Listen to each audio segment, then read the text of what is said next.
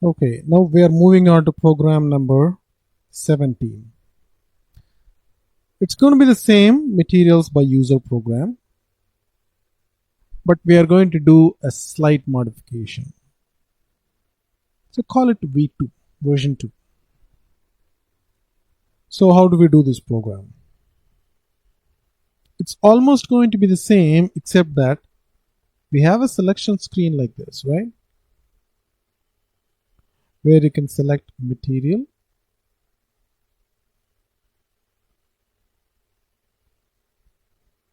then created on,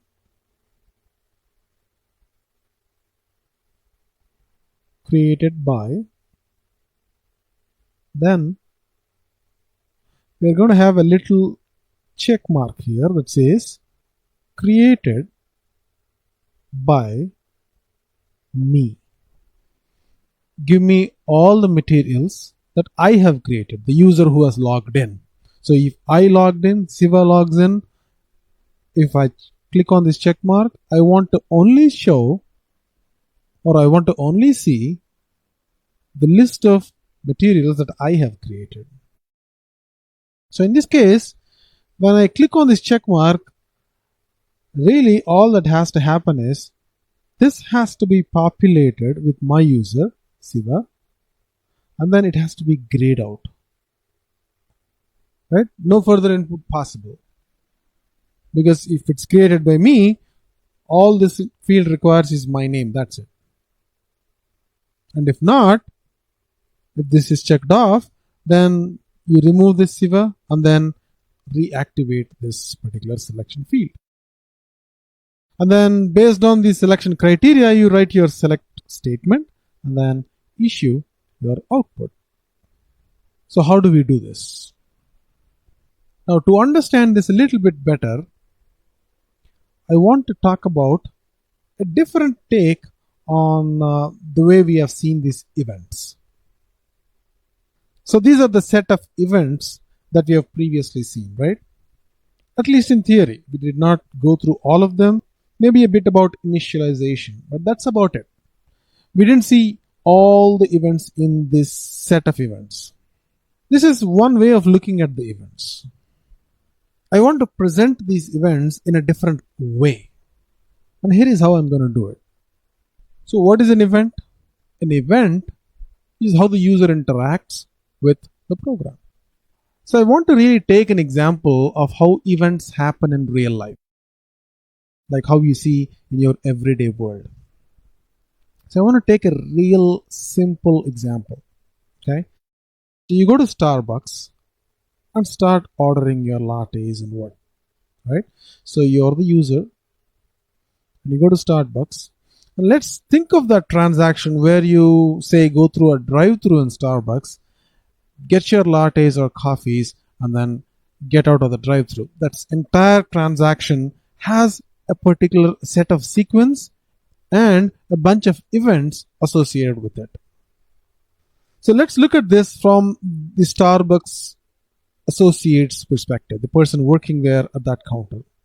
Okay, so you arrive, and then let's say this is initialization. What do you get first as soon as you arrive at the drive-in? So the person working there wishes you. So it's wishing the customer. That's the first step, right? As soon as you step in, the initialization event has started. And under that, here is what Starbucks wants the associate to do, or in our case, the program, right? We're trying to compare the events and what the associate is doing as what the program does, and you as the user of that program. Okay, you're driving through, you're the user of that program. Okay, so this is event number one, initialization, and wishing you is what happens during the initialization phase. This is a simpler step. Okay, and then what happens next? Add selection screen. So this is your, say, second event. Okay, what happens here? You start asking for what you want, right? Think of this like a selection screen and what you do with the selection screen in a scene. So the first thing is line item 1 is cafe latte, and you say it's a medium, and you want a croissant, right? Heated up or not heated, whatever your choices are. And finally, you place an order, right? So this is what happens as soon as the associate wishes you. So think of this like the selection screen in ABAP. At this point, many things can happen behind the scenes, and in fact, they do happen. So what happens behind the scenes? For example, at selection screen, validation can happen. What do I mean by validation?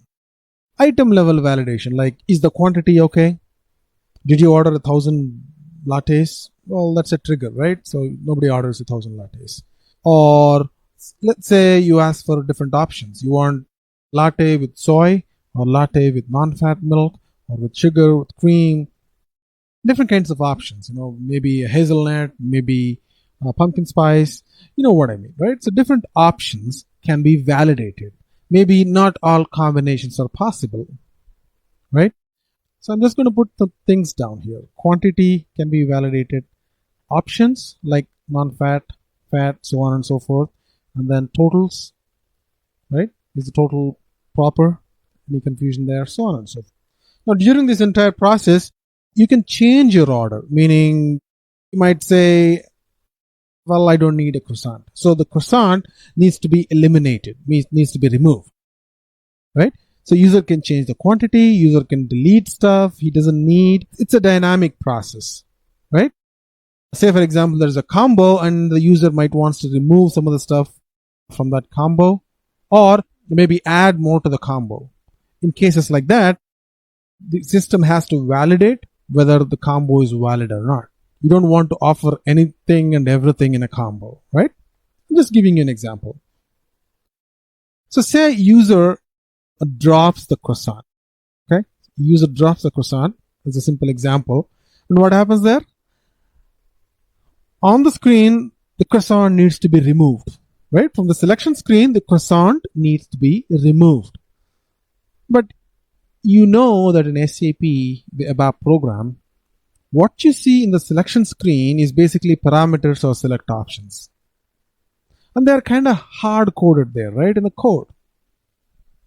Say if you look at the version 1 of the program, these are our select options, meaning what we present to the user for selecting the data from the report. And these are standard. These are almost hard coded, right? In the program, they're hard coded and you can't change it dynamically. Meaning, this is material, this is who has created it. At runtime, during execution of this report, can you add another parameter or gray out this parameter under certain conditions? See, that's not possible typically, at least not so far. But what if you want to do it? Like the example that we have taken is the Starbucks ordering screen, and then the user keeps entering stuff and he can delete things as well, meaning I don't want the croissant, just put in something else. So the selection screen has some inbuilt options, like it goes out with a default, but it can be customized depending on the way the user interacts with the program. In this case, the Starbucks associate. So the ordering selection screen kind of changes. Okay, I'm trying to compare the selection screen in the ABAP report with the ordering screen on the Starbucks associate's computer. Okay, in order for this to happen, in order for the selection screen to change dynamically, there is another event called at selections screen output. And then you can do some validations or modifications there. Then the selection screen shows up again. Think of this as the selection screen and it shows up again. Now, why am I taking this detour instead of going down? Why am I taking this detour like a loop? Because over here, we have to understand a concept called PBO and PAI. So PBO stands for process before output, and PAI stands for process after input. Now, PBO is an event that's triggered before the user is presented with a screen. PAI is something that happens after the user is presented with a screen and then the user interacts with it. Okay, so let's say this is the screen, this is the selection screen, and the user is presented with a list of options like, these are what you can choose from, and then choose from there. But as we keep ordering, there could be more dynamic variations depending on the interaction, like I want this, I don't want that.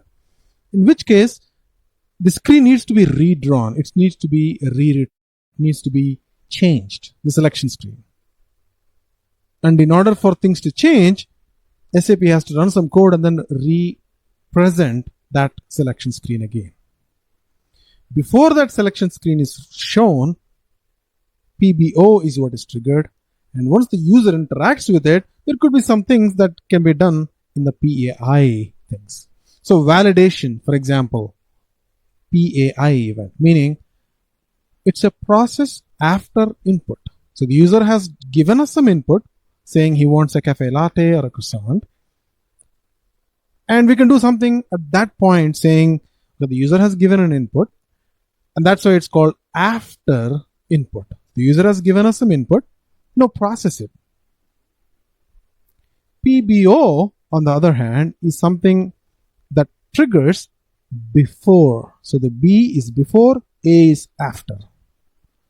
Before the screen presents itself. So this is a PBO event. And that goes in a loop. It gets triggered again and again and again. Well, we'll come to that in a bit, but I just want to explain the idea of PBO and PAI.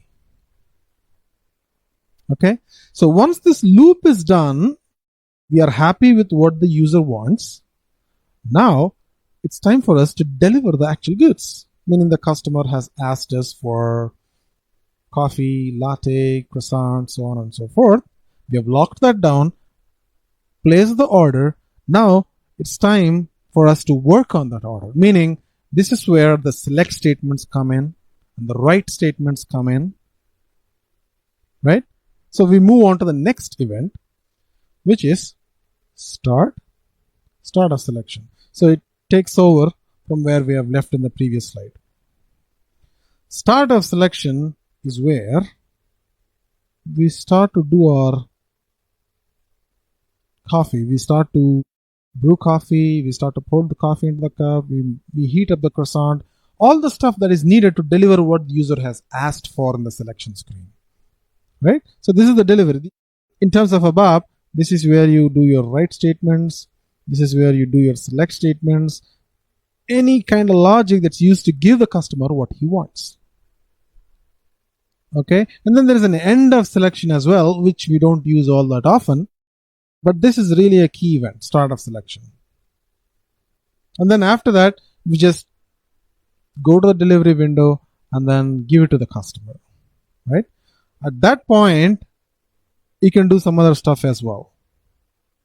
Like the customer might ask for additional sugar, right? Things that we do on the fly without having to bother too much about what's there in the selection screen. You don't have to really ask the user to go back to the selection screen to give additional sugar, right? Or ketchup. So after that, there are two more events called top of page and end of page. So in a multi-page report, like 10 pages, 20 pages, it makes sense that on every page there is something that we can write on the top and there's something that we can write on the bottom, like a title, page number, so on and so forth. Every time the user sees or scrolls down and hits the top of a page, this event is triggered and this is triggered at the end of a page. So this gets done by default. The user does not have to do anything. He just has to scroll down. Okay, and all these events happen in a particular order, meaning initialization happens first and then the other selection screen events. Everything else happens first, and at the very end, the top of page and end of page happens, right? For example, putting it in the context of Starbucks, you don't go to the delivery window, or the user does not go to the delivery window directly without having to order and pay first, right? So things go in a particular sequence, but sometimes, like the ordering screen itself, things go in a loop. Like the user can keep ordering, keep changing until he's satisfied with that order, right? Like how we want to modify our selection screen. And whenever a screen shows up, before that screen is shown, the PBO event is triggered, and after the screen is shown, the PAI event is triggered. So now with this background, I don't want to really talk about all the events in one program. So we have already talked a little bit about initialization in the previous program, right? The version 1. In version 2, this program, where we're going to include an additional flag and gray this out, we're going to talk about 2 more events. Okay, and let's see how we can achieve this functionality by the use of those events. So this is version 1 of our program, and now we're going to copy this and create the second version, which gives us a little more flexibility. V2. Okay, copy that. Local object.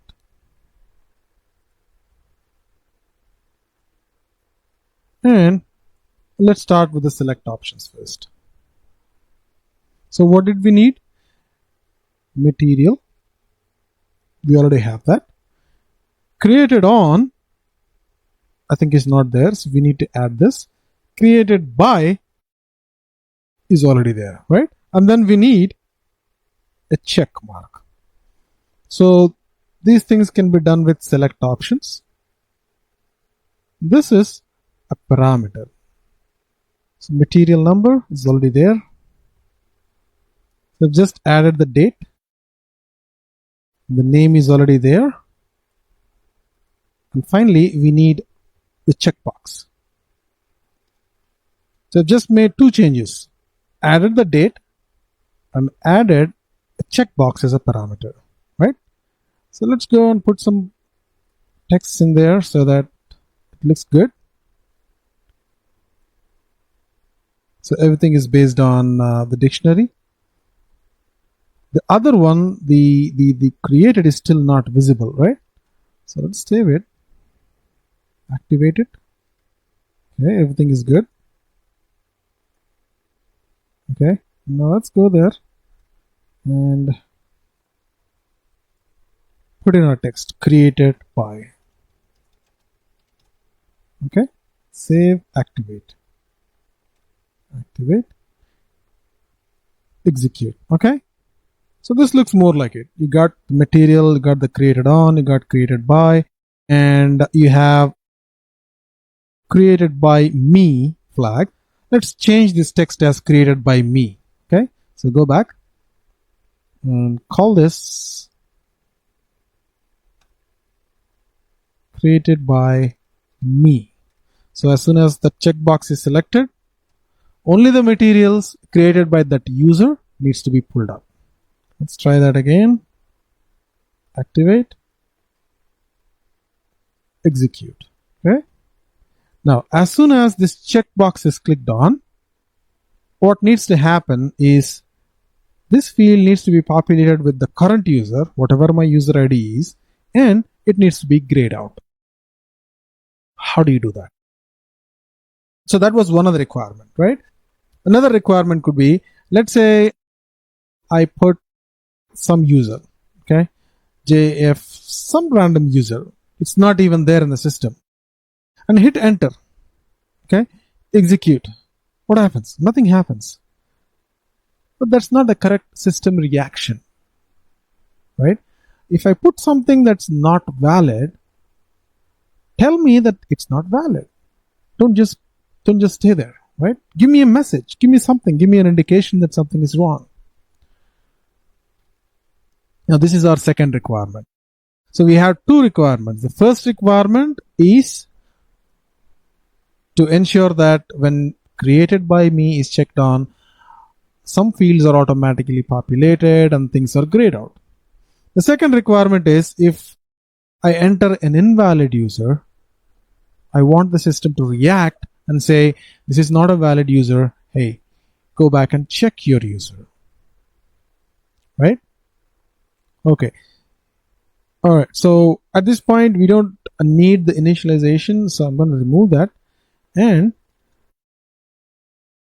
we're going to start with the second requirement first, which is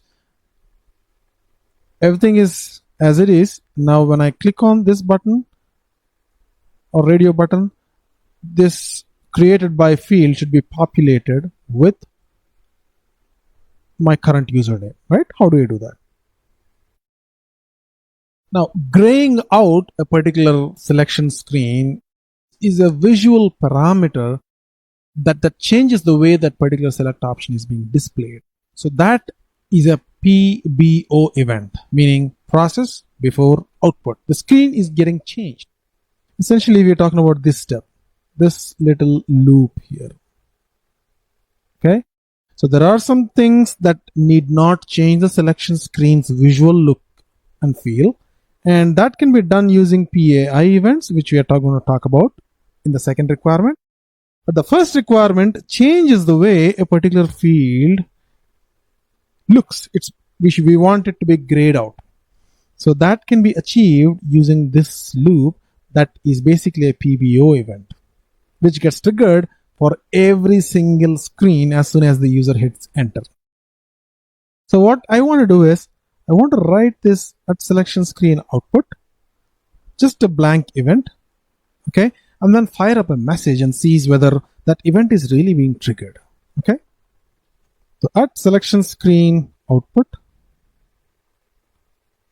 then what I'm going to do is message PBO, process before output, type I. It's an informational message. Okay. Save it.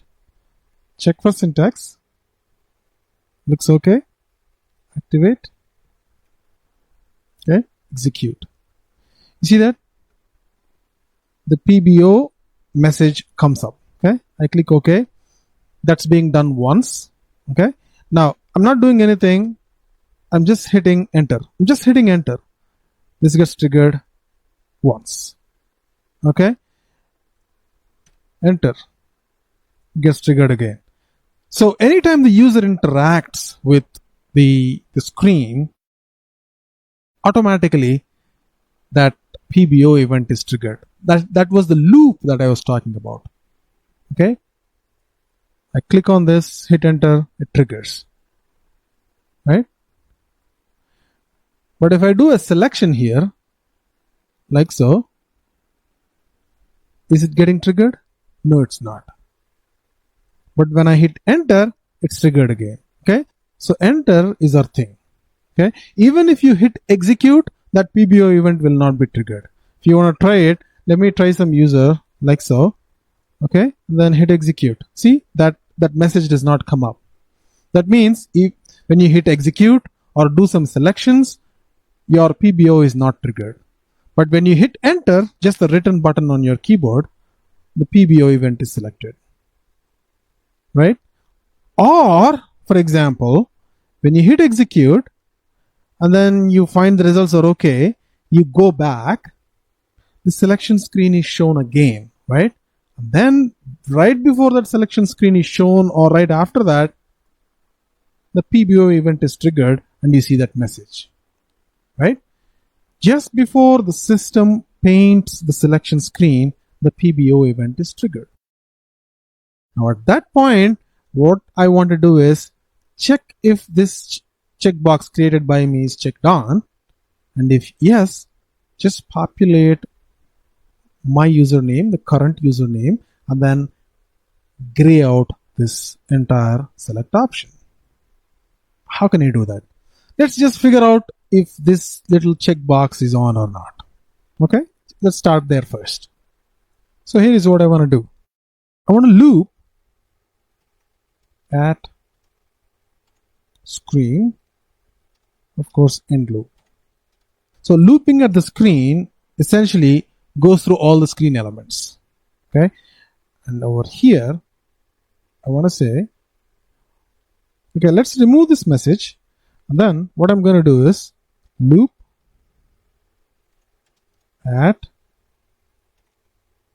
screen. Okay, loop at screen and then end loop. What it does is every time this at selection screen output is hit, when the user hits enter, the loop at screen loops through all the elements on the screen. How many elements are there? There are 4 different elements, right? Material number, material name, material user, created by, and then the checkbox. 4 different screen elements. So this loop goes through all the different elements on the screen out. And in that, we don't want to react to every enter.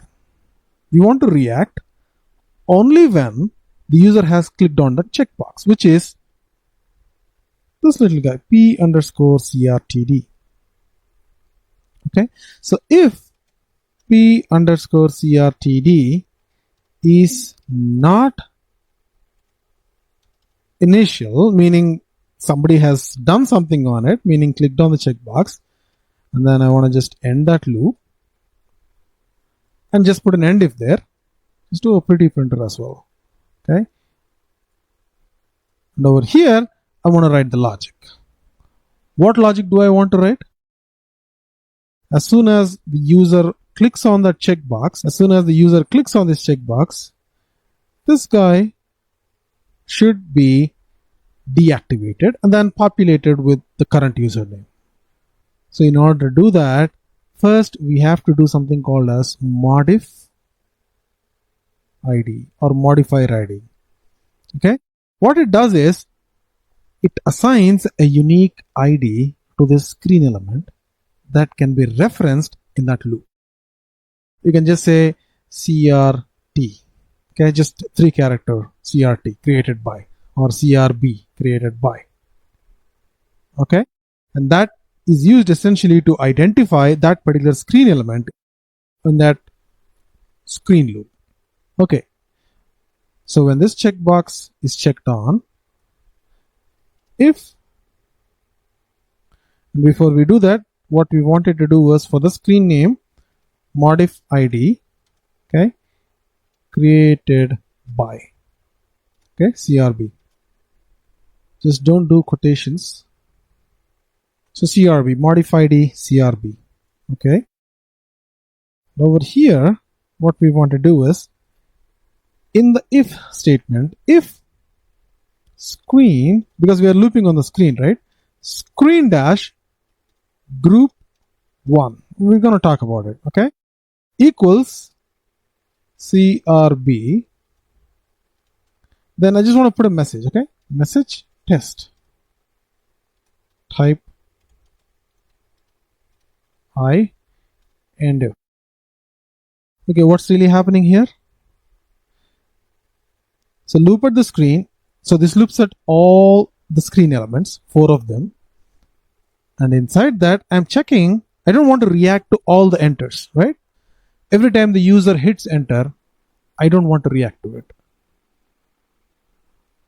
But only when the created by box is not initial checkbox, meaning the user has clicked on that created by me checkbox, then I don't want to worry about all the fields, but instead only focus on the screen for the username. And I identify that with this modif ID. That's the use of this modifier ID. Okay, it's a 3 character ID. If screen dot group 1, I'm not saying screen dash modify ID. I'm saying screen dash group 1. Now screen is again a dynamic structure that's available to you when the program runs. So double click on screen. Yeah, save it. Just double clicked on the screen parameter. You'll see that there are so many components in the structure screen. Structure is like a type, right? Types begin off something and then you put some parameters and then close the type. It's basically a structure, and the structure has these components: group 1, group 2, group 3, group 4, which don't make a lot of sense, but what these are basically attributes of the selection screen. For example, input is a parameter that's associated with a screen element that you can use to activate or deactivate. If you say screen dash input equals 0, then that screen will be deactivated. Okay, we'll look at it in a moment. For now, I'm just putting a message, okay, which will only be triggered every time the user hits Y, because it's written at selection screen output. Okay, and we got to loop through all the screen elements because it's triggered for every screen element. And underneath that, we don't want to react to everything. We only want to react when the checkbox is clicked on. And underneath that, we're not bothered about all the fields, but we're only bothered about the screen element with a modifier ID of CRB, which is the created by. And then we're not going to do anything. Just put a message. Okay, let's execute this. Okay. Hit enter, nothing happens, right? Any number of times you hit enter, nothing happens. Just click this on and hit enter, you see this message, right? Why is that? Why do you see this message only when this is clicked on? If you click this off and hit enter, nothing happens. Why? Because you have really put a tight loop in there and said only if p underscore crtd is not initial, meaning when that parameter for checkbox is not clicked on, react to the user input. Otherwise, don't react. Okay, so you have essentially narrowed down the choice of what you want to do in the PBO, process before output. Okay, which is triggered in that loop every time the user hits enter. Now, inside this little loop, let's just populate the username in the select option for Arnam. Okay, and how do you do that? We've already seen that in the initialization section of the previous program. So you got to look at the low, you got to look at the option because it's a select option, right? If it were a parameter, you can just say dash equals parameter p underscore something equals a sci dash uname, which is the username of me, the running the program or whoever runs the program. But because it's a select option, we got to go and say s underscore Arnam dash low equals sci dash uname. Right, this is what we want to do. Because it's a screen option, we got to give it a sign. We got to do an option saying it's equal to, and in the low value, we're going to put a sci uname. Right? So let's see if this works. Enter.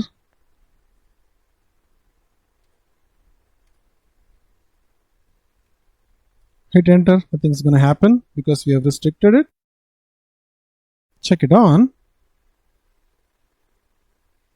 Check it on, and you see that my user ID, the current user ID that I'm using, is populated here because it's coming from sci-uname, a global variable. That's always going to contain my username. The person who has logged my username. In this case, I'm logged in, so my username. If you're logged in, your username. Right? So that took care of most of the first requirement except graying it out. Right? We want to gray it out really. We don't want it to be manipulated by the user anymore because because the user has made a choice by clicking this on and said, give me only the things that I have created. Right? And how do you do that? Okay. We also say screen dash input equals 0. Okay. And append screen. And in order to do that, here is what you have to do. Screen dash input equals 0. So if you make the input value as 0, essentially it grays out that screen element. Only that particular screen element. Because you have already filtered it by saying if screen group equals CRB. right? So within that if statement, we are saying screen input equal to 0 and then modify screen, right? Just like the append screen. Okay, now hit enter, nothing should happen. But as soon as you click on this, see that? The user name of the currently logged in user is populated and it's grayed out, right? So we have essentially achieved the first requirement. The second requirement was if the user enters something on this screen element created by some junk user, I should validate it. How do I do that? In order to do it, I don't need a PBO event. I need a PAI event because I'm not going to really change the way the screen looks. I'm just going to take the input from the user based on what he has entered on the screen in the selection screen and then check whether that user really exists or not. Okay, so you could do that in at selection screen. Okay, at selection screen. Now you see there are so many different events here. At selection screen output, and then I said there is no end of at selection screen output. It just is these lines in that block, and then because I have entered another event at selection screen, this event ends here. Only the lines that are highlighted are part of this selection screen output. Now whatever I write underneath this are all part of at selection screen until the next event starts. Okay, so events do not have an end event. Instead, when the next event starts, the block ends. The block ends. Okay, what do you want to do here at selection screen? So here is what I'm going to do. If s_rnam is not initial, meaning that created by field is not filled in, I want to just output a message. Okay, let's see if that works. Execute and then hit enter any number of times or hit the execute button and nothing happens, right? But I just put in some stuff, okay, like test. Okay, hit enter. Or let me put in some junk, some junk. Hit enter. It throws that message in, meaning that event is triggered at selection screen. Let me try to execute it.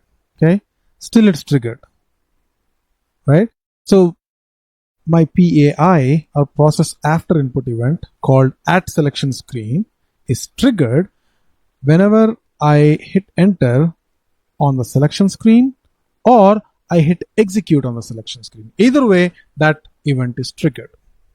And I know that because in that event, I've just put a message that's only triggered when s_rnam, this guy, is not initial, meaning the user has put in something in the created by field, and only then this message is triggered, right?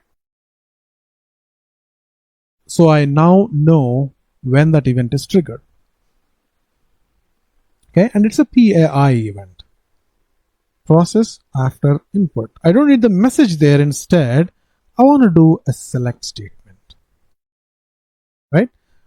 So where do users exist in the system? Which database contains the list of users? It's available in many tables, but one of the tables is USR02. Okay, so if you hit enter and put in the user, in this case my user, you should see a row over there, right? So what I'm going to do here is, if the user has put in some user ID, then I want to do this select statement on this table user02, and the user name is bname, right? I don't really want to create an internal table here just for this line, so I'm going to add it to the tables section user02. Then I'm going to say select single star from user02 where bname in s_rnam. So here's what I'm going to do. So this is select single. What select single does is it only outputs one row. Keyword single makes all the difference in that select statement. If you don't write single, then you have to put an end select and all that stuff, right?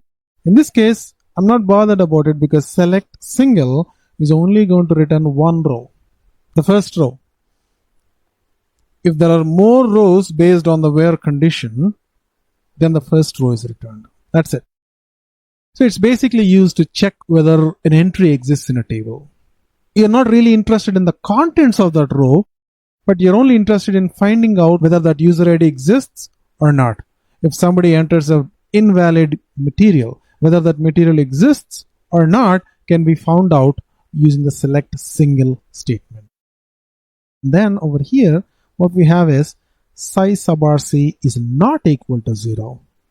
Well, so far we have seen equal to 0.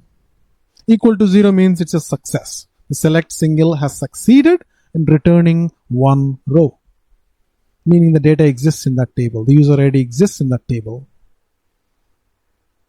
But we are not bothered about that situation. We are bothered about the situation where the user ID does not exist in that table, in which case we want to throw a message. So it's not an equals to, but a not equal to, right? The not equal to is like this. Two angular brackets facing each other. So if size sub RC not equals 0, meaning it has returned a non-zero value, which indicates that that select statement has failed. And that failure means that that row for that user does not exist. Then issue a message. Typically this is an error message. So let's do an error message like so. Okay. And then do an end if. Let's see if everything is okay. Looks okay. Activate it. Okay. Now execute. Now hit enter any number of times. Nothing happens. Now I want to put in a dummy user. Okay. Hit enter or execute. What happens? You see the message there? User not found. And it's a error message. Right? System would not allow you to proceed forward. But if I put in, say, a valid user, which is my user ID, and hit enter, right, or execute, that error does not come up. If you put in a valid user who has created materials already, like so, hit execute or hit enter, the screen is validated, that material does exist, that user does exist in the USR02 table, and then the list of materials created by that user is shown here. Right? So that takes care of the second requirement. So we have talked about two events in this program. This is the first event or the event block, and this is the actual event at selection screen output. I said this is a PBO, process before output. So any kind of screen manipulations that you want, like the screen should be grayed out, screen element should be removed, or a new screen element should be added, or hidden screen element should be unhidden, that kind of stuff. The example that we have seen is the user clicks on the created checkbox, populate the currently logged in user ID into the created by field, and then gray it out using the field screen-input equals 0. Now, don't worry about screen input. If you don't understand it, that's fine. I want you to focus on the event itself. Okay, this is the event at selection screen output. Now, the second event is at selection screen itself, which is a PAI, process after input event, which is essentially useful for validations. Right? The example that we have seen is whether a particular user ID exists in the system or not. We don't want the user to enter some junk data and then go into the select statement and start pulling in data and then find out later that this user ID does not exist. Instead, right before starting off your main select statement to fetch the data for all the materials created by this user, first validate if that user ID is really valid or not. And we did that by using a select single from the user02 table. And if the select did not bring in any values, just output a message of type error. Error indicating that there's something wrong with your select options, just go check it, right? Sometimes we could throw out informational messages like, hey, this is what you selected, now I'm going ahead with your selection. That's an informational message. Error messages typically, on the other hand, are used to stop the user from doing it, mostly because the user has selected wrong data. Either way, the focus of this program is to understand two things, PAI versus PBO. And we have seen one example of each of these events, PBO event, PAI event. In the previous program, we have seen two different kinds of events, at selection screen and at selection screen output. This program was basically a second version of program number 16. Let's not even call it 17. Let's call it 16. Let's call it 16A. Then in this program, let's call this 16B. We are going to look at one more event, which is at selection screen on field, which is focusing the at selection screen on a specific field. And then two more events, which are top of page, end of page. Between these events, we are almost covering 80% of all the events in a classic report. So let's start to define our business problem. So in the previous version of the program, we had 3 fields in the selection criteria, right? Material, created on, created by, then a little check mark over here. So the logic that we have written against this check mark is, if it is checked on, then we wanted to populate this with the current user, right?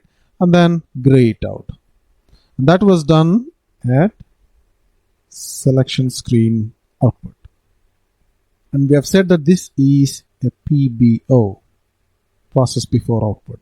So basically, anytime you want to do some changes to the visual appearance of the selection screen, like gray things out, hide things, show things, we use this output. But most of the time, it's validations on the screen element. So you're not going to gray out things. Instead, you're going to validate whether the user has input the right data or not. We have seen one example of that. And that is, if the user has entered a wrong data, like a wrong user ID, right? What do we want to do? We want to check against the database and then verify whether that user is right or not. And the event we have used for that is at selection screen. So at selection screen output, this is a PBO. At selection screen is a PAI, process after input, things that you do after the user enters some stuff. Now, at selection screen is a generic event whereby you can check for all the fields. If you look at the system reaction, say I enter a junk user, right? Some user, and hit enter. What happens? You get a message saying user not found. And when that happens, all the fields are open for input, meaning you can enter any stuff that you want here, no problem. However, in some cases, you don't want that to happen. You only want that particular screen element to be available for input and the rest of them should be grayed out, because you want the user to enter that first and then take care of the rest of the elements. For example, what if we want to put a check on the material field that says, unless you enter a valid material, I'm not even going to bother if you're going to enter something in the created by field or the created on field. I want you to enter a valid material first. Rest is all dependent on the material. I don't care. One good example of this is plant and storage location. For example, I have a plant in Sunnyvale, California, and a storage location in Fremont, and maybe San Jose, right? 2 storage locations, 1 plant. You would not want to select a storage location first and then select a plant. It's the other way around. The parent first, and then you select the child after you select the parent, right? So there is a plant, that's the chimney, and then there are, let's say, 2 plants, 3 plants, and number of plants, and each plant is associated with a storage location or more than 1 storage locations. Assume that for our purpose, the user has to select both the plant and the storage location in order to find out the stock associated with that storage location. Now, you don't want to give the choice of selecting the storage location and then the plant. You would rather want to go this way, right? So, you make the plant as mandatory, right? And then, once that is selected, you let the user choose a storage location. Because that way it's easier, because if you want to search for this plant and then this storage location, that's not a valid combination, right? So you're just trying to keep tabs on what the user is entering. Just don't want the user to go wild. Now, if the user enters a wrong value in the plant, right, junk value, then I don't even want the rest of the fields to be enabled for input. I want them all gone, grayed out. Finish this job first, select your parent. Once that is valid, then I'll take you to the next step, right? So how do we do that? We do that with an event called, let me put it here, an event called at selection screen on field, in this case material. Okay, so that's our first requirement. Let's go solve it. So here is what we're going to do. We're going to copy the version 2 and say version 3. Okay, copy everything, local object as usual, and change, right? So what do we want to do? We want to ensure that when the material number is wrongly entered, just gray out the rest of the stuff. First, let the user get the material right. Okay, so instead of an at selection screen, what I'm going to do is, well, I'm going to let that remain, but at selection screen on a particular field, in this case, the material number selection, right? And here, I'm going to write that select clause that validates whether the user has entered the right material. If not, force him to do it. Okay, so essentially it's a select statement, specifically a select single from Mara. Check that the material exists. If it does, we're good to go. If not, throw an error message. So how do I do that? This is simple, right? First check if the material has been entered by the user. Then select from Mara where the material is that material that the user has entered. If nothing gets returned, meaning size of RC is not 0, which means the select has failed, issue a message saying the material is invalid, right? So look at this section, which is a generic at selection screen where any field can be validated, versus this section where you're specifically validating one of the input fields, which is the material number selection criteria, right? This is the name of the user who has created it, and this is the material itself. So let's execute and see what's the difference between these two. So in the previous case, if we entered a junk value, SAP throws an error and says user not found, right? Now, what if the user enters a junk material? Okay, hit enter. Do you see the difference now? It does say that the material is invalid as an error message, but you see the rest of the fields are grayed out, meaning enter that material first correctly. Let's say M01 is a proper material, we know that. Hit enter and the rest of the fields go from gray to being enabled. So this is the difference between add selection screen event, the generic event, versus add selection screen on a particular field. Alright, so that was one of the requirements. And the second requirement is, if there are a ton of materials, right, like so, I've just executed a blank search, a wildcard search, and it has so many rows, right? You see that? The list goes on and on and on. There are so many different materials. Now, this is not a very pretty looking report, right? It's just a list that goes on and on and on. What if you want to print it, or what if you want to view it in a better way? You need some kind of a pagination, right? In order to do that, you need to have a nice title on the page. And then every 30 lines or 40 lines, you need to put up a footer that says, something about that report, maybe in the header. Either way, the point being, you need some kind of a pagination. You just don't want it to run for 100 pages without breaks in between. So that's where the top of the page event comes in. Okay, so I'm going to write this at the very bottom because the key criteria are the selections and selection screens and outputs. And top of the page and bottom of the page or end of page are events that get triggered once all the data is pulled in and ready to be displayed. Okay, so when it's time to start writing stuff onto the screen after your select, so that's when you would want all this stuff to kick in, right?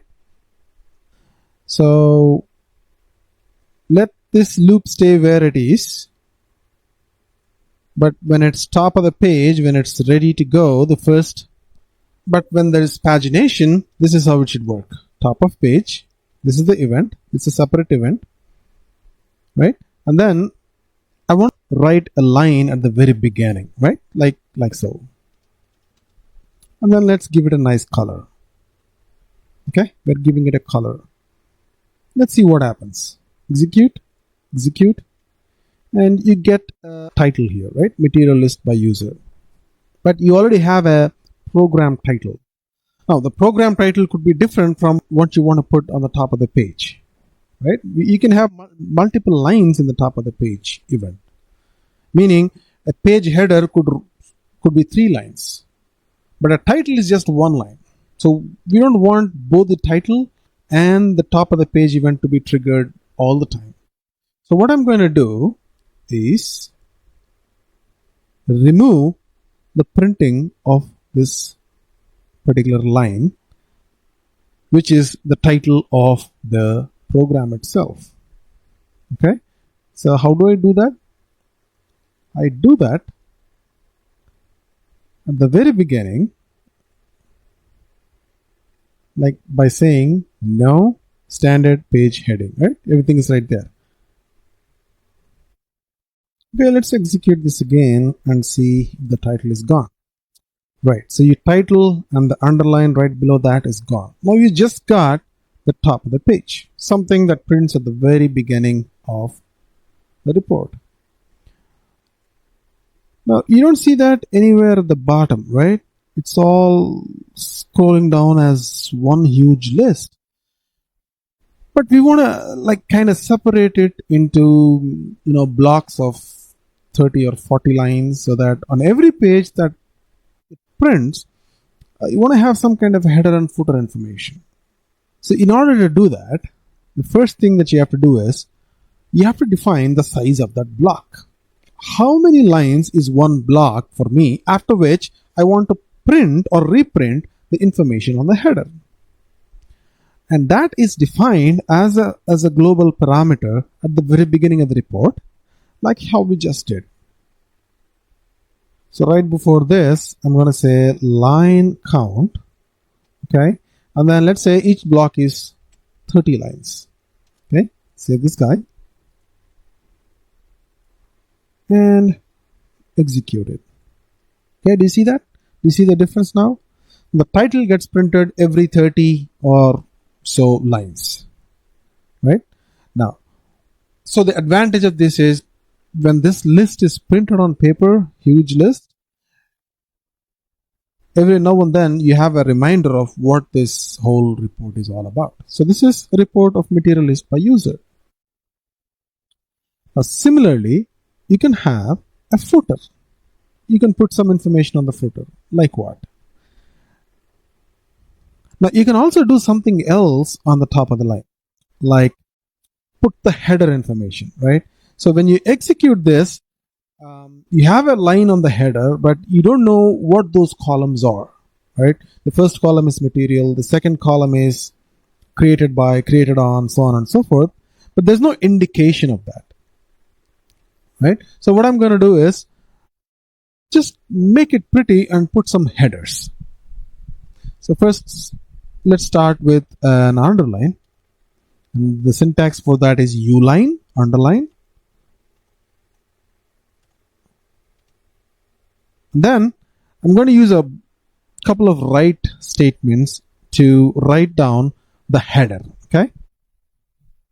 So what I've done here, I've put a line right underneath that title and the column headers. So these get repeated every 30 lines so that you know what are the columns that you're looking at. And then another underline. Now let's execute this and see how it looks. This looks a little more pretty, right? And then more information. So the more you scroll down, and every 30 lines, you get to see that title and the column titles as well. So that way you know that this is the material, this is the created by user ID, and when it was created on. So irrespective of whether you're on the first page or the 100th page, you know most of the basic information. On the same lines, you might also want to put something at the bottom of the page, every 30 lines, right? Like so, end of page, end of page. And then what do you want to write here? Maybe put some disclaimer, like, okay, so this is our disclaimer. Materials flagged for deletion are not displayed, okay? So we just want to emphasize that and make sure that the user understands that flagged for deletion materials, or in simple words, materials that are going to be deleted in 1 day, 10 days, 100 days, that are flagged for deletion, are not going to be displayed. That logic is not there in our program yet. We can build it in, no problem. As long as we identify the flag that identifies that material has been or is going to be deleted, we can very well incorporate that into our select statement. Now, assuming that's an important piece of information, we want that to be on the footer of every page, just like we have the titles and the column headings on every page header. Okay, let's see this. When I execute this, I don't see it in the footer, right? The star materials flagged for deletion or not displayed. I don't see that in the footer on the first page. And neither do I see it on the second page. Why is that? The reason is we haven't declared a footer. We haven't identified the footer yet. At this point, the footer is non-existent. In order for that to exist, you have to also declare how many lines of gap do you want to leave for the footer. In this case, I'm leaving 2 lines. So I do that by putting a parenthesis and then the number of lines I want to leave for the footer, close the parenthesis right by the line count. Okay, now let's execute this. Do you see that? Materials flagged for deletion or not. Something that we want to put in the header, it's right there. Now this is 2 lines. Now if we don't want 2 lines, you can very well say just 1 line, so that you don't want to really waste your screen real estate or print real estate. And this is more like it, right? So, and it's displayed in yellow so that it pops out if you want the user to really know that these are materials that are not flagged for deletion, or any other warning that you want to give to the user, or like a disclaimer, right? So if this gets printed, so every now and then you have a top of page and bottom of the page event, and a page is defined by a line count that you define at the very beginning of the report. So we've already seen add selection screen output in the previous program.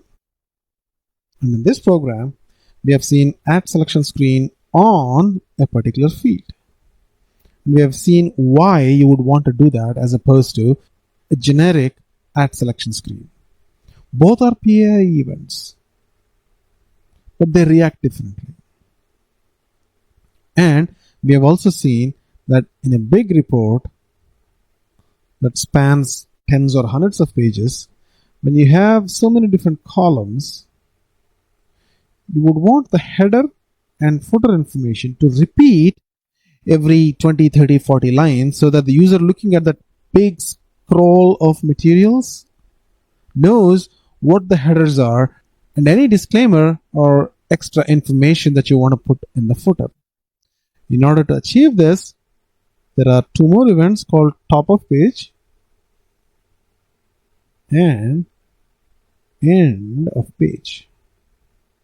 So if you include the start of selection event, like I said, we have covered 80% of all the events. Start of selection, add selection screen output, add selection screen on a particular field, top of page, end of page. There are some more specifically around the add selection screen, but we don't care about them at this point. Between these events, 1, 2, 3, 4, 5, 6. Between these events, and of course, 7 is initialization. Load of program is something that we don't care about because it's rarely used. So these 7 events cover almost 80% of all the key events in a classic report. So here is our next program number 18, sales value by orders. So there are so many different orders. 5,000, line item 10, M01 material, and value 100, let's say. 5,000, same order, line item 20, M02, 200, right? So I want to summarize or give like a detailed summary, not summary, but a detailed summary of all the orders or materials that the user has selected and print it like this. I don't want to do this. So 5,000 is this, and then 100. Then over here, I want to count up everything. 100 plus 200 is 300, plus 100, 400, right? This is the total for order number 5,000, and 5,001 is going to be 10, M17, 250, 20, M18, and then sum this up to 350, right? And then 5,002, so on and so forth. This is how I want to give this kind of a detailed summary. How do I do that? The first thing that we have to do is understand that every time a new value is seen, print the entire line, right? And if the value really repeats, like 5,000 here, 5,000 here, that's how the internal table is. If the value repeats, don't print this, but print the rest of the values. And when it hits the end, don't print anything except the sum, right? That's essentially the summary of how we're going to do it. And before we do anything, you would have to sort this table by this key. By default, it will be sorted by the primary key, but if you want to be sure, you can do a sort again. So we're going to copy this and say sales by order summary, something like that. Copy it. Copy. It's a local object. Okay, now go to change. We want to let the search criteria be the same, order number, material number. But what is this table going to contain? Of course, order number. We have left the order number in the previous program because we didn't need the order number. We were kind of doing a summary only by material. Over here, we're going to need the order number because we are printing out 3 or 4 different fields. Right? Line order number, line item, type. In case you're wondering how I remember these fields, that's because I've been working so long. And you don't have to bother about this because your functional consultant will be giving you what the fields are going to be and what the tables you're going to pull them from. So don't worry that I know VBEL is order number and post line item, because if you just double click that material VBAP, you'll know that this is the document number VBEL and this is Postner line item, right? You might not know all the fields, like for example, product hierarchy. Do you know about product hierarchy? And does it hold you back from learning ABAP? Definitely not. So where an explanation is required, I'm going to give it to you. And where things are simple, I'm just going to skip and use the standard fields and standard table. Okay, this first change that we have done is we've added 2 more columns to the internal table. The data definition is probably going to be the same. We just need 1 internal table and 1 work area. The select statement is going to be slightly different because we've added 2 elements to the internal table. We are going to add them here as well so that they're also being pulled into the internal table. Okay, the selection screen, the select statement is done. Sort, do we sort by material number? No, we sort by order number because this time we are trying to summarize somewhat similar to order number, but we're going to also give a breakdown of the line items, right? So it's going to be slightly different from the previous report in that it's more detailed. Now, do we have at first? Yes, because we want to put out the titles. And how are the titles going to be? Earlier it was just 2 columns. Now it's going to be 4 columns. So I'm just going to type it in. So at first, we're going to write out all the titles. Okay. At end of VBEL, at the very end of every time you see a new order, right? The current order number is ending and then the new order number is beginning. What do you want to do? You want to sum up, of course, and then write the total. So instead of material number, it's going to be net value. And that's all I'm going to write. And we're going to put some color, right? Just so that it's highlighted. Okay. 5,000 all the way through 6,000. Let's see. Right. These are basically the sum totals for each order number. So order number 1 or 5,000, let's say, has 4 items, 100, 200, 300, 400. Sum up 100 plus 200 plus 300, that is 600, plus 400, that's $1,000, and list it here, right? But we didn't put the order number, right? So we need the order number as well as the total. That way, you know that this is the total against this order number. For that, what we're going to do is write everything in that internal table. So that's our write statement. Write all these values onto the screen and execute. Same set of data, 5,000 through 6,000. Execute. Right? Do you see that now? Order number, item number, material, and the values of that material. And every time the order ends, at the end of VBEL 5000, you put the total. Now there is some adjustment that needs to be done, like move this here so that now the summation shows right below the list of values for that order, right? And item, material, and value needs to be put in the right place. And I'm going to do that in a minute. The way to go about doing that is by pushing these things using a column number, right? So I want the item to be pushed over by 12 spaces, and the material maybe 20 or so odd spaces, right? And that's a trial and error. You can't get it right. It's you try it, look at the output, change the numbers, try again and again until you get it perfect. Let's try this again. This time it looks a little better, right? So you got order, item, material, and value, right?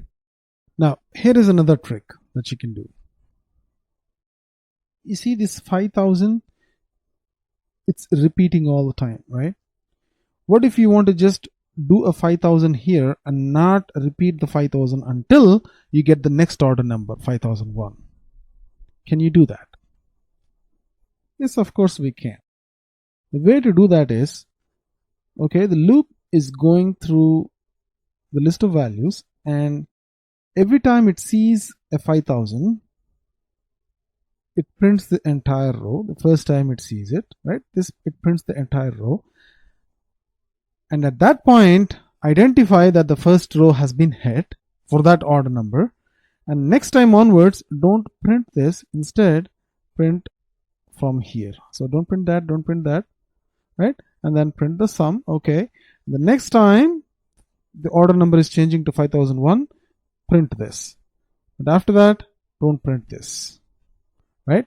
That way you get a clean indentation, and all the items, materials, and values are cleanly demarcated by order number. This is good. This way of doing it is good, but this is much better, right? It's basically a different way to put things visually. So what do we need to do for this? How do we need to identify this and achieve this thing?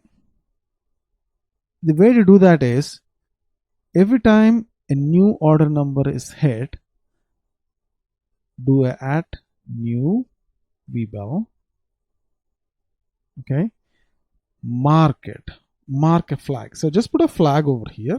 Okay, just put a flag, think of it like a check mark, and mark the check mark. Okay, when the check mark is marked, right, when the check mark is on, write the entire line, write all 4 fields: order, item, material, value, order, item, material, value. And after that, check the mark off. Okay, and once the mark is checked off, the loop goes over again, goes at the second line, third line, fourth line. Because it is off, write only 3 fields. Don't put the order number, right? Just these 3 fields: item, material, value, right? This flag could be an integer. You could switch it off by making it 0, switch it on by making it 1. Typically flags like this are created as characters. So a blank is typically marked as 0, meaning there's no value in that flag, right? Think of it as red, it's down. And green, meaning if it is up, set it to a value of x. You could do it any way you like. You could set it to a value of 0 if you want it to be down, and 1 if it's going to be up. And how do we do this? So here is what I'm going to do. I'm going to create a variable, data, and that flag I'm going to call it as new underscore PO or SO, sales order, type C, meaning it's of type character. Okay, so I'm creating a new variable, and what's going to be the default value of it? If you don't set a default value to a variable that's of type character, it's going to be blank. Okay, and in the loop, what I'm going to do is add new vbell. Every time a new order number is hit, set the flag up or set it to a value of x. That means the flag is on. Okay, now when the flag is on, write the entire 4 values, and if it is off, like so, blank,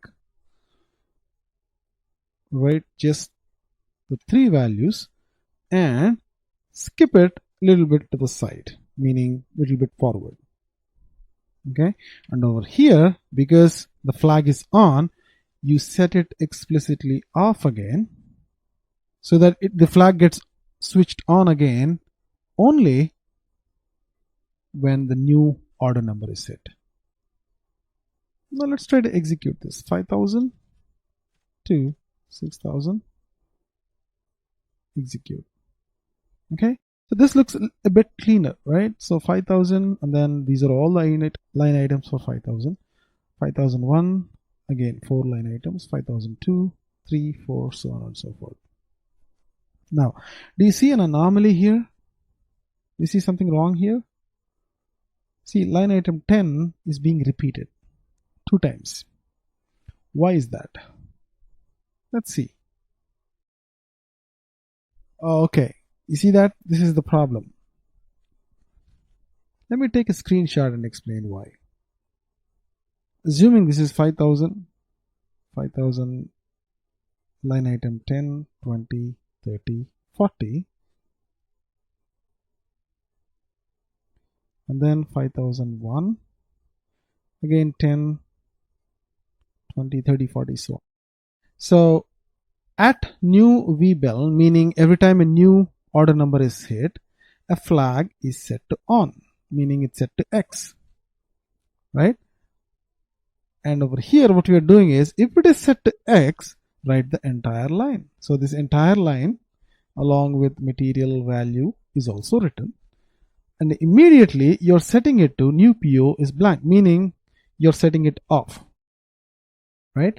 And over here, if it is blank, write just second, third, and fourth fields and not the first field. Meaning, because we are in the same loop here, we are still in line item 1 of that internal table. So what it's doing is, right before this, it's printing 5,000 and a 10, not a 5,000, just 10 material and value again. So the first line item is being repeated. How do you solve this problem? The way to solve that problem is, either one of these writes should be executed when this loop runs, right? This loop runs once per every line item in that internal table. If there are 10 line items in that internal table, this loop runs 10 times. And we don't want each line to be written twice. We want it only to be written once.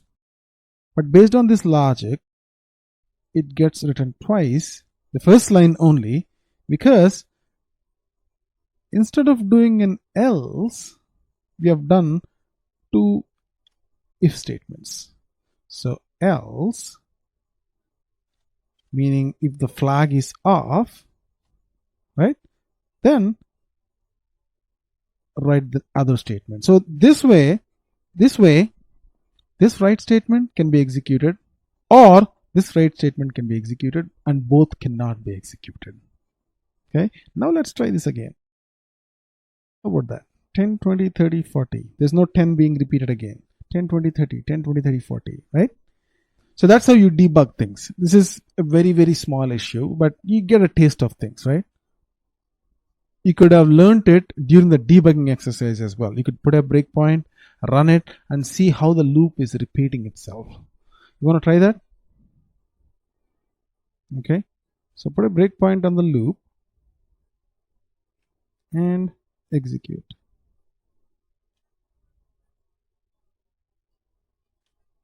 $5,000 to $6,000, and that should trigger the breakpoint. Let's see how the loop goes. So IT underscore VBAP, right? So there are 2, 4, 6, 8 rows. It's a lot of rows, but we don't want to be bothered about all the rows. Let's just click on that internal table and see how it is. So 1, 2, 3, 4. At the end of fourth row, something should be triggered. On the first row, something should be triggered. So these are the things that would get triggered.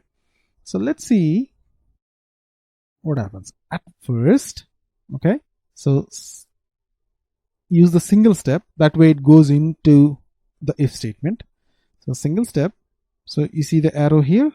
It's moved on to line number 36 at first. So this is the first line, right? This is the first iteration of the loop. So what should happen? It should go into the right statement, right? You see the arrow? The arrow is really pointing out line number 37, which is this line. So it went into the at first block, and that right is done, and that. And then at new VBEL. Is it a new VBEL? Yes, it is. And because it's a new VBEL, the arrow went in, and new PO, the flag, is set to X. Again, that block is done. If it's a new PO, right? Does it go into the block? Yes, it does, because new PO is set to X. The flag is on. Let's see if it goes. Yes, it does. You see the arrow mark is on line number 45. The right statement is getting executed. All the 4 columns. Then the new PO value is set to blank, meaning it's blanked out. The flag is off. Does it go to the else statement now? It would not, because once the if condition, which is new PO equal to X value, is set, meaning it's computed and found to be true, this block is executed, but the else block will not be executed, right? So if it is true, execute this, else execute something else. So if something is true, then this block is executed, and this section, the else section, will be skipped. Want to check that? So the arrow is on 46 now, line number 46, right? It goes to else, but you see it would not go inside the else, like it would not go to 48. You see that? It has skipped all the way to line number 52. You could have found this out during debugging, or you could just have looked at the program sometimes and you see that things are wrong, you can fix it. Just like the way we have fixed the if-else part. Yeah, I'm gonna just break out of this. Okay, so here is the next program, program number 19. Materials ordered so far.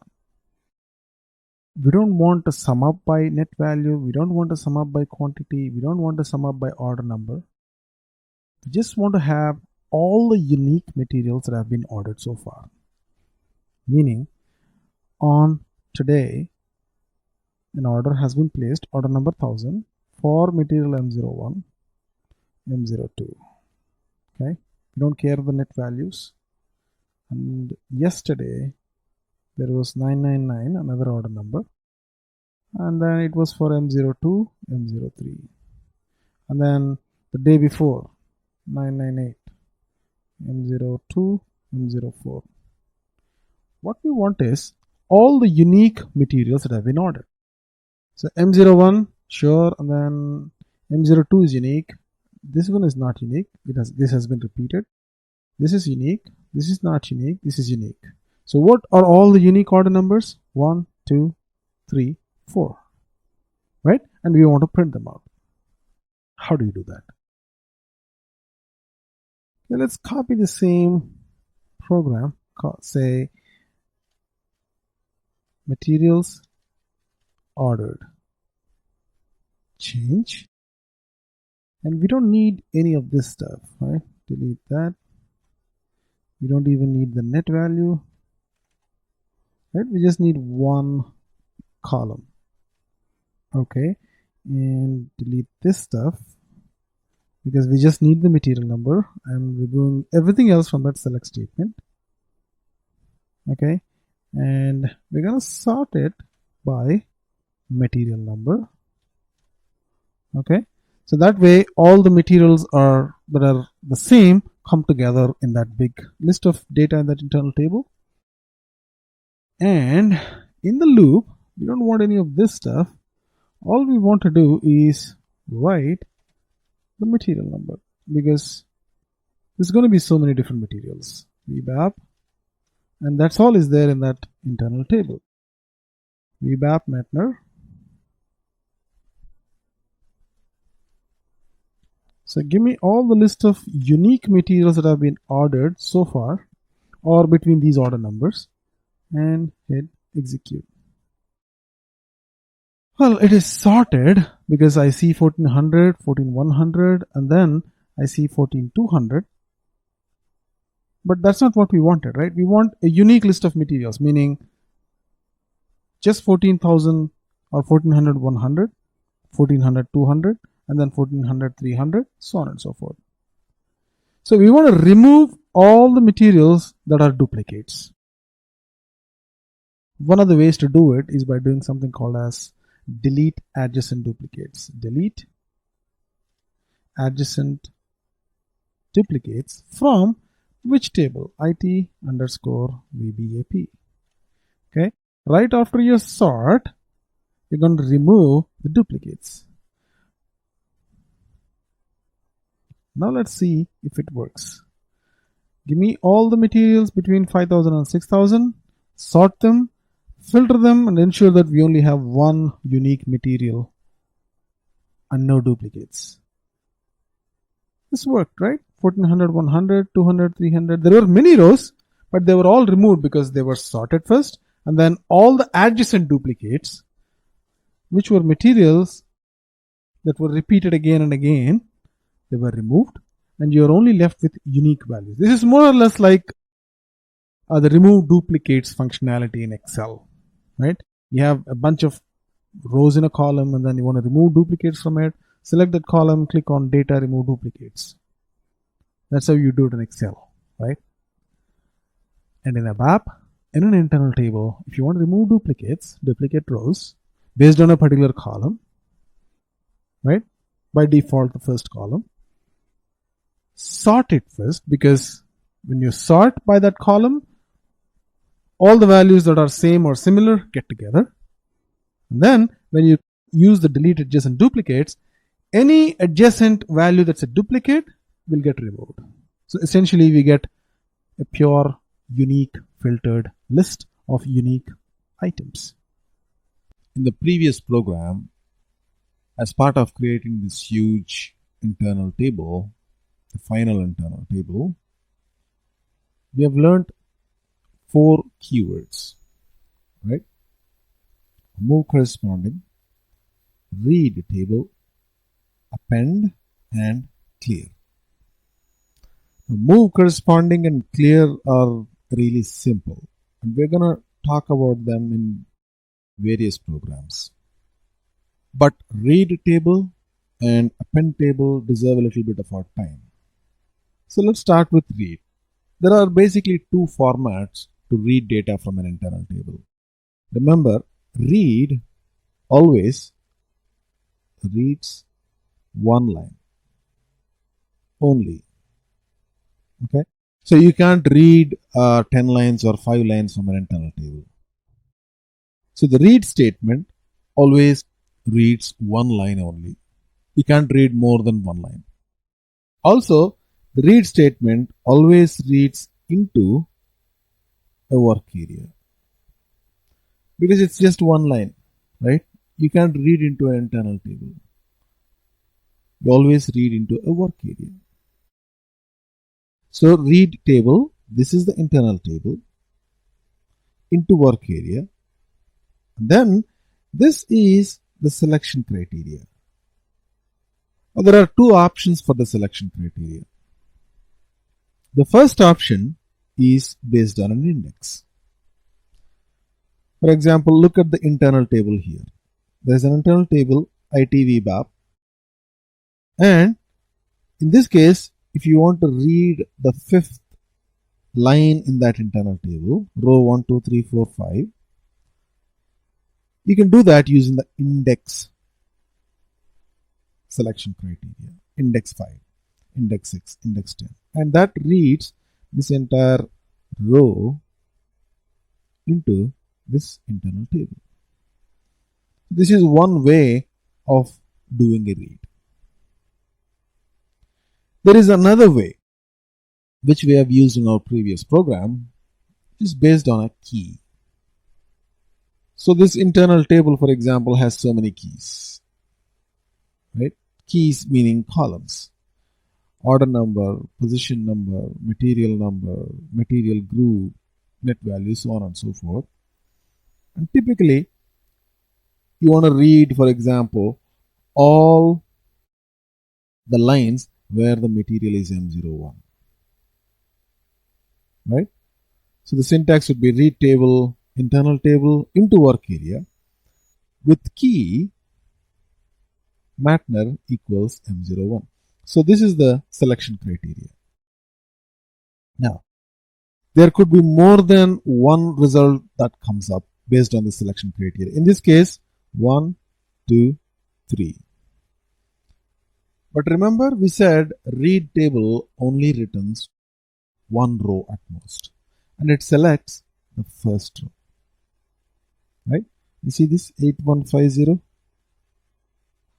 So it ignores this row and this row because a read table can only read one row. If more than one row is returned based on the selection criteria, it returns the first row. And if a read is successful, it returns a size of bars equals 0. This is a read statement. So here is another variation. Earlier, the into statement was here, into work area. And then we started with key, material number, so on and so forth. In this case, this could be transferred here. Right? Read table with key, material number into work area. So these are two variations of the same syntax. Next is append. In the previous program, we have used append to create the final internal table, line by line. And I said append adds a line to the end of the internal table. Right? So the internal table, let's say, has 5 rows. When you use the append statement to append a work area to an internal table, it appends it as a last row of the internal table. Right? So if there are no rows, if this entire thing is blank, then it starts with the first row. Once you insert one row into it, if you do an append, it inserts a second row, so on and so forth. So, and as soon as the system has done it, tab x is set to the actual row that has been inserted. In this case, the row number 6 has been inserted, right? As soon as the append is successful, write returns tab x of 6 because that is the row that is inserted here. Append can take not just one row, multiple rows. Basically, if two internal tables have the same structure, exact same number of columns, all you have to do is append lines of, if you use the syntax lines of, and provide the source that you want to append to the target. All the lines in the source will be added to the target at the very end. So this is like a turbo version of the simple append. So in a simple append, you append one row to the end of the internal table. In this version, for example, this internal table has 3 rows. This is what I'm calling as source. And this is the target. This has 5 rows. And you can append all these rows at the end of this, as you can see here. Append lines of the source data in an internal table to the target table. So we have not seen this version of the syntax in the program that we have seen previously. But in some of the future programs, we'll see this version of the append where you can append multiple lines from an internal table into another internal table at the very end. Now, don't worry if you don't understand all the different syntaxes for append and read. The reason why I'm putting them here is because we have to cover the different variations of the syntax. So keep these PDF notes handy, download them, and then put them in a folder. And every time you want to, for example, refer to the syntax of read, you could either go here and do a quick reference because you have a visual representation here. Otherwise, you can just take a notepad and then note down all the different syntaxes. Either way, you might need to refer to these again and again for some time until you get this syntax right. I'm not saying that you should get this syntax perfectly right, but at least if you hazily remember that, hey, using read statement, you can read rows from an internal table. Using append statement, you can append rows to an internal table. And you can also append one internal table at the end of another internal table using append lines of. It doesn't matter if you know the lines of syntax or not. As long as you know that this can be done, that's more than enough. And whenever you face a situation where you would have to do this particular append, you can just refer back to these notes or even to your physical handwritten notes if you are making some. So now we will look at program number 20. The 20th program has 3 variations: version 1, version 2, and version 3. Version 1 and 2 are really simple, but version 3, they have a purpose. They kind of lead to version 3 on how we use for all entries and read table to arrive at complex outputs. And we're going to get there step by step. The first program, orders version 1, which is essentially going to contain 4 or 5 different columns, very simple ones, all from the orders table. And we're going to join data from one more table. So which table is that? So the data for orders is available in VBAK. Right? So it has the document number. Again, if you take the Amazon example, every time you place an order, you have an order number, right? So this is that order number, the date on which the order was created, who has created that order, so on and so forth. And then you have something called as a document type. I can't explain this in the context of Amazon, but in a regular B2B business context, there are different types of orders or sales documents. For example, there is an order, OR, just a code, OR, order. Order is what you place on a website, or when you want to order something with a vendor. Say you want to order for a car. You're buying a car, you're ordering a car essentially, right? So that's an order. Another type of sales document is quotation. So a quotation is different from an order. A quotation is more or less like a request for a price and request for an offer. I'm looking for a BMW 3 Series 320i. How much are you willing to offer me at? And when can you deliver this by? So how much represents the price, and when can you deliver this by represents the terms. So that's a quotation.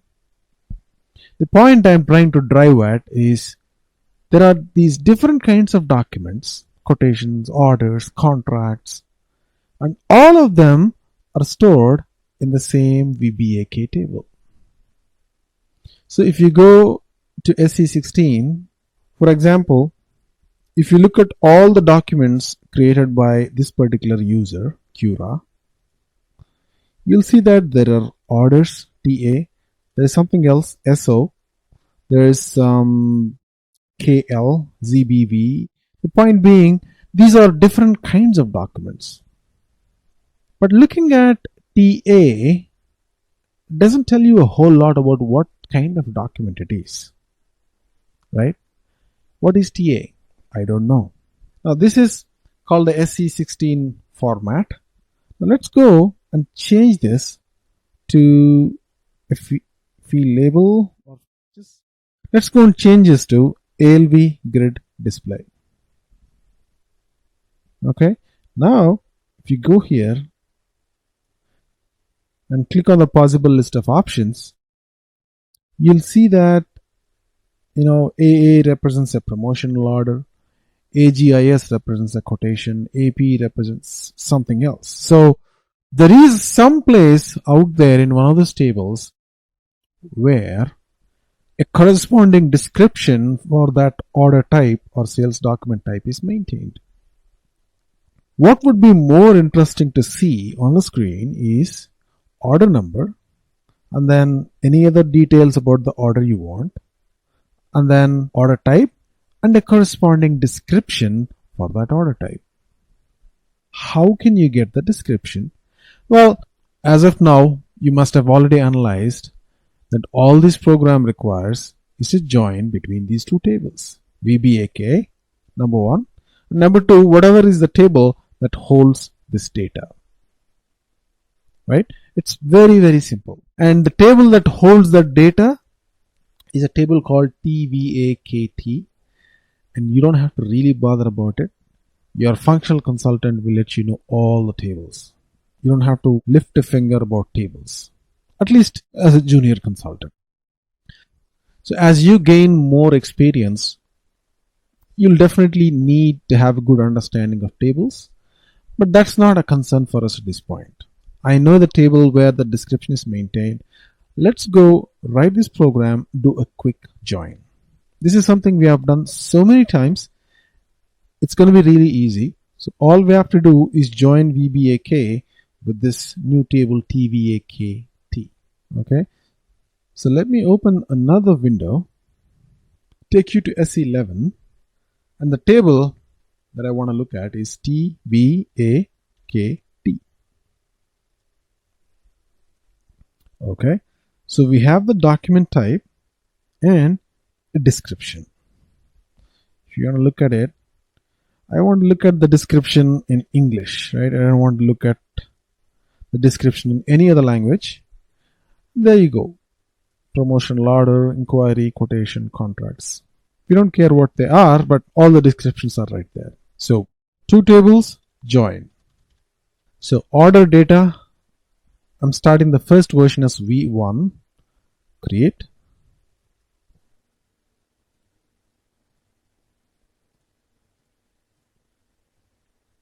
So the way you do two table joins is really easy, right? So I'm going to really speed through this and then take you to the final select, which we're going to talk about for a brief bit.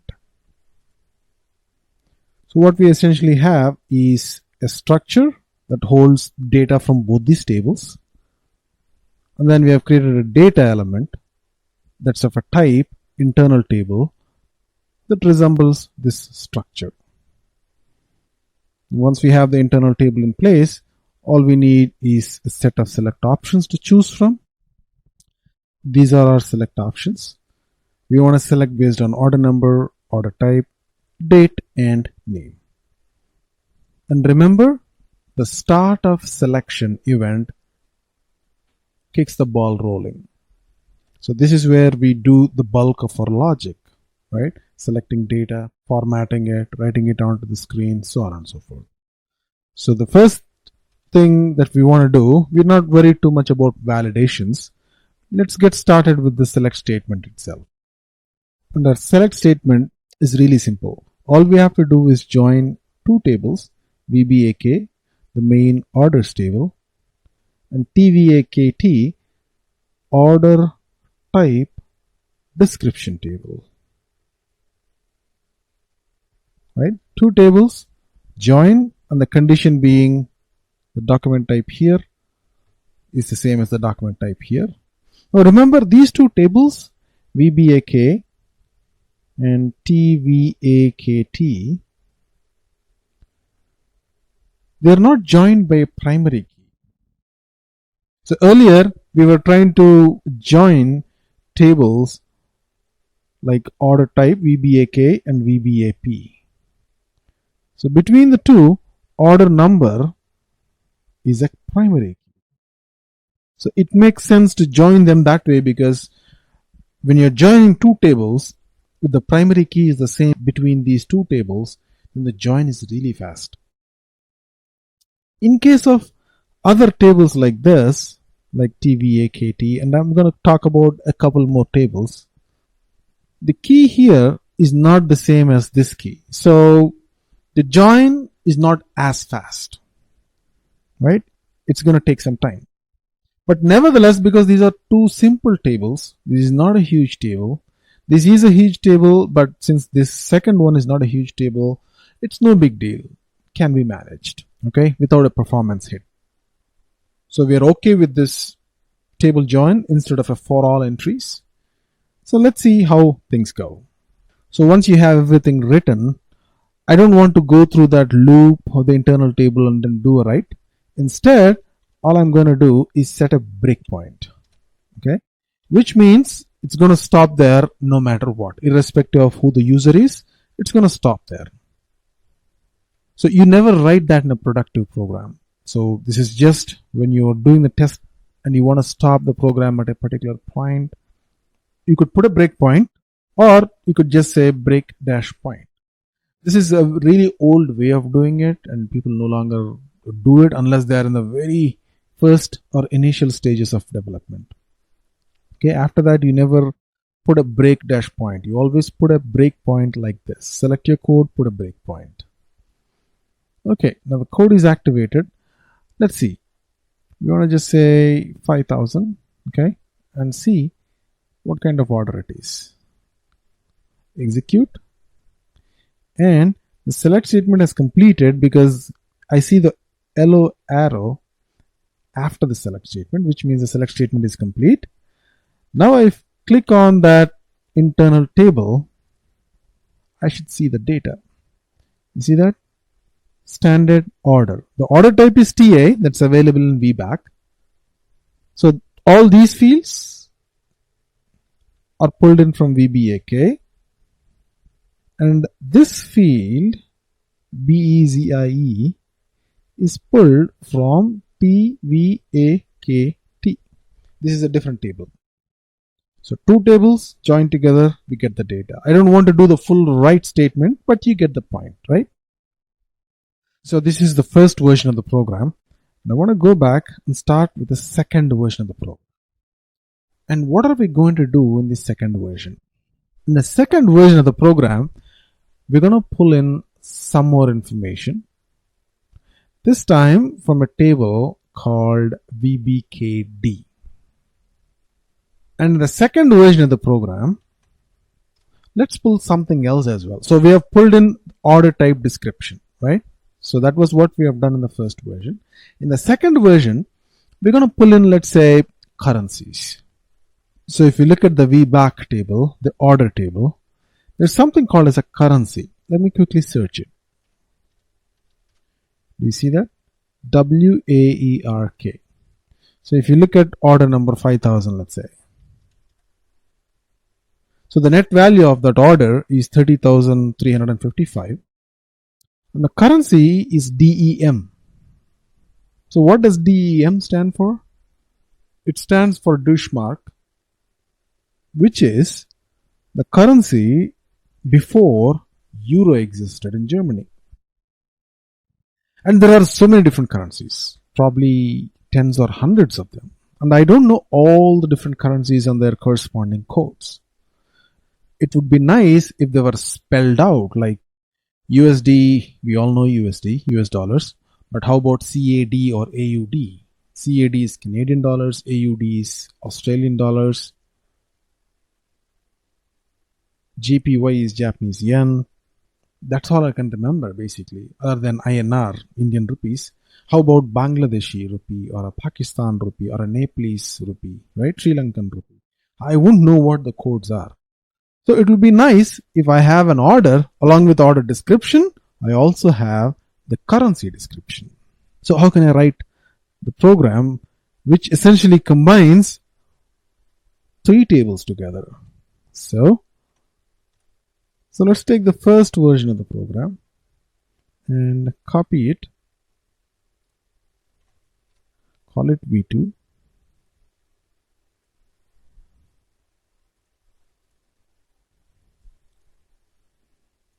Go to change, and like VBAC, we need TVAKT, the table that we pull the order details from, like the order name, type of order. And where do you find the currency description? That's available in a table called TCURT.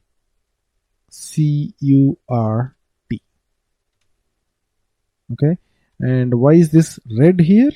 Because multiple statements need to be prepended with a colon. Otherwise, it's just one state. You need to type in tables 3 times. But we want to just type it one time and put all the tables side by side using the comma. Okay. So this internal table, we need to add a little bit of jazz here. Apart from the name, we need WAERK, which is the currency. I just pulled it up from the table that we have seen, VBAK, and it's available from VBAK WAERS. You can have that handy on the side, like a window, and start coding, right? Because when you write the code, you don't know what the currency field is, you don't know what the document type field is, so on and so forth. If your screen is big, have that handy onto the right, and that way you can in fact do a Control-C and Control-V. But I can't do it here because I need to magnify the screen and then really show all this code in a bit of enhanced detail. So if I show both these screens, things will get a little confusing and the font will really go down. So imagine that I have another screen where I'm copying things from, or looking at these different technical names and then copying them here. So that was currency. And then in the TCURT table, if I double click that, okay, the L text or long text contains the actual description of that currency, like INR is Indian rupees, right? So we need to display that as well. So right next to currencies, TCURT L text. Okay, so we modified our internal table. So we modified our type to include the currency table, to include the currency and the description of that currency. You could put it as part of the selection option as well, but that's really optional. You don't need to search by currency. If you want to search by currency, you can put that in the select options as well. I just want to focus on the select statement. You see, there are 3 tables that you want to join, right? Again, we have already seen how to join 3 tables, and we're going to just use it here. Okay, inner join, TVAKT, this is all good, and then we have to do just another inner join, and this time it's with table TCURT as TCURT. And what's the on condition? On, the currency in the order is equals TCURT WAERS. It's not WAERK, it's WAERS. I get that from that table. Okay, and we not only check for the language of the order type, we also check for the language of the currency, because the currency can be described in any number of languages. We only want English. TCURT SPRAS, SPRAS is always language, equals Psi Langu. Okay, and then we also add the remaining elements to the select statement itself. Do a syntax check, activate, and let's see how this works. So we want to look at let's say 5,000 again. Okay, execute. Because we have set a static breakpoint using the break dash point statement, it's going to stop there, and we want to inspect if we got the document type description and the currency description. Earlier we have already got the document type description. Now we want to check if we got the currency description as well. So this is the document type description, and these are the new additional fields that we have added in the second version of the program. DEM is the currency, and German mark is the description of that currency. So if you put INR, it will give you Indian rupees, USD, United States dollar. You can very well print this out for any number of orders that you search for. Now we're going to increase the complexity a little bit more. So far we have joined three tables, right? VBAK, some TVAKT, which gives a description of the order type, and TCURT, which gives a description of the currency. Joining three tables is a stretch, but still okay in SAP, because the primary keys are not the same, right? There is no primary key between any of these tables.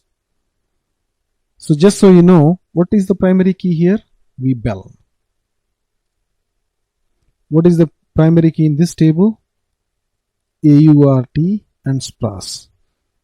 And then if you look at the TCURT table as well, primary keys are not a match between any of these tables. They're all different. But still the join is okay, because these tables, TVACT and TCURT, are really light tables. They're not very heavy. At most they might have like 5,000 entries, including all the languages. And still that's okay. But that's as far as we can go in terms of the table joins before we stress out the database. But that's not how real life works, right?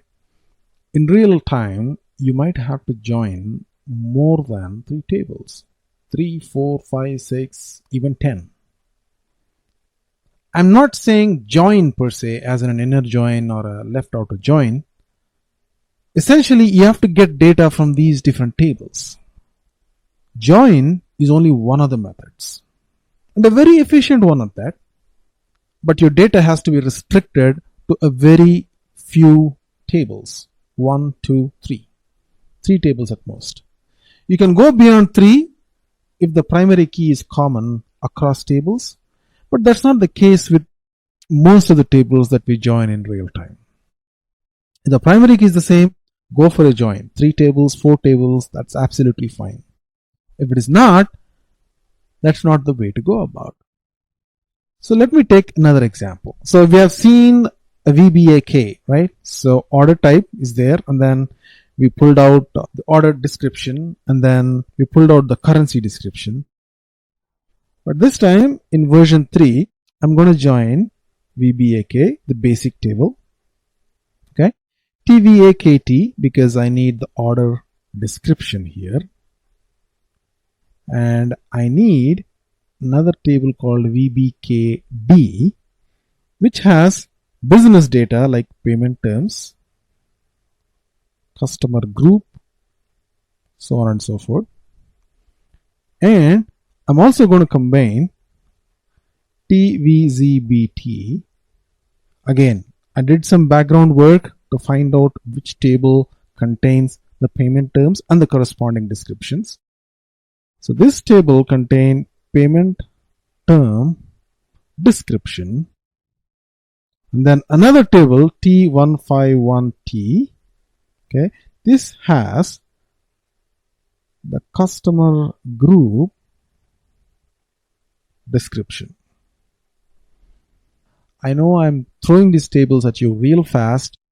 It's a bit scary, but remember, I've done a background work on this and then ensured that I know what is the case I'm presenting and where to find these tables. I'm not giving you all the gory details on where I go find these tables, because your functional consultant will give them to you. Now, all you have to do now is focus on the way in which I'm going to extract data from these 5 tables. That should be your focus. Like I said, don't worry about finding out where I got the data for these tables. You'll eventually get there. So the focus is to understand how we extract data from these tables. Obviously, I can't join all these tables, but I can join these 2 tables. Again, I know that for a fact because I have opened S11, entered VBAK in one window, entered VBKD in another window. Then I found out that VBEL is common across both these tables. So there's a common primary key element that we can use to do a table join. So out of all these 5 tables, I'm going to do a table join between these 2 tables because they have a common primary key. And beyond that, I'm not going to do table joins, but instead I'm going to pull the data individually from these tables and in ABAP try and combine these tables to arrive at the final data. So the first thing that we have to do is I'm going to create my first structure that's essentially a combination of VBAK and VBKD. The fields that I need from this table and this table is going to be my first type or first data element. And second, I need fields from TVAKT, just the fields that are necessary, right? That's how we create a structure. And third, we need TVZBT. And fourth, we need T151T. And finally, we need a final structure that's essentially going to contain a mix of all the fields that we want to pull from these tables, from these 5 tables. Okay? Once again, it might look a little daunting because we have already seen 2 tables, 3 table joins. That's no big deal for us at this point. Easy. When the data that needs to be fetched goes beyond 3 tables, this is how things will look like. And you have to be comfortable with the way this is being done. Okay, so this gives you an idea on how to construct a final set of data from a whole bunch of tables. So we're going to take this same program and copy it and call it V3. Okay, click on copy. All good. So we don't need the currency table. Instead, we need VBKD and T151T. Okay, so this is the base table, and then this is business data for the order. This is order description. This is customer groups. And I think there is a 5th table, right? And that is TVZBT. This contains the payment term descriptions in different languages. So order type, or let me put it in comments here so that you can easily remember things. So how about that? I've given a brief description so that you can refer back later. So these are the 5 tables that we'll be joining. And I said we'll start by progressively building up the data, and we need to create structures first for these 2 tables together. Okay, and what do we need from these 2 tables? Let's say VBAK underscore VBKD, just so that we are very sure that we are joining these 2 tables here. Elements from both these tables, VBKT. Okay, so we back, of course, AURP, of course, and then we don't need BZI because we don't have that here. ERDAT, ERNAM, very good. And we don't need currency, we need VBKD, KDGRP, that's the customer group, and then we need a Z term. Z term. Z term is the payment type or payment terms. And that's available in VBKD Z term. Okay, so this program is going to get a bit bigger, somewhere around 150, 200 lines. So I want to really document stuff. Okay, I don't want to just leave it at that because it's going to be confusing to read after you have developed it. If you look at it maybe 3 months from now, it's going to be very confusing. So instead of that, let's put a nice little comment there. Okay, join of VBAK and VBKD, right? Control left arrow, and then you have a nice little comment there that shows you that this structure is essentially used to join elements from these two tables. And then what was the next join? The next elements or structure is from TVAKT. I don't need a join, just need a couple of fields from that table. What fields do I need?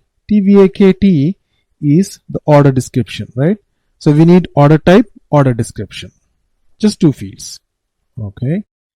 Instead of doing types again and again and again, I can do a comma here and then begin of ty underscore tvakt, and we need order type and order description, the ones that we have used in the previous versions of the programs. Okay, so this one is, let's put a comment here. Okay, so this is a structure that's used to pull data from TVAKT table. Next, we need TVZBT, which is going to contain data from on payment terms, right? Again, we need just 2 parameters, the payment term and the payment term description. So this is our structure, and we're going to put a comment here saying that this is data for payment terms. Okay, what do we need next? T151T. That's customer group description, right? So this is our structure for the customer group. And I'm going to put a comment there saying customer group texts. And finally, we want to build our big table, the final table that's going to contain a mix of all the fields that we need to show on the screen, right? What do we need to show on the screen? So we basically need 1, 2, 3, 4, 5, 6, 7, not even 7 because it's already counted, right? 7, this is already counted, we need 8, this is already counted, we need 9. So 1, 2, 3, 4, 5, 6, 7, 8, 9. We need 9 fields in the final selection. That's what we're going to show on the screen. So let's put all those things together in a structure again. Okay, so this is our final structure. It contains 9 elements, 1, 2, 3, 4, 5, 6, 7, 8, 9. And then I'm going to put a comment here that says that this is the final structure that we're going to write out onto the screen.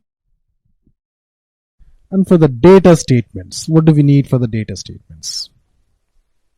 Let's create work areas and internal tables for all these structures. So these are our internal tables, and we need work areas as well, right? And to create work areas, all we need to do is ensure that we don't have the tables off, right? Everything else remains the same except we're going to have, instead of IT, we're going to have WA to signify that it's a work area. And I'm going to remove this. The way I'm going to do that is by pressing the Alt button, okay, and then dragging my mouse. So that way you do a vertical select and then hit the delete button and you're done, right? And then we are done with our data statement. Let's put a dot here.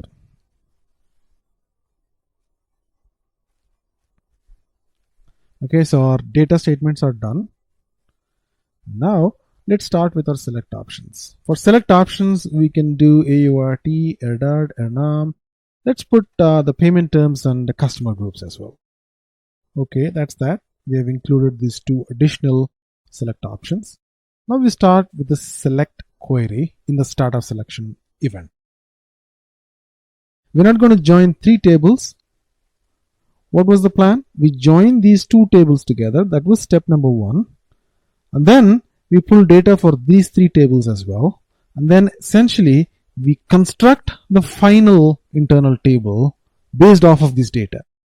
And how we are going to do that is what you're going to see in the next 20 minutes.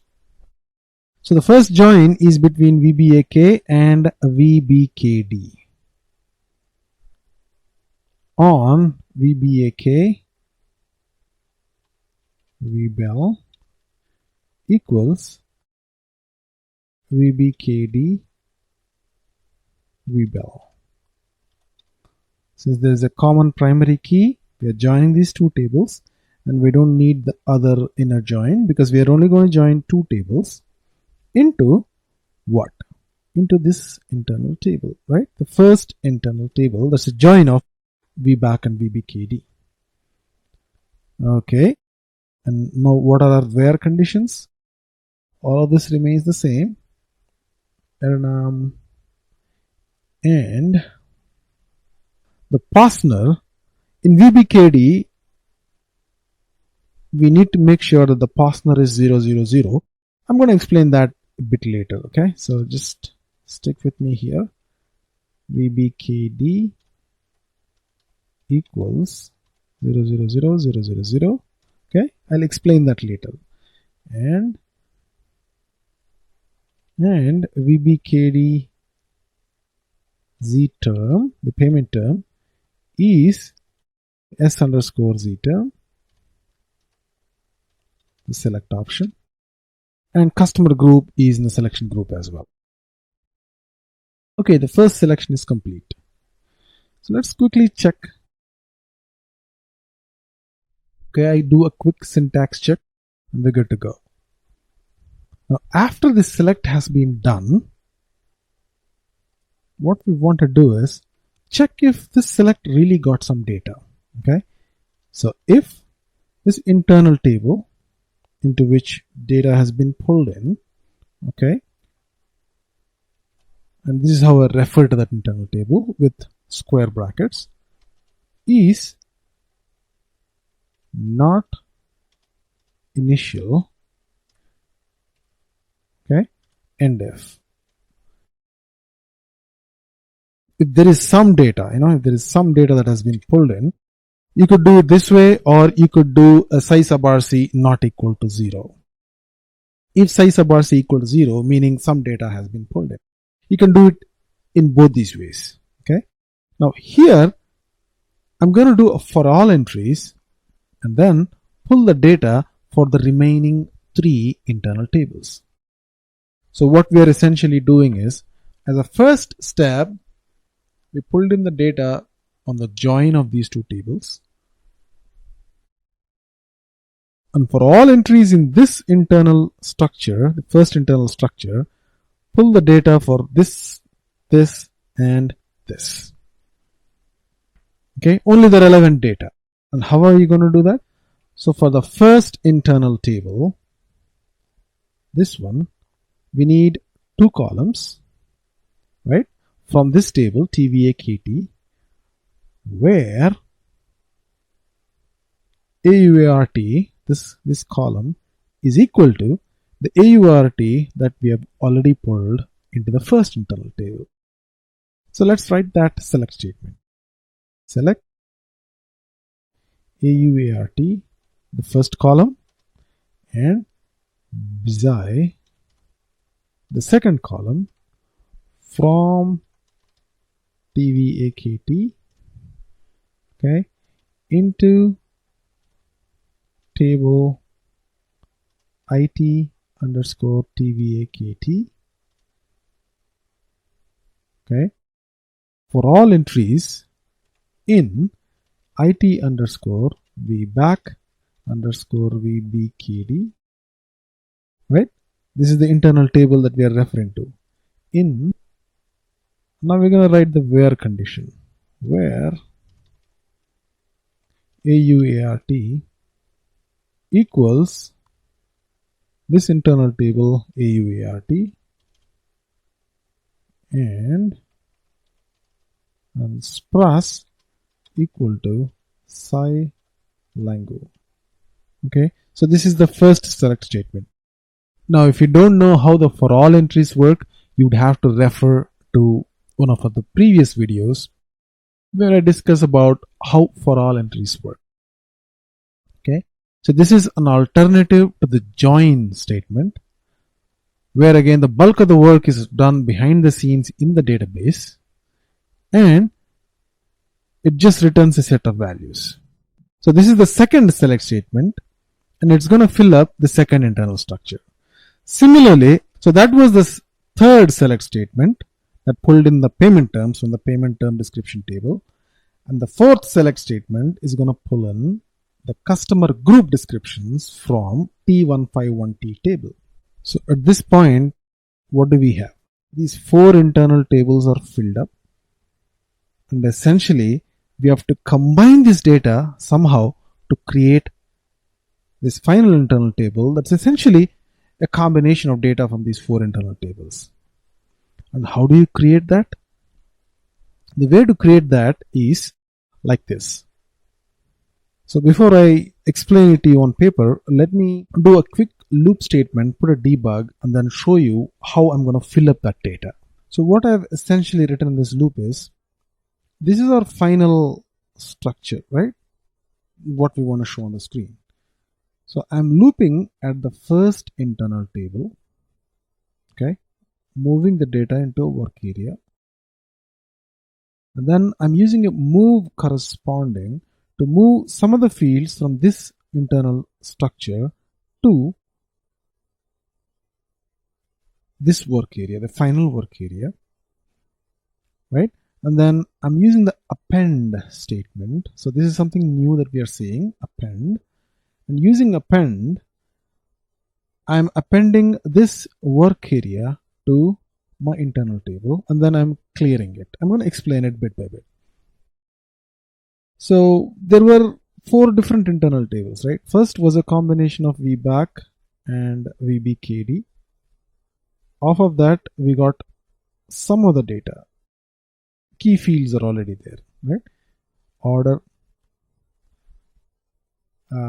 created by, created on, customer group, payment terms, so on and so forth. Those are the fields. And then we have three other structures: payment terms, description, order type, description, and another one is customer group, description. So this is like 01 retail customer, 02 wholesale customer. Terms of payment is 0001, pay immediately, 0002, pay later.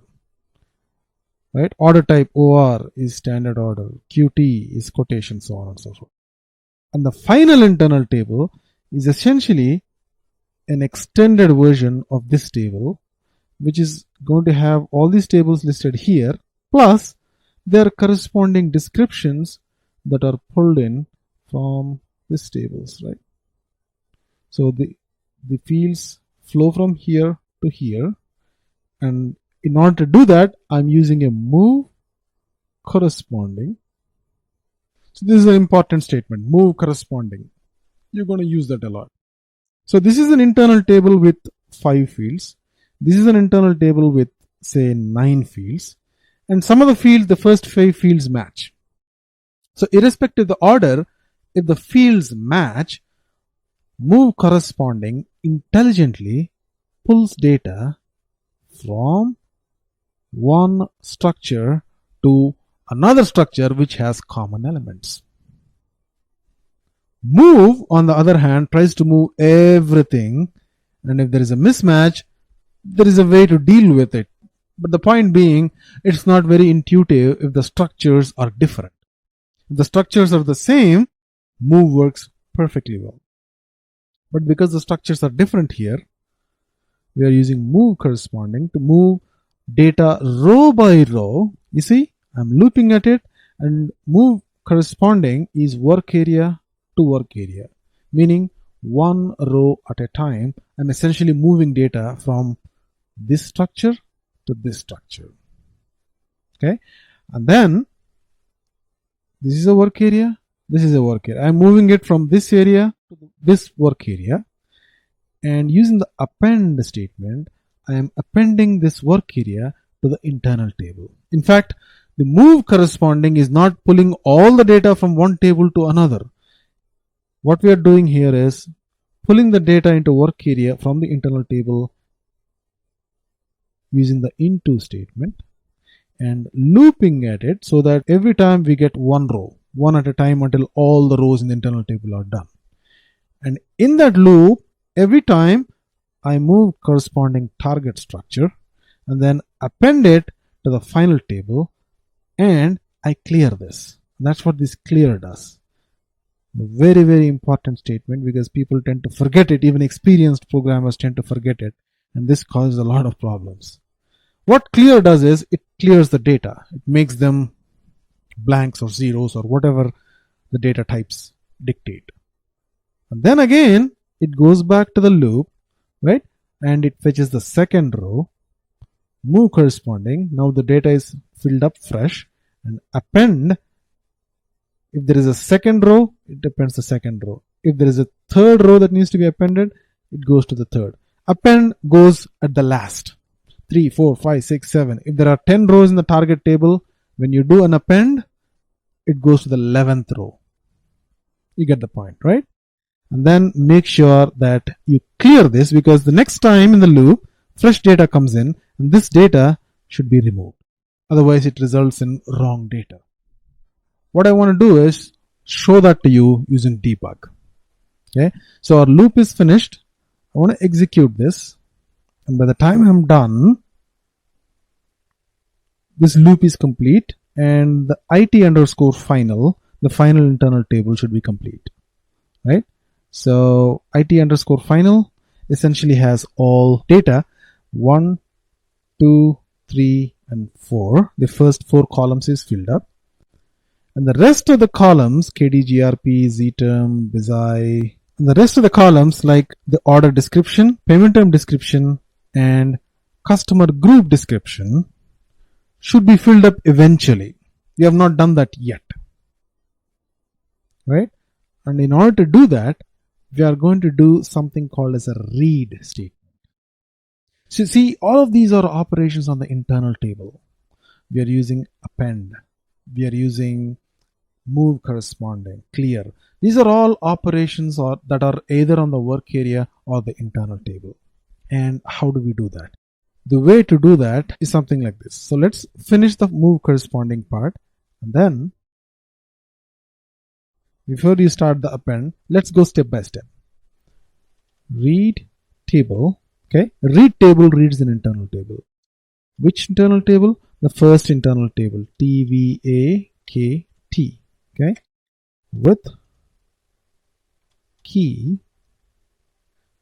AUART, the order type, equals WA underscore VBAK underscore VBKD, the work area, dash AUART. Okay.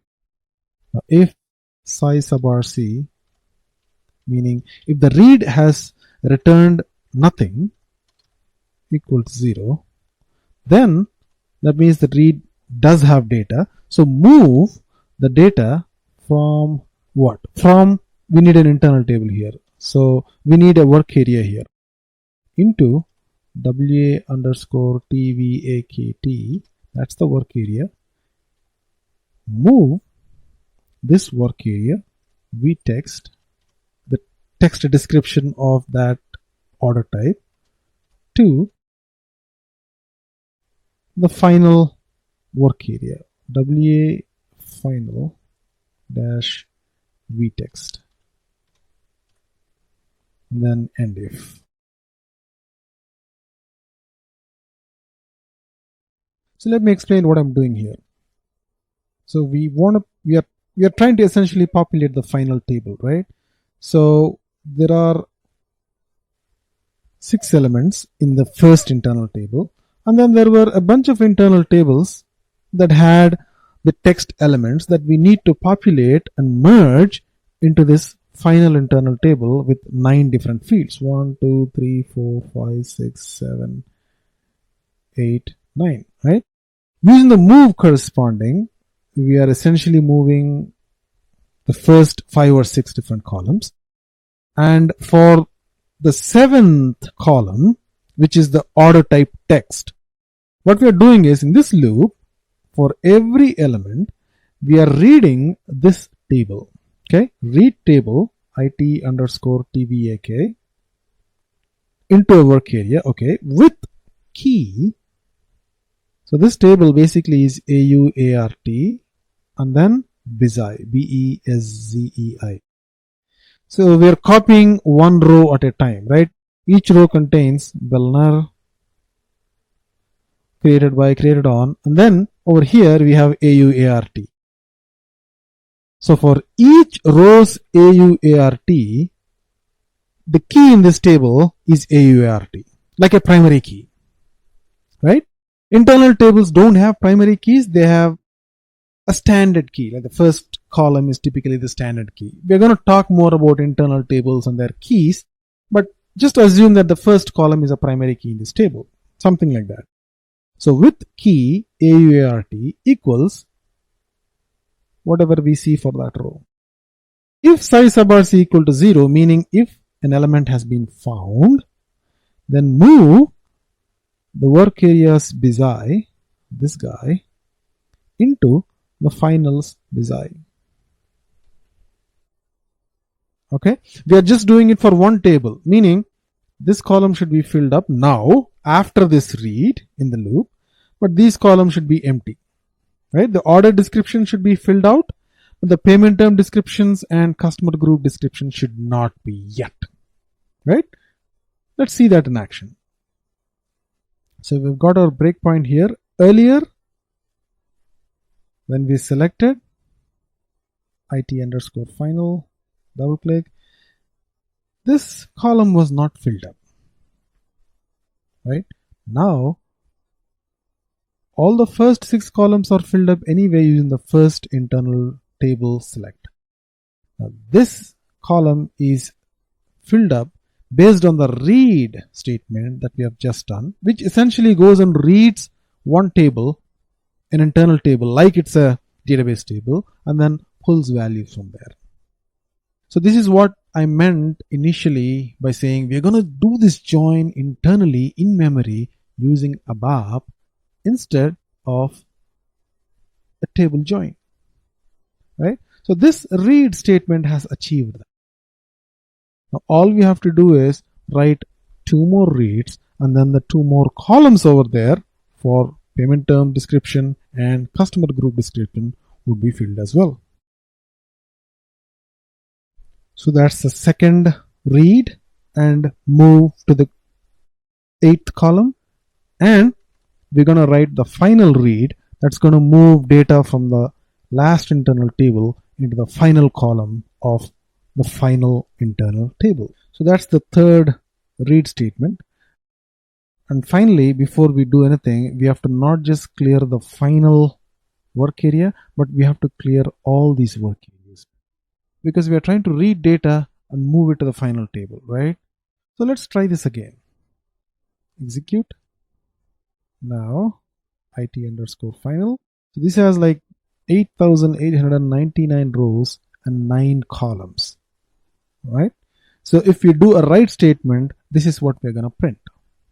I'm just showing it to you in debug mode, but a write statement is essentially going to write all this out on the screen. Order number, order type, the date on which it was created, who has created it, customer group, payment terms, and these are the additional columns that we pulled in from those 3 text tables: order type, payment term description, and customer group description. This is what we intended to write on the screen, right? You could loop everything from the final table and do a write statement if you want, but you get the point. So let me summarize what we have done here. Okay. These two programs were essentially very easy. One was joining two tables. The second program, version 2, was joining three tables, which is something that we have learned already. Right? So the reason why I have repeated this is so that you understand what I was leading up to, which is how to join more than three tables together where most of them might not even have a primary key in common between them. In which case, you don't want to do a join between more than three tables. But in real programs, you have to join more than three tables, like 3, 4, 5, 6, 7, sometimes 10 tables. And if you are asked not to do a database join, what are your options? So that is what this program showed you just now. We took data from 5 different tables, right? VBAC, VBKD, order description, payment description, customer group description. We created a set of intermediary internal tables because these 4 tables are essentially tables that the customer never sees on the screen, the data in it, right? So these are more or less intermediary. And using these intermediary tables, we have constructed the final table using loops, move corresponding, read table, append work area to table. And then we have also seen clear. Clear clears the content of a work area. So these are the primary learnings in this program. Move corresponding, read table, append work area to table, and clear. And I want you to understand why we are doing it. Now, compared to a join based on a select statement, this is much cumbersome, probably 5 times cumbersome. But we are forced to do it. The reason being, like I said, you can't join more than 3 tables that don't have a primary key in common. So, using a combination of for all entries, you pull data from all the different tables, and using read table, append table, you basically grab data from these feeder tables into the main table and construct the final internal table, which will essentially be what we are going to print out onto the screen. Okay. Now, I'm not saying this program is going to be easy because there is a whole lot of things that are happening, not just in terms of syntax, but in terms of business logic, in terms of the sheer number of lines, because I think we have had around 150 lines, which is impressive, right? But even if you don't understand all of this, not a problem. Don't worry. Just understand this concept. Why we are doing this instead of a select based on database join. And because we are forced to do this, what is the approach that we have taken? How did we join tables together?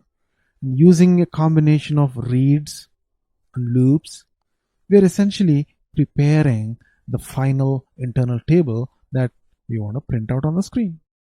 So a knowledge of database tables and how they mesh together is just as important as understanding this syntax that we have learned in this program. So they both go hand in hand. If you don't understand the business logic and the tables, it becomes quite hectic and you can easily lose ground. But for now, since you're just starting off, I don't want you to bother about the business logic in these tables. That's when you get some experience. You'll eventually have worked on so many of these tables in sales domain or materials management domain or finance domain, HR domain, that you become focused and specialized in those areas. But for now, your aim is to be a Swiss Army knife, right? You want to be able to do a bit of everything on everything. So focus only 10 to 20% on the business logic, but most of your focus should be on the syntax and why we are doing what we are trying to do. Let's look at the next program, accounting documents. Before I start to write the program, I want to talk for a brief bit about what an accounting document is. Now I'll try and put that in the context of Amazon. But of course, since Amazon is B2C, we'll try and modify it for B2B. So here is the Amazon situation. It's a B2C situation. And the first thing that you do is go put items in your cart and then place the order, right? So when you place this order, Amazon makes a notes of all the items and quantities and redirects you to the payment page, right? Now imagine a situation where the payment is not made online, but it's cash on delivery. Now, not all countries support it, but a country like India supports cash on delivery. So you go place your order, he brings it to your home, and you can pay cash there. Or you can swipe your card.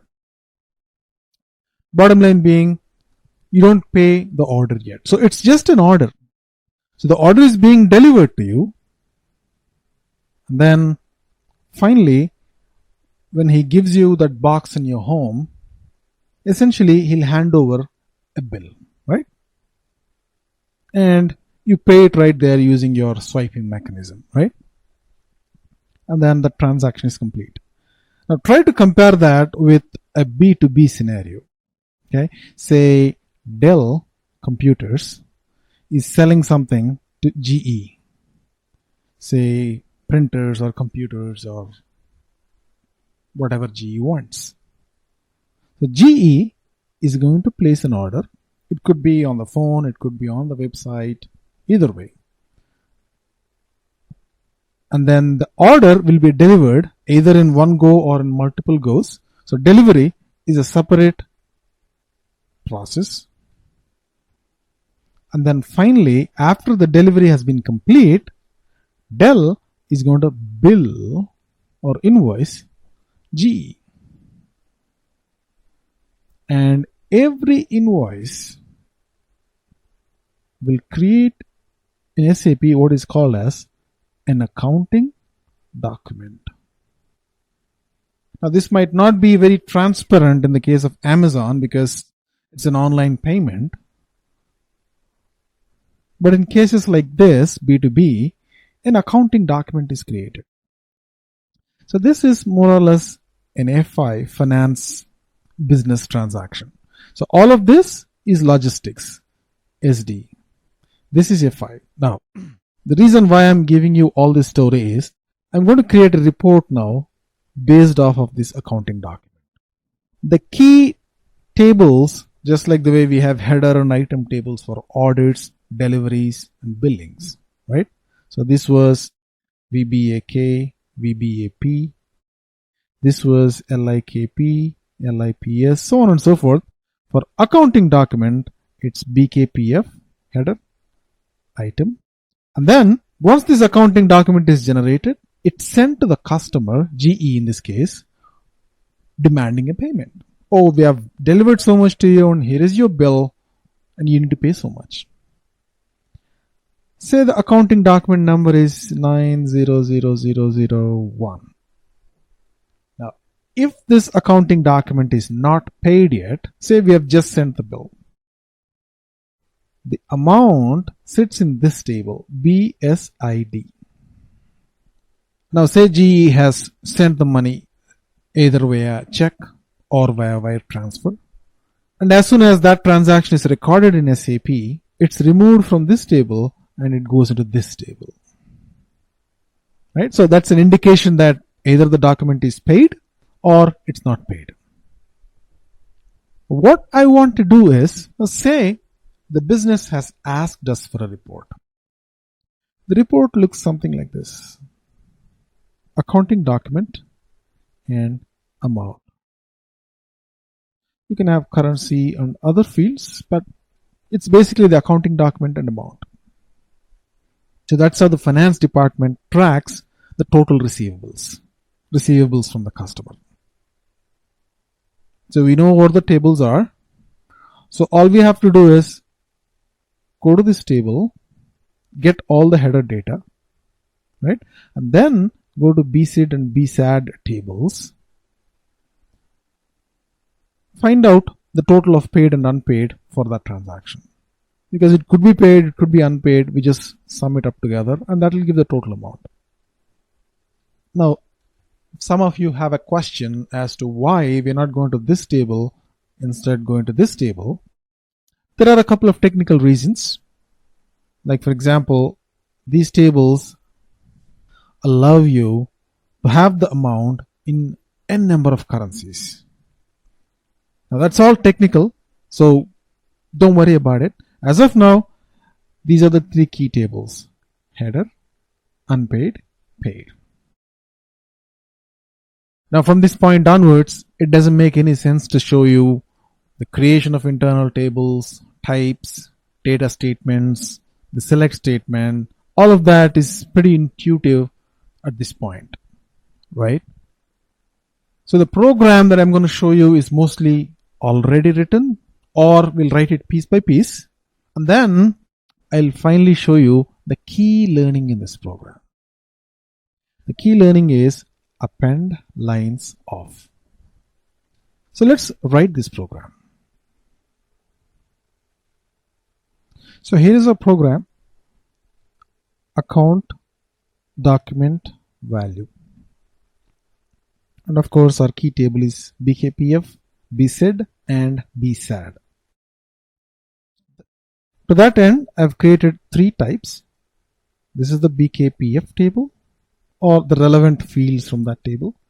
This is the BSAD, already paid, and this is BSID, documents that have not been paid. Again, here is a brief description of what these fields stand for, right? So this is currency, this is if the paid amount, this is the fiscal year. It's just a financial year, just an year, 2016, 17, 18, right? And then over here, we have declared the work areas and internal tables. And finally, we want to be able to select by company code, the year in which that document was created, and the document number itself, right? We want to be able to search by document. And then what do we do next? Our key table is BKPF, right? This is where all the documents are. So the first step is to do a select on this table based on the selection criteria. So I want document number 1. I'll get that from BKPF table. And specifically, we are looking at three fields: company code, fiscal year, document number. Now, the reason why we pull fiscal year is because in finance or FI, there could be one document for each fiscal year, meaning in 2016, there could be 9001, right? And 2017, there could be another 9001. So that's not how the sales or materials module operates. This is specific to finance, okay? And then partly in MM as well. But the point being, the year is also a key. So we are getting that as well. Now, that's not a big deal at this point. You don't have to really bother about it. But just in case you're wondering why I'm doing it, this is the reason why I'm. Based on the selection, say I have asked for the document 9001 all the way through 9801. Okay, so that's like 8,000 documents. Do a select on this, and then I pull out the list of fields into an internal table IT underscore BKPF. Alright, now we have got the list of documents. From that, I want to find out for each of these documents, document number 1, 2, 3, all the way up to 8,000, for each of these documents, what is the amount that has been billed and in which currency? And that you get from either the BSID table or BSAD table. So you got two tables now. For each of this document, you have to go to BSID or you go to BSAD. I have specifically picked this example to illustrate a point. Both are exactly same, in terms of their structure, content. But this table contains only records that have been paid already. But this table contains records that have not been paid. So typically there is no duplication. There are duplication in some cases, like partially paid, so on and so forth, but most of the time there is no duplication. Okay? Now I don't want you to focus on the business problem itself, but try to understand the situation that I'm trying to get at. So for each of these entries, I want to do a select on this table and this table, both of them, right? And then I want you to combine the data, combine both internal tables to arrive at the totals. So that is the essence of what we are trying to do in this program.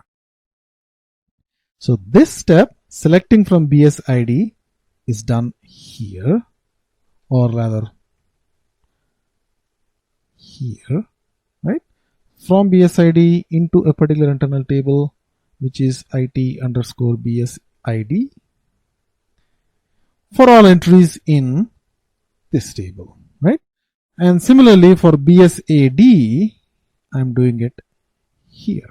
So I'm doing a select from both these tables, and I'm doing it when? When am I doing it? What is the condition based on which I'm doing it?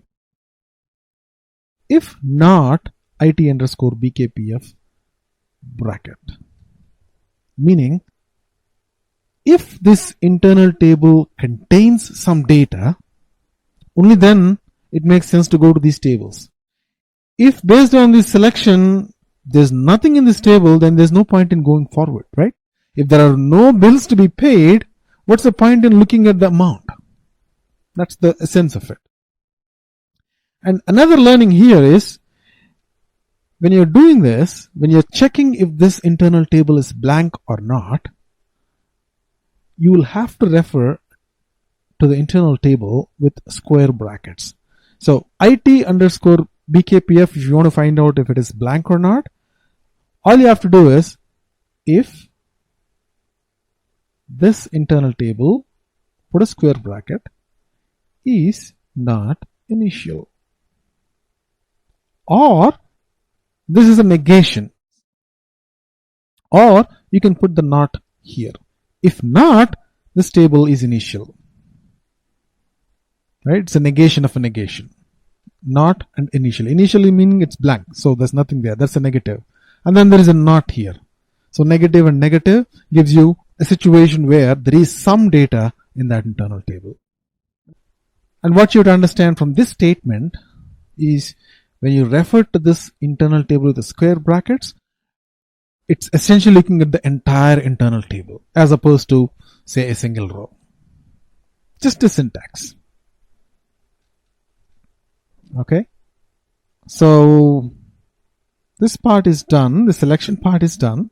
And finally, I said I have to combine the data from both these internal tables. We kind of already know this syntax. Now, say there's an internal table like BSID or BSAD. If you want to add a row, the easiest way to do it is with an append statement.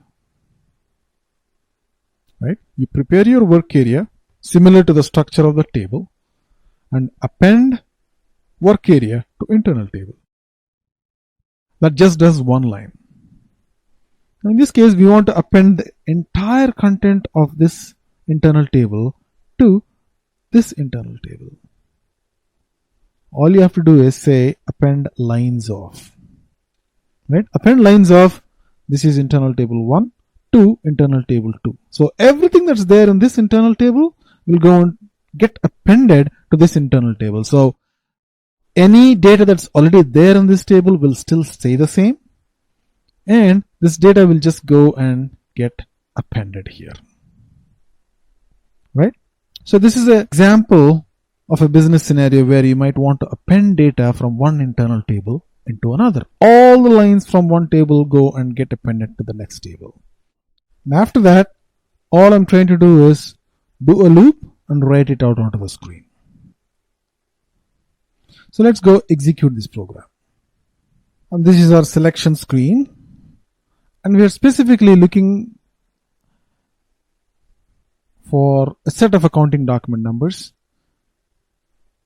like so. Say 100, 6,000 all the way through, let's say, 7,000. Right? So that gives a range of almost 1,000. Go execute it. Right? So here is our company code, and then document number, the fiscal year, and then amount and currency. Right? Now this amount and basically is gathered from both these tables put together. Right? BSID and BSAD. So let's summarize what we have learned in this program. So we have learned the key FI business tables. This is not, of course, all of them, just a very minuscule number of tables, but this is specifically related to accounting documents.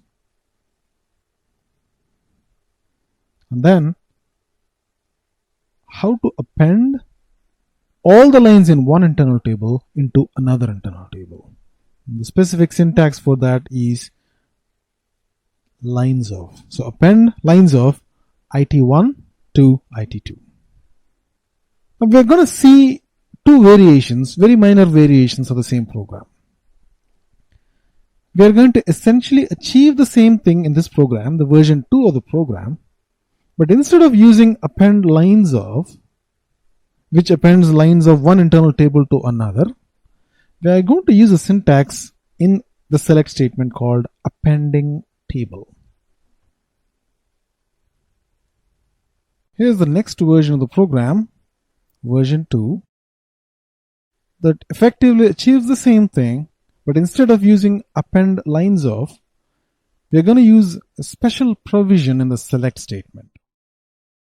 Most of the program is the same except for a couple of lines. If I scroll down below, so this part is mostly the same. This is where you do the selection from both these tables, table 1, table 2. And previously, right after this, we used to have the append lines of one table, internal table to another internal table, right?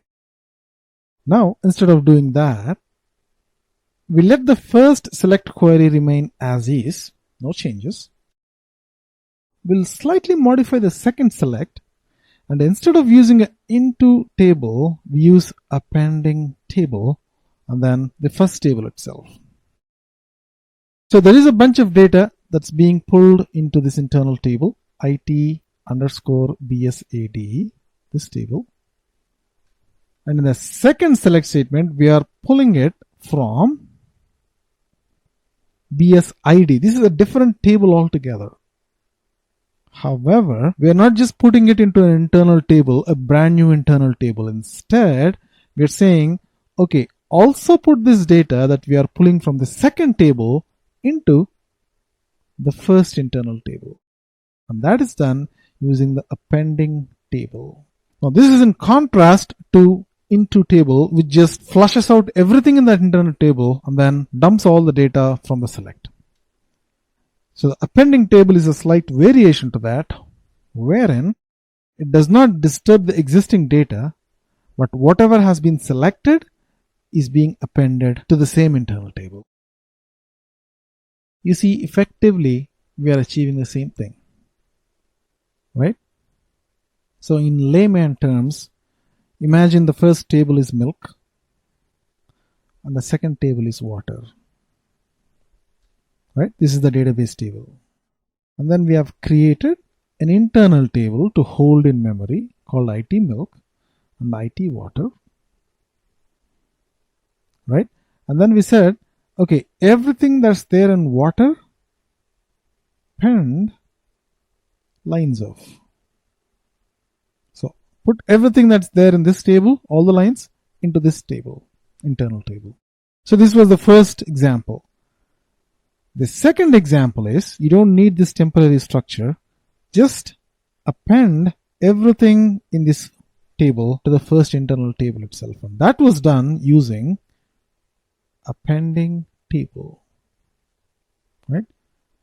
Two different ways of doing the same thing. In the next version of the program, version 3, we're going to slightly modify the logic. Let's look at it. So, program number 22. In this program, we are going to understand how modify works. Modify is another operation on the internal table. It primarily needs two elements. The internal table, of course, and the work area. The use of modify is to modify an internal table, and what to modify is made available in the work area. For example, look at this case. This is an order table VBAK, and then we have who created the order as one of the columns. This particular version of modify uses index. So what it says is modify this internal table from this work area. So a work area in this case is just one column wide. It just has Siva. Right? And then we want to modify specifically the first index. Right? So this row we want to modify. Right? And how did we modify it? We just want to put a name called Siva here. And then what happened to the rest of the fields? They became blank, right? So the 70, 71, 72 rows are still there, okay. But this row, this became blank, right? So this is one version of modify. But if we don't want that, typically we don't want that, right? We want everything to remain the same except maybe change this name from Cura to Siva. In that case, we have to use a syntax called transporting. Okay, this is a very used keyword when you do the modify statement.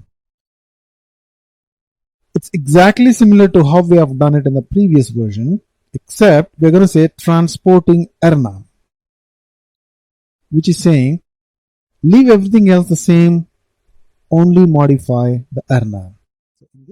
So this is a more useful version. You see how this row has changed?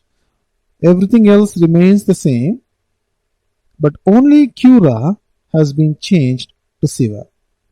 So this is how you modify an internal table, specifying the internal table, the work area, if possible the index, and using the transport keyword to specify which specific column we are trying to modify.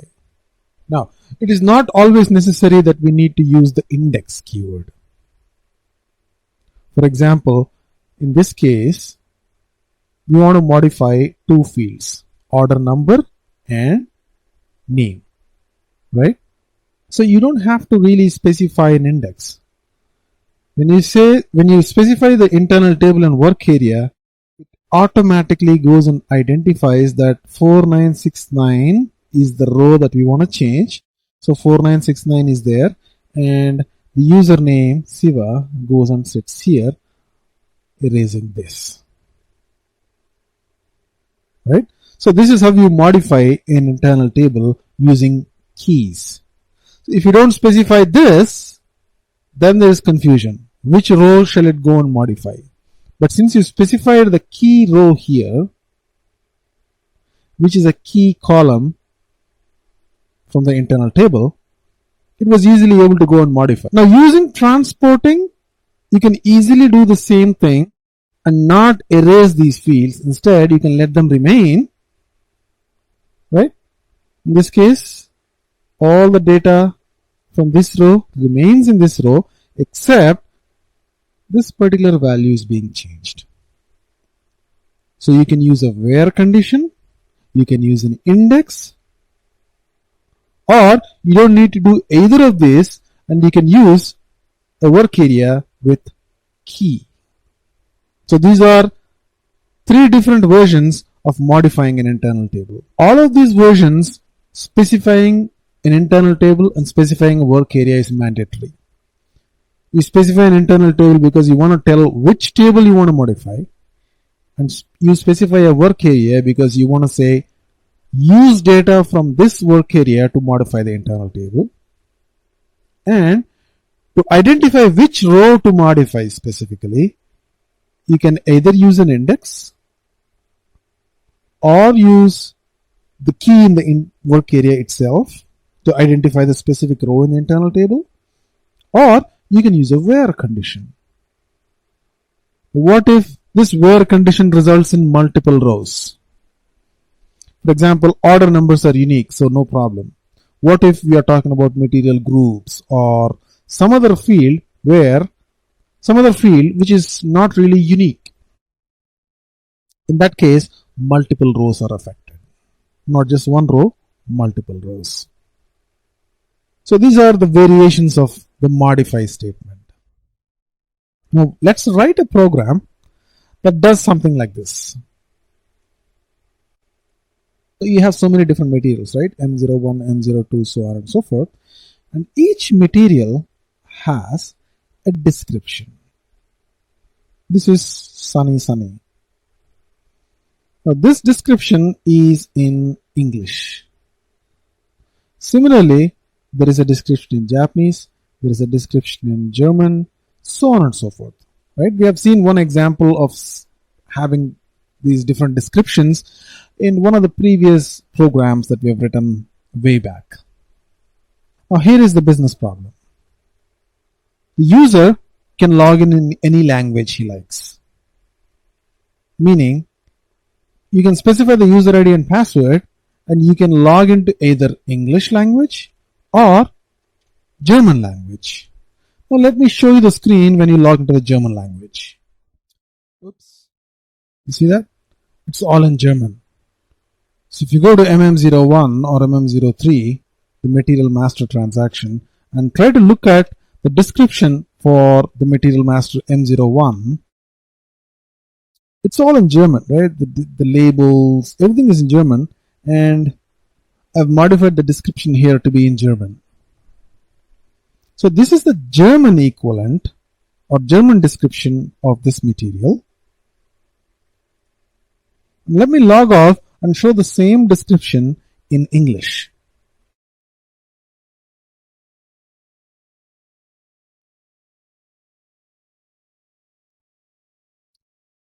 You see that?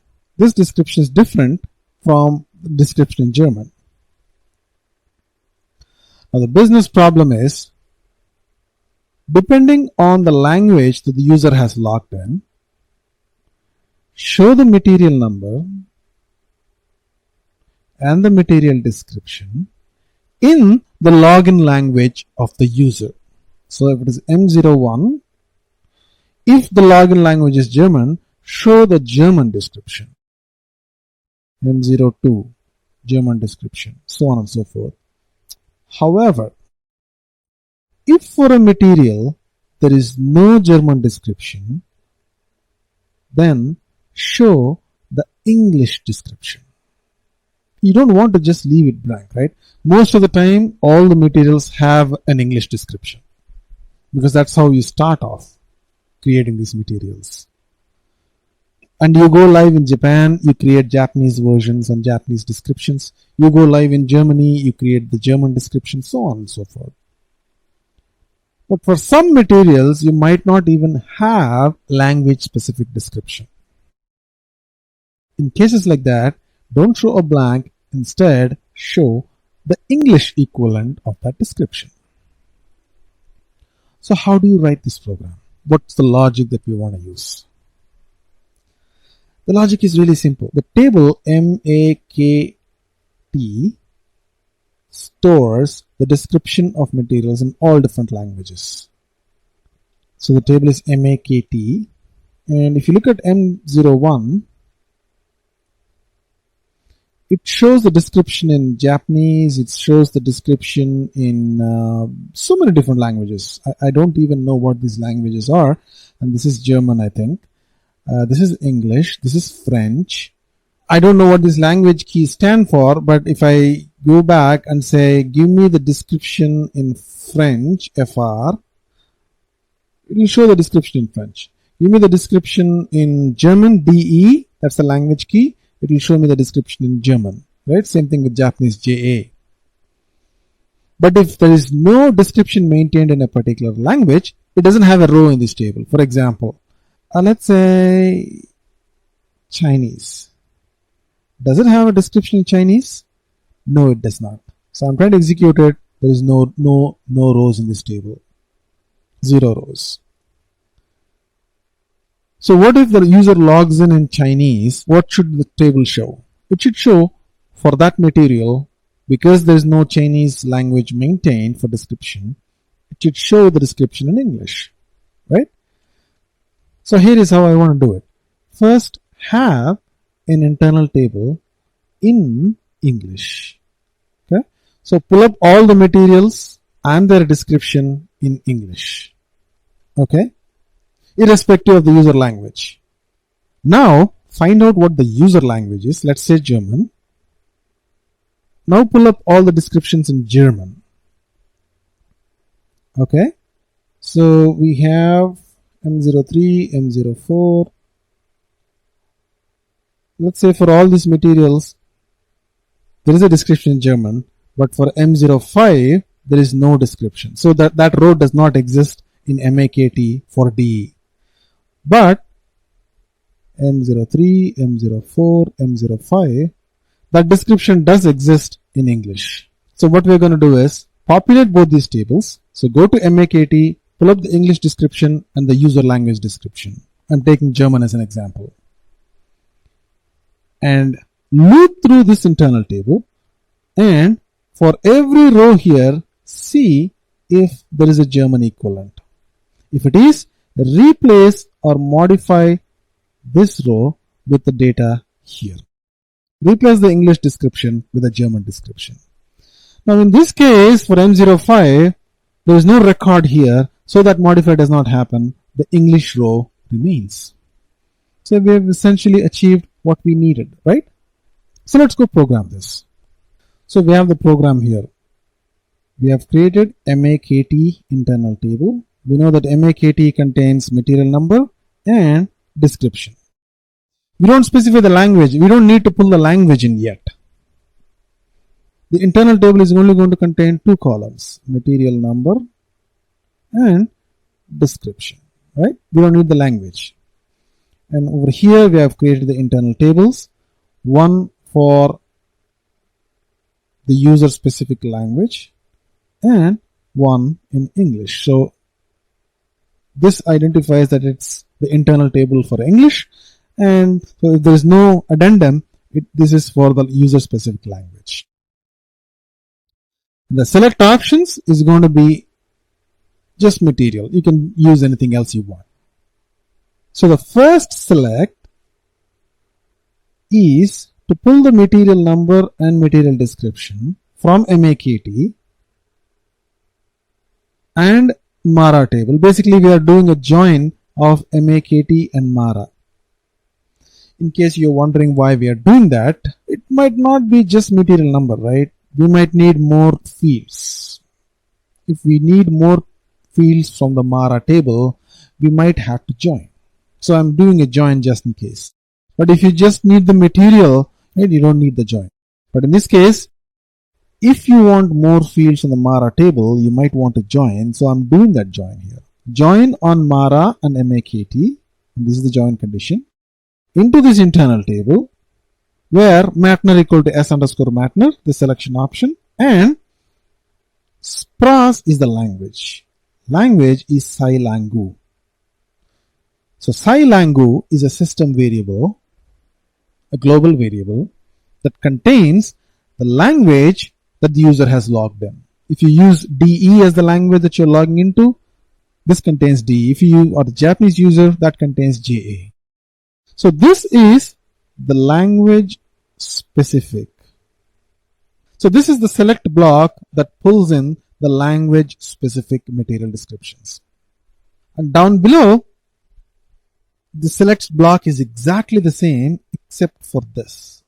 You're not pulling the language specific descriptions, but you're pulling the English description into the internal table IT MACT EM. Right? Now all you have to do is loop at this internal table and modify the internal table in case there is a language specific description. And how do you do that? So you loop at the internal table with English descriptions into a work area, and for every row in this loop, so this is English, this is the language specific. So you loop at all the rows here, M01, M02.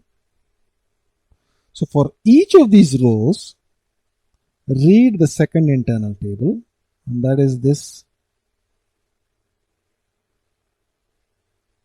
statement. Read this internal table with material number key. If size abars is 0, meaning if a row has been found, then replace this description with this. This description goes and sits here. So to do this step, we have used the statement modify IT underscore MAKT underscore EN, this internal table, from this row. Right? Read this internal table into this work area. So this work area now contains data from table number 2. So modify table number 1's row with data from the second row. And by the time you end this loop, every time there's a description that is language specific, they'll be moved from here to here. And if that read fails, meaning there is no language specific description, say for example, there is no M05, M05 will remain with an English description. That's all we wanted, right? So if you want to try this, so I've logged in with the German language. You can see that by what it says here, right? All the keys are different. And execute. Let's put a breakpoint just when the loop starts and hit execute. Now we don't want too many rows. We just want to have M01 to M05. Okay, and hit execute. So both these selects have been executed, and see what's the data that we have. IT MACT and IT MACT EN. You see that for English, descriptions do exist for all the 5 materials, O1, O2, O3, O4, O5. But for German descriptions, O2 does not exist, right? O1, O3, O4, O5 exist, but O2 does not exist. Now what should happen? When you run through this loop, it's looking at the rows in the English internal table one by one. Okay, let's step through it. Okay, now read this table. This read should result in a success because M01 exists and size abars is 0. Because it does exist, modify the data, which is the German description, with the English description. So if you look at the English table, this is before the modify, right? So M01, which is the first row, should be modified now. Now let's go one step further, which will execute this modify statement, right? So the modify statement will be executed now. Step through, and you see that this description has changed. The first row's description in English has now been replaced with the German description. The first iteration of the loop has completed. Now let's go to the second iteration. For the second iteration, M02, the read should fail. Why? Because in the language specific description, German, M02 does not exist, right? So let's see if it fails. Stepping through, and do you see that? Size abars is 4. That means there was no row that was returned from that read. So the if statement does not execute and it falls through to the third iteration. So third iteration goes through because size of bars is 0. And let's finish the loop. So I'm just finishing up the loop and then it stops here at the breakpoint. Now let's see what this table contains. You see M01, the description was changed from English language to German. This was not changed because there was no description in German for M02. For 3 it got changed, for 4 it got changed, for 5 it got changed. Right? So this is the only row that failed because there was no data for German.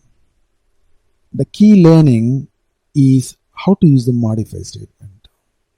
To use the modify statement, you need 2 key elements. The internal table that you want to modify and the work area that you want to use to identify the row that you want to modify, and the data from the work area will be pulled into the internal table. Now we have seen some variations of using this modify, like transporting, because if you don't want to modify all the fields, use the transporting keyword. If you want to modify a particular row number in the internal table, use the index.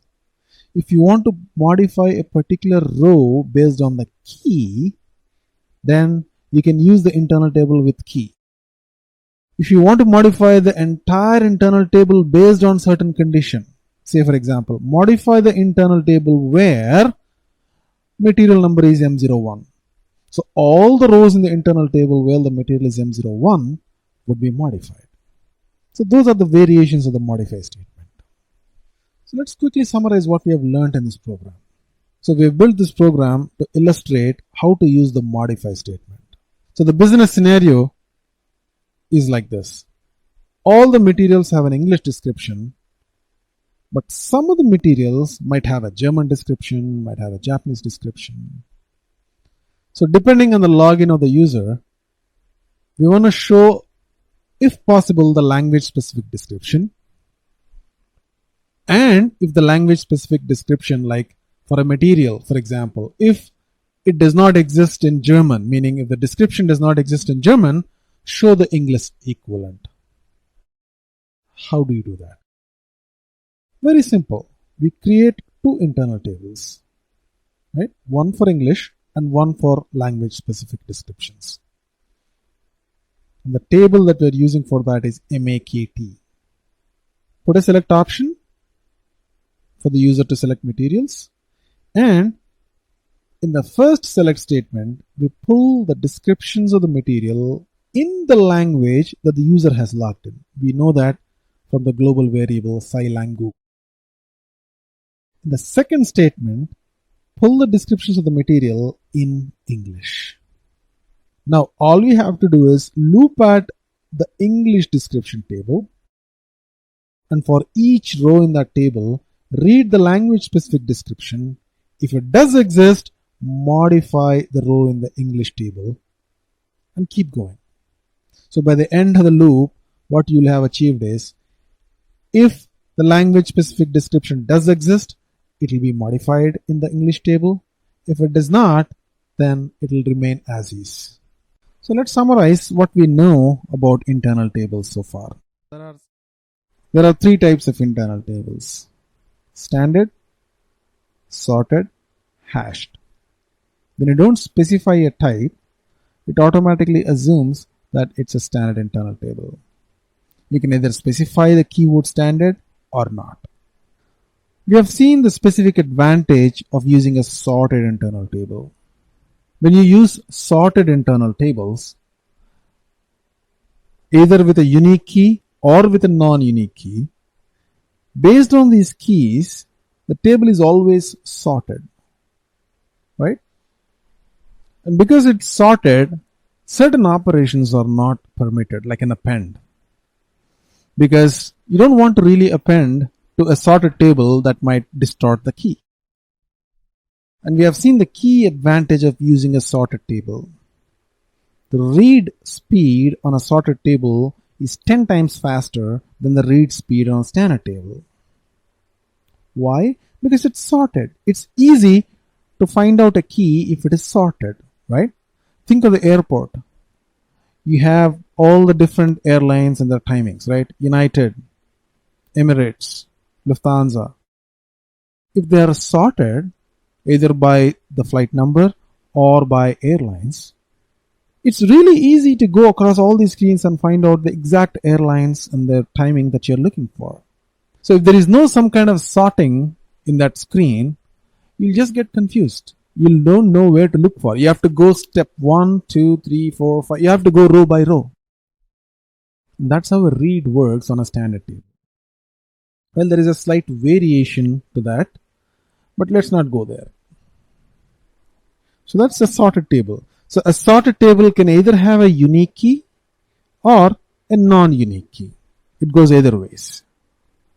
And when I say key, a key need not be just one column. A key could be multiple columns, either in a sorted table or a hashed table. And with hashed tables, it has to always have a unique key, and we have seen how a hashed table works. It uses something called as a hash algorithm that's used to identify a particular row uniquely. And if you take the same airline example, if they're all sorted, you easily know where to look for. Like United Airlines falls in this screen because you start with American Airlines A and then B and then C, Mexican Airlines, and then all the way to U, United Airlines, right? So that's the sorting order.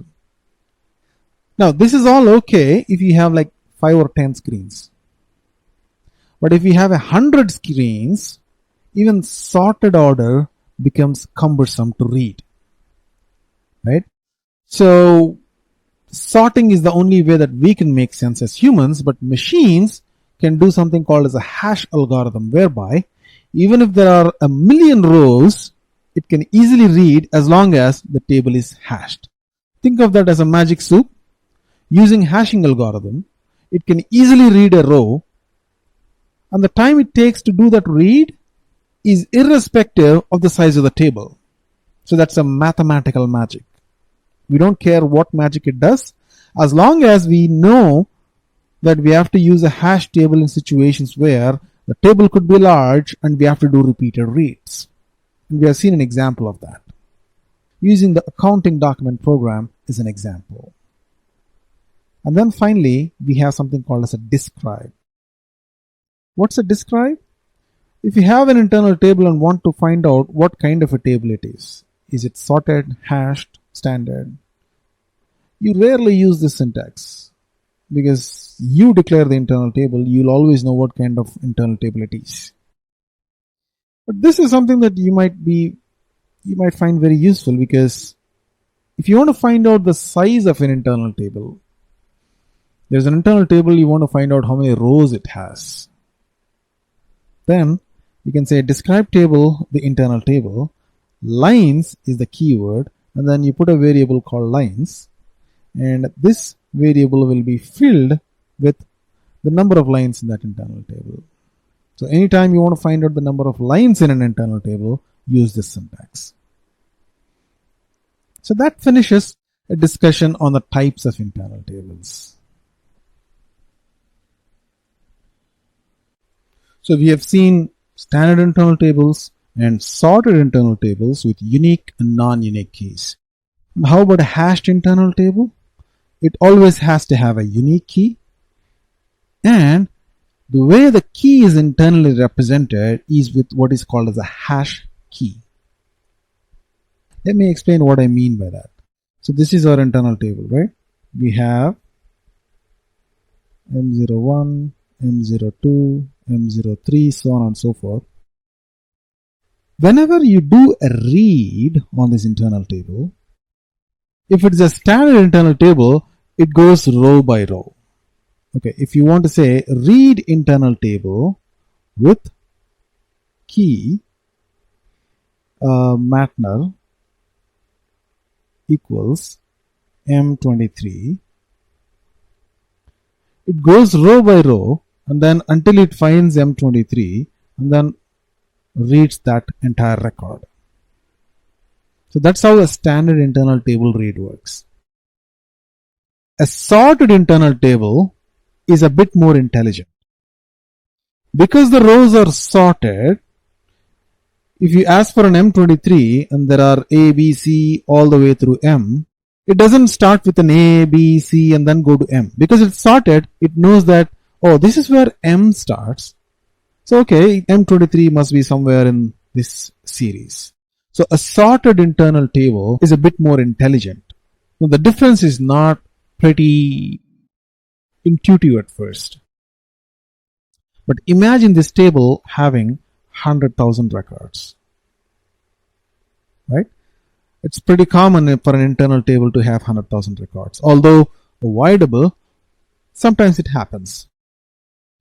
Now, to search for an internal table with 100,000 records in a standard table, standard internal table, say it takes 2 seconds. Okay. If it is a sorted internal table, it probably takes 0.2 seconds. You see, the magnitude of change is huge.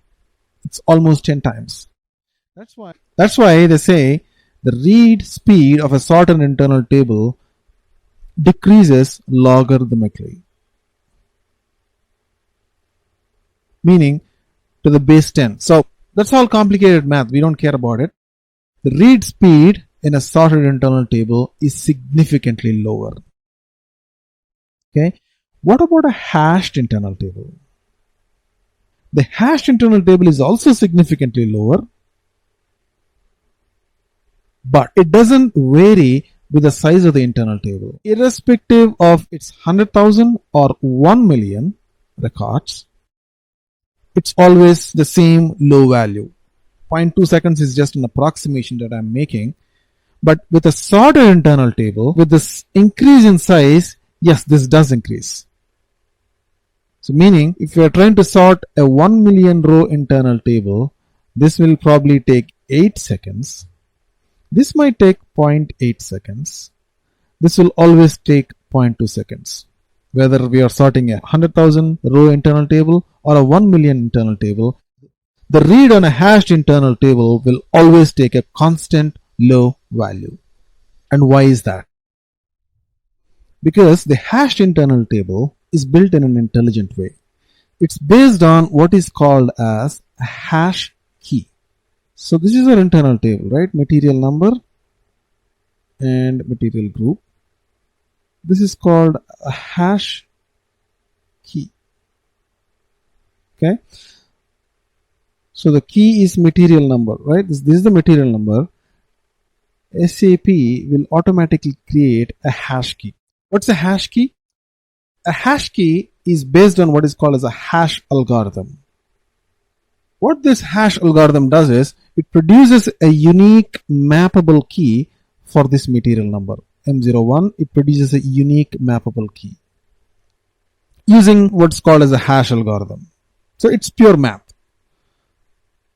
And because of that, when you try to read any internal table with the key, it doesn't go looking at M01, M02, M03. It looks at the hash key, and every time the hash key hits, it knows what is the corresponding row that it has to be pulled from that internal table. So it's an intelligent way of reading data from large tables. So if you have 1 million rows, and if you want to read those 1 million rows again and again and again, like a loop, to create another big internal table, it's a good idea to use the hash key as opposed to the standard table. Sorted key is also okay, but like I said, as the size increases, the read speed on a sort table also increases. Although sorted table is better than a standard key, but still it has its own linear increase in time with increase in the size of the internal table. But with hashed internal table, the read speed is constant irrespective of the size of the table. Now let me give you a practical example where you can use a hash internal table. With the volumes that we are doing, it might not be much, but when you do this read from an internal table again and again in a loop, if you are dealing with large volumes of data, and especially when you are dealing with a read with a key instead of an index, it's better that you create this IT BSED or IT BSED, the tables that we have seen for accounting, as hashed internal tables.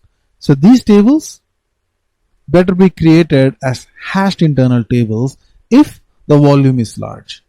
Now, we are dealing with very small volumes of data, so that's not a big deal. But typically, hashed internal tables are not used in the first go itself when you create a program. The program goes live, and then somewhere down the line, 2 years from now, when the volume of data increases so much, the performance of the report suffers. And when that happens, it comes back to the programmer and say, hey, can you optimize this? It's taking a lot of time to execute this program. That's when you might probably want to go and see which specific statement is taking a lot of time when that report is being executed. And most of the time, one of the key operations that you try to do is optimize the internal tables. Oh, it's a standard internal table. It's taking a lot of time to read. Let's convert that to a hash table. That's not a magic bullet. It will not solve all the problems.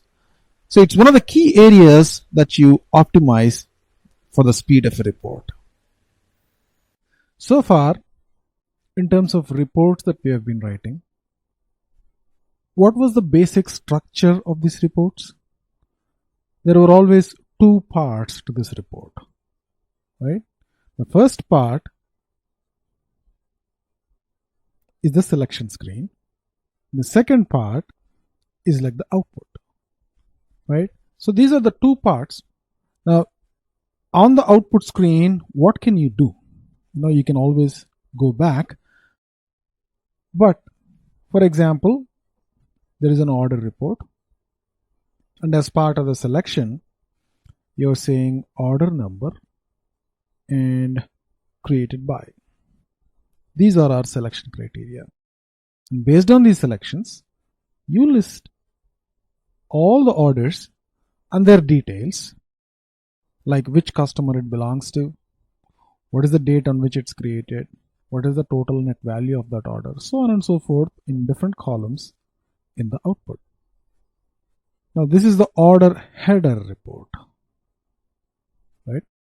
Now what if you want to see the items? You have to create another report called the item report, which is going to look something like this. Order number, and then maybe some more parameters. If you want to search by material number, you could do that.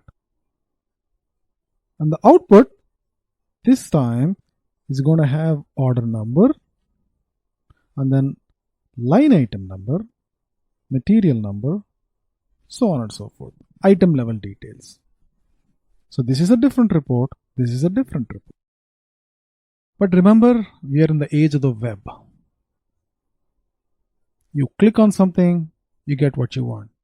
Well, this is all good, but it has some limitations, or rather usability based limitations. Meaning, for example, here is our order number 5000 and then order header details. What if you had given the user a facility whereby if the user clicks on this order number, you show him all the order line item details, like 5000 order number, line number 10 is M01. For the same 5000 order number, line item 20 is M02, so on and so forth. And the user wants to view the details of another order, you go back from the screen, which shows the main screen, and then maybe he wants to see 5002. Sure, click on this button, and then SAP takes him to the order detail screen. In this case, it's not going to show 5000, but it's going to show 5002 because that's what the user has selected. And then the corresponding details. Maybe this is M17, this is M21, which are materials ordered in that order number 5002. You get the point, right? This way of doing reports is called as interactive reports. interactive because when the user interacts on the order number, for example, based on his interaction, we are showing him data that's relevant for that interaction only. It's more or less like a web browser. So you have one page, the home page, and then say we're talking about CNN.com, and then there are different links, right? So there's a sports link, there is a business section, so on and so forth. When you click on the sports link, you take him to the sports page. When you click on the business link, you take him to the business page. And in the sports section, there are again many links like tennis, basketball, baseball. And when you click on tennis, you take him to the tennis page. And when he clicks on basketball, you take him to the basketball page. You get the idea, right? It's a kind of a drill down. Like how you would have your family tree. You have a parent, and then children, and then grandchildren, and then great grandchildren. You get the picture, right? This is called interactive or drill down reports. Now let's build a simple interactive report which has just two levels. Okay, very much similar to the discussion that we had on this page. We'll have header level details as level 1 or index 1. So these levels are called indexes. Index 1 on level 2 or index 2, you have line level details. All right. So just to reiterate, this is going to be level 1 data, order out header, and this order details or line level data is going to be level 2. So let's start writing that program. So let's start creating these data structures. The first data structure that we need is, of course, the order header data. So let's call this ty underscore VBAK, the order header. This we're going to call it ty underscore VBAP because AK is the header data, AP is the item data. So far we have been creating internal tables using types. I said this is the most used approach. There are other ways to create internal tables, of which I'm going to show one variation in this program. The first internal table VBAK we're going to create using ty types, and the second internal table we're going to create without a type. How are we going to do that? So we are on day 7, so we're going to call this Siva underscore 07, and the name of the program will be order drill down report version 1. I'm going to give it a title, order drill down report, 2 levels, because we're going to have first level is the order header, and then click on that, you go to the second level called order items. Then remember I said the first internal table, the internal table to store header data, is going to be created using types to create the structure and data to create the actual internal table. So this is something that we have done so many times. Create a type, have all the fields that you want in it, and then using that type, create an internal table and create a work area.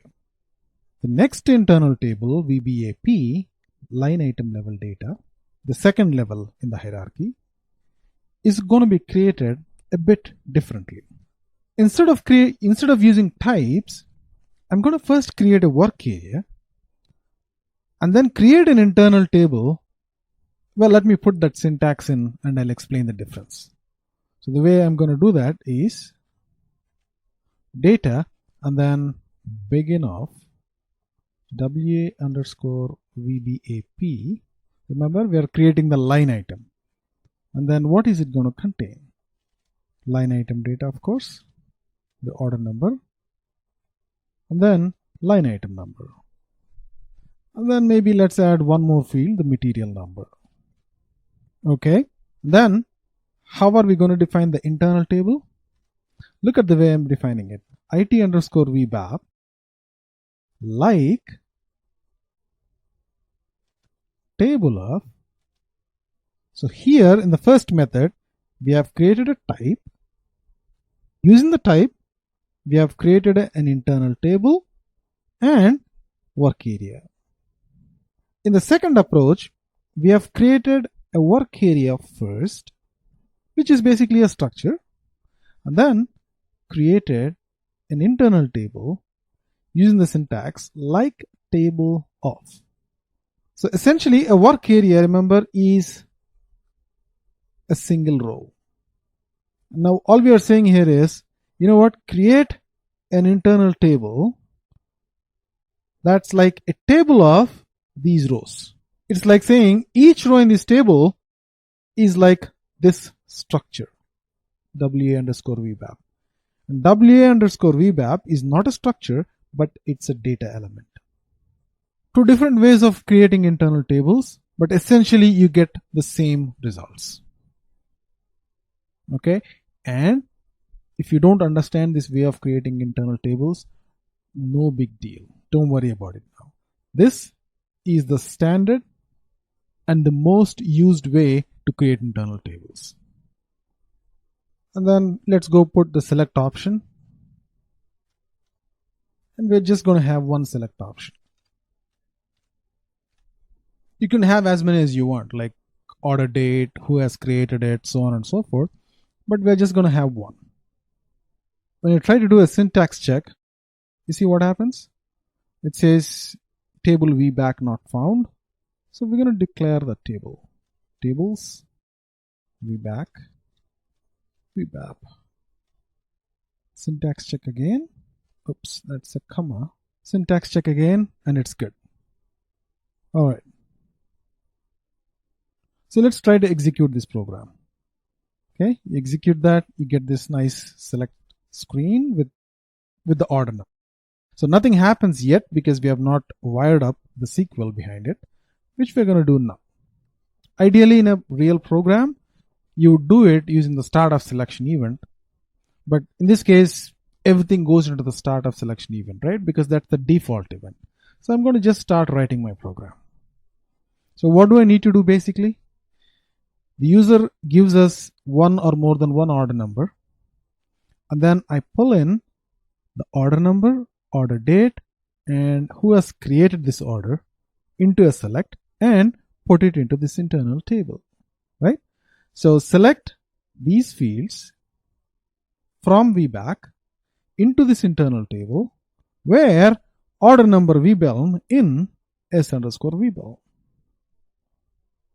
Instead of typing all the fields that I'm selecting, I could do a vertical selection using the Alt key. I press the Alt key, drag my mouse over like we have done in some of the previous programs, and it selects only those vertical fields that you have selected.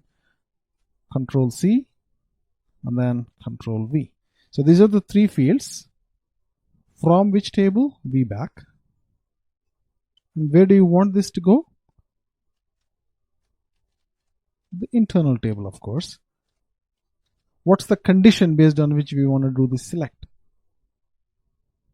Where VBELM in S_VBELM, whatever the user has selected in the select options. Now that we have got the data into the internal table, what do? We just loop it and write it out onto the screen.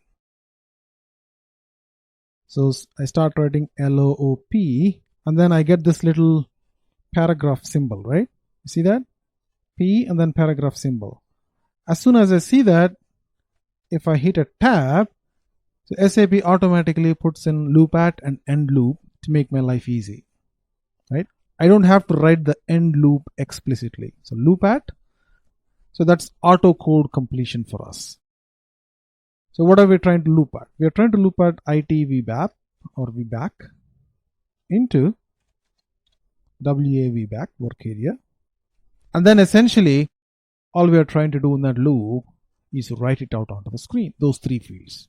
Okay, that's our write statement. Now let's execute it. Okay, 5,000. Let's say we want to pull in all the orders from 5,000 to 5,005. So 5 or 6 different orders. Execute. And we've got these 6 orders and their corresponding creation dates and created bys listed in this grid format. So this is something that we are very comfortable with at this point. Now we want to make this interactive. And the way we're going to do that is, if I double click on it, at this point, I'm trying to double click on 5,000, nothing happens. I double click anywhere on the screen, nothing happens because we have not wired up the screen to respond to a double click. The way to do that is by recording that event and writing a program that responds to that event. The event for that is called @line selection. Okay. So when the user has clicked on a line on the report output, the event @line selection is triggered. Okay, and I'm not going to do anything there. I'm going to just put a message saying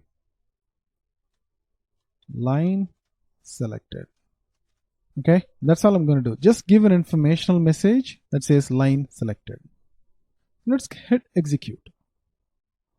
Then in same 5,000, execute, and say 5,001.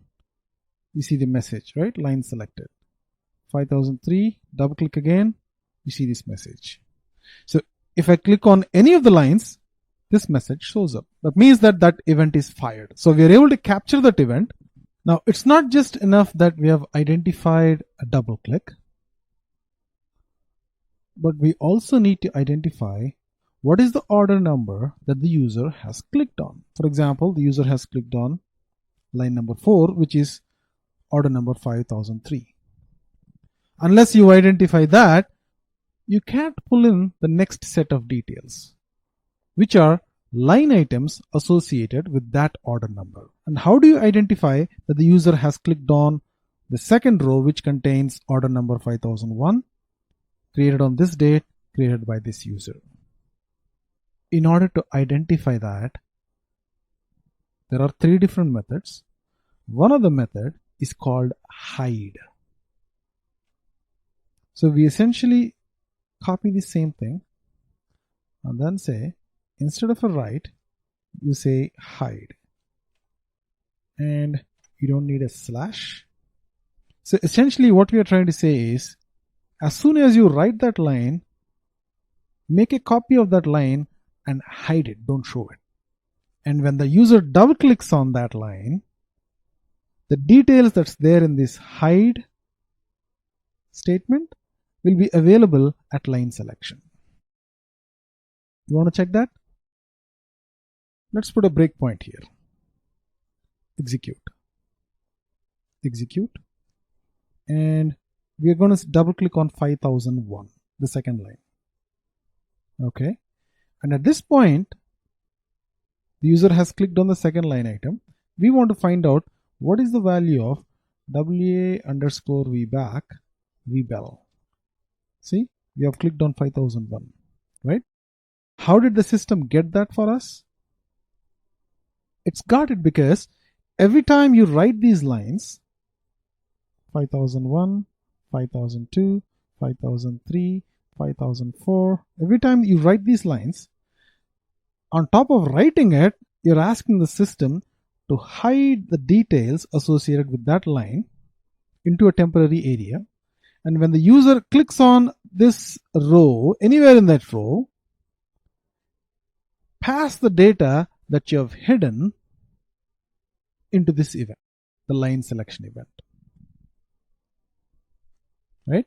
At this point, this field contains 5001 because the event has identified that I have clicked on or double clicked on this line, and then the order number, the order date, the person who has created that order, all that data is available to me to proceed further.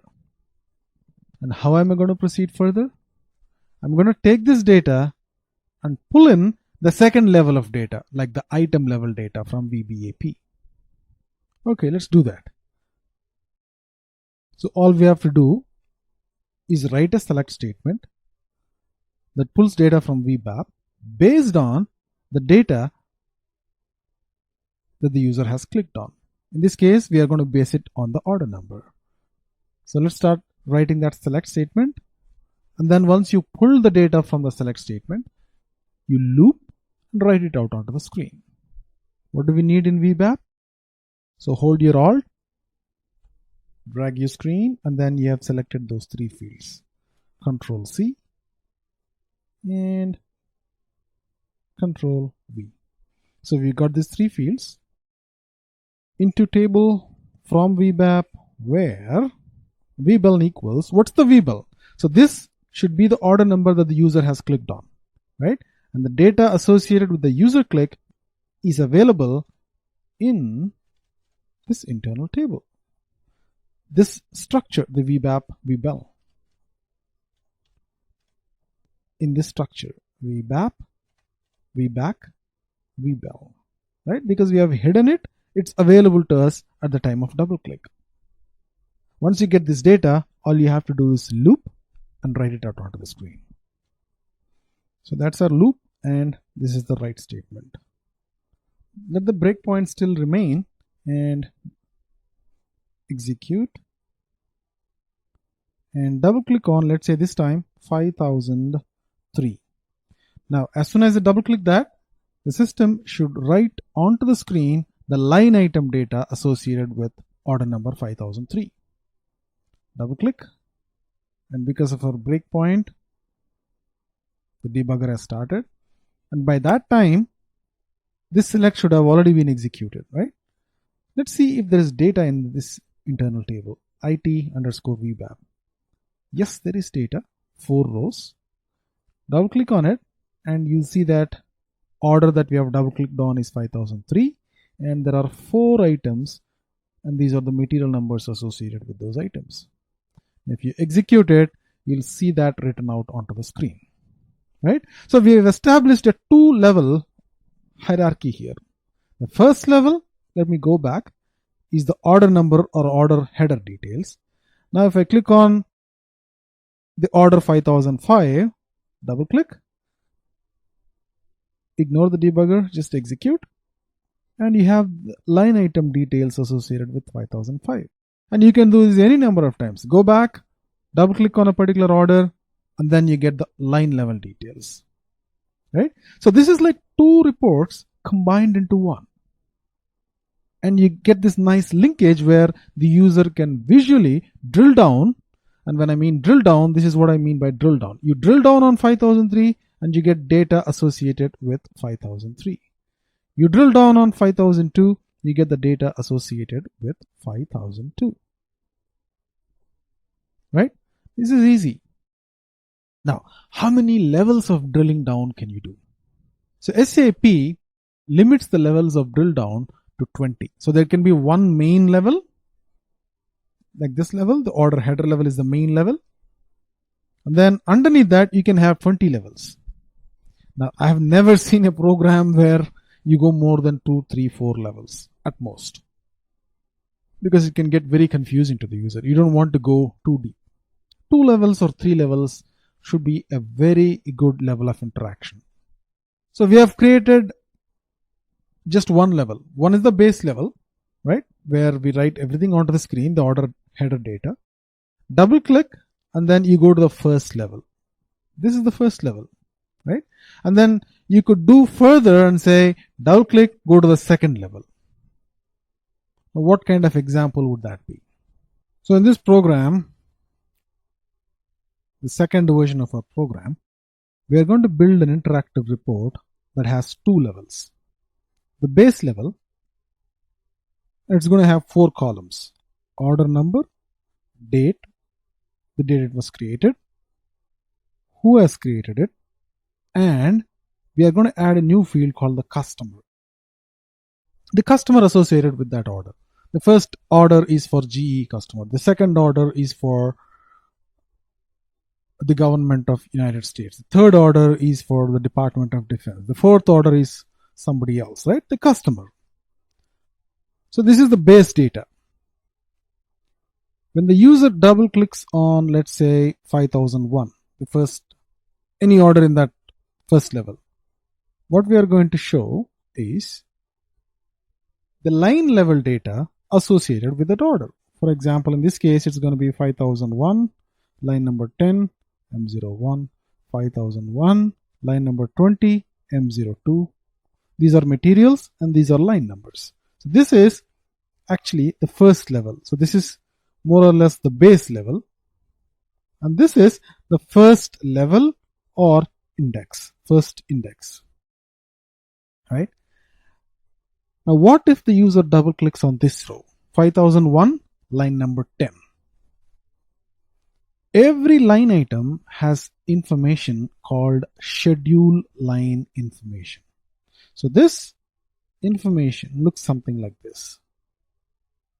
Order, line number, material, and you don't even need the material. You can have order, line, and then something called a schedule line, which is another number, sub number of line. And then we can have order quantity and confirmed quantity.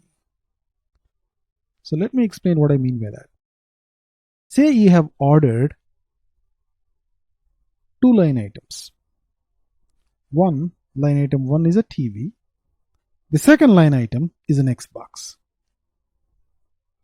If the user has clicked on this line item, the TV line item, the TV line item can have more than one schedule lines. What do I mean by schedule line? It's going to look like this. 5001, line item 10, schedule line 1. The quantity that I have ordered, let's say, is 1. So the ordered quantity is 1. The confirmed quantity is 1. Okay? This is one way of confirming the material. Sometimes a row could be more like this. The same line item, schedule line 2, the confirmed quantity here could be 0, and the confirmed quantity for schedule line 1, schedule line 2 could be 1. Meaning, there's also going to be a date associated with it, which says, I've ordered this line on Jan 1st. So this is Jan 1st. On Jan 1st, I could not confirm the quantity. So that is represented by this line. But on Jan, let's say 10th, I'm going to have this kind of a model of TV available and I'm going to confirm it for Jan 10th. So basically, it's a schedule of delivery, which is going to contain a key information called confirmed quantity. Meaning, if I ordered, say, 10 line items, 10 TVs, which is very unlikely, but let's just say we ordered 10 TVs. I could have 5 available right away on January 1st. So I'll say the confirmed quantity is 5 here. But on Jan 10th, I'm going to get the remaining 5 TVs. So the remaining 5 TVs are going to be confirmed on Jan 10th. You get the picture, right? So this is called a schedule of delivery. And where is this data available? This data is available in VBEP.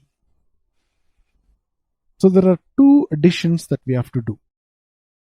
The first addition to the program, the second version of our program that we're going to write is create data structures for VBEP.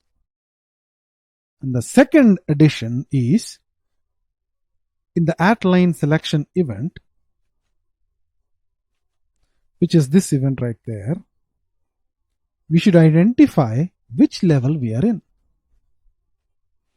If we are in the first level, get data from VBAP and show it on the screen. If we are in the second level, get data from VBEP and show it on the screen. So let's do the first job first, which is to create the data structure. Before we do that, let's get a copy of this program and call it version 2.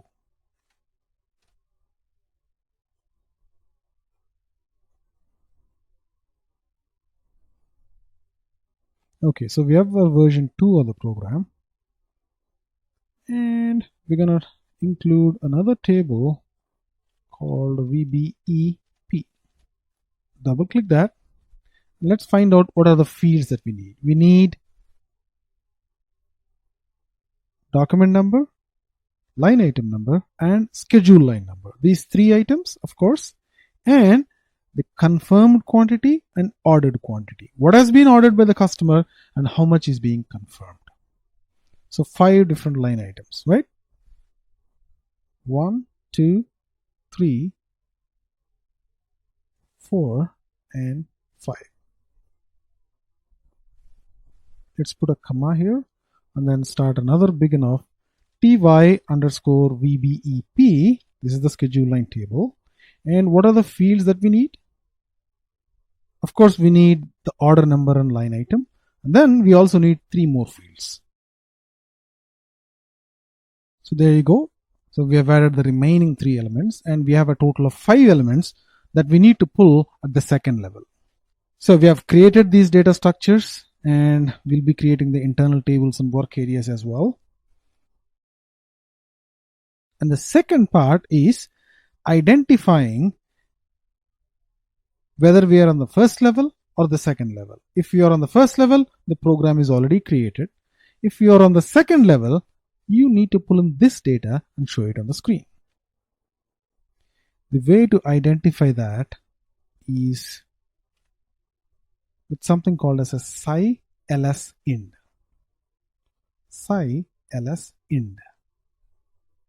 Sci-ls-ind. So this is basically going to contain the index number or the level number. So when you go to the first level, this field will have a value of 1. When you go to the second level, this field will have a value of 2.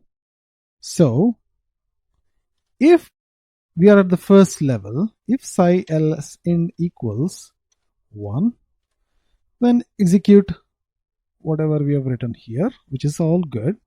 Get the first level information. And if we are at the second level, then we don't need to pull data from VBAP. Instead, we need to pull the data from VBEP. And what do we need to pull in? We need to pull in these 5 fields. Right? So let's do that. So this is our select statement. What I want you to focus on is how we are getting these fields. We should be getting these fields from here. But do we have a hide statement here? We had a hide statement here, and because of that, we got this field. Now we need more fields at the second level. So this is the first level, right?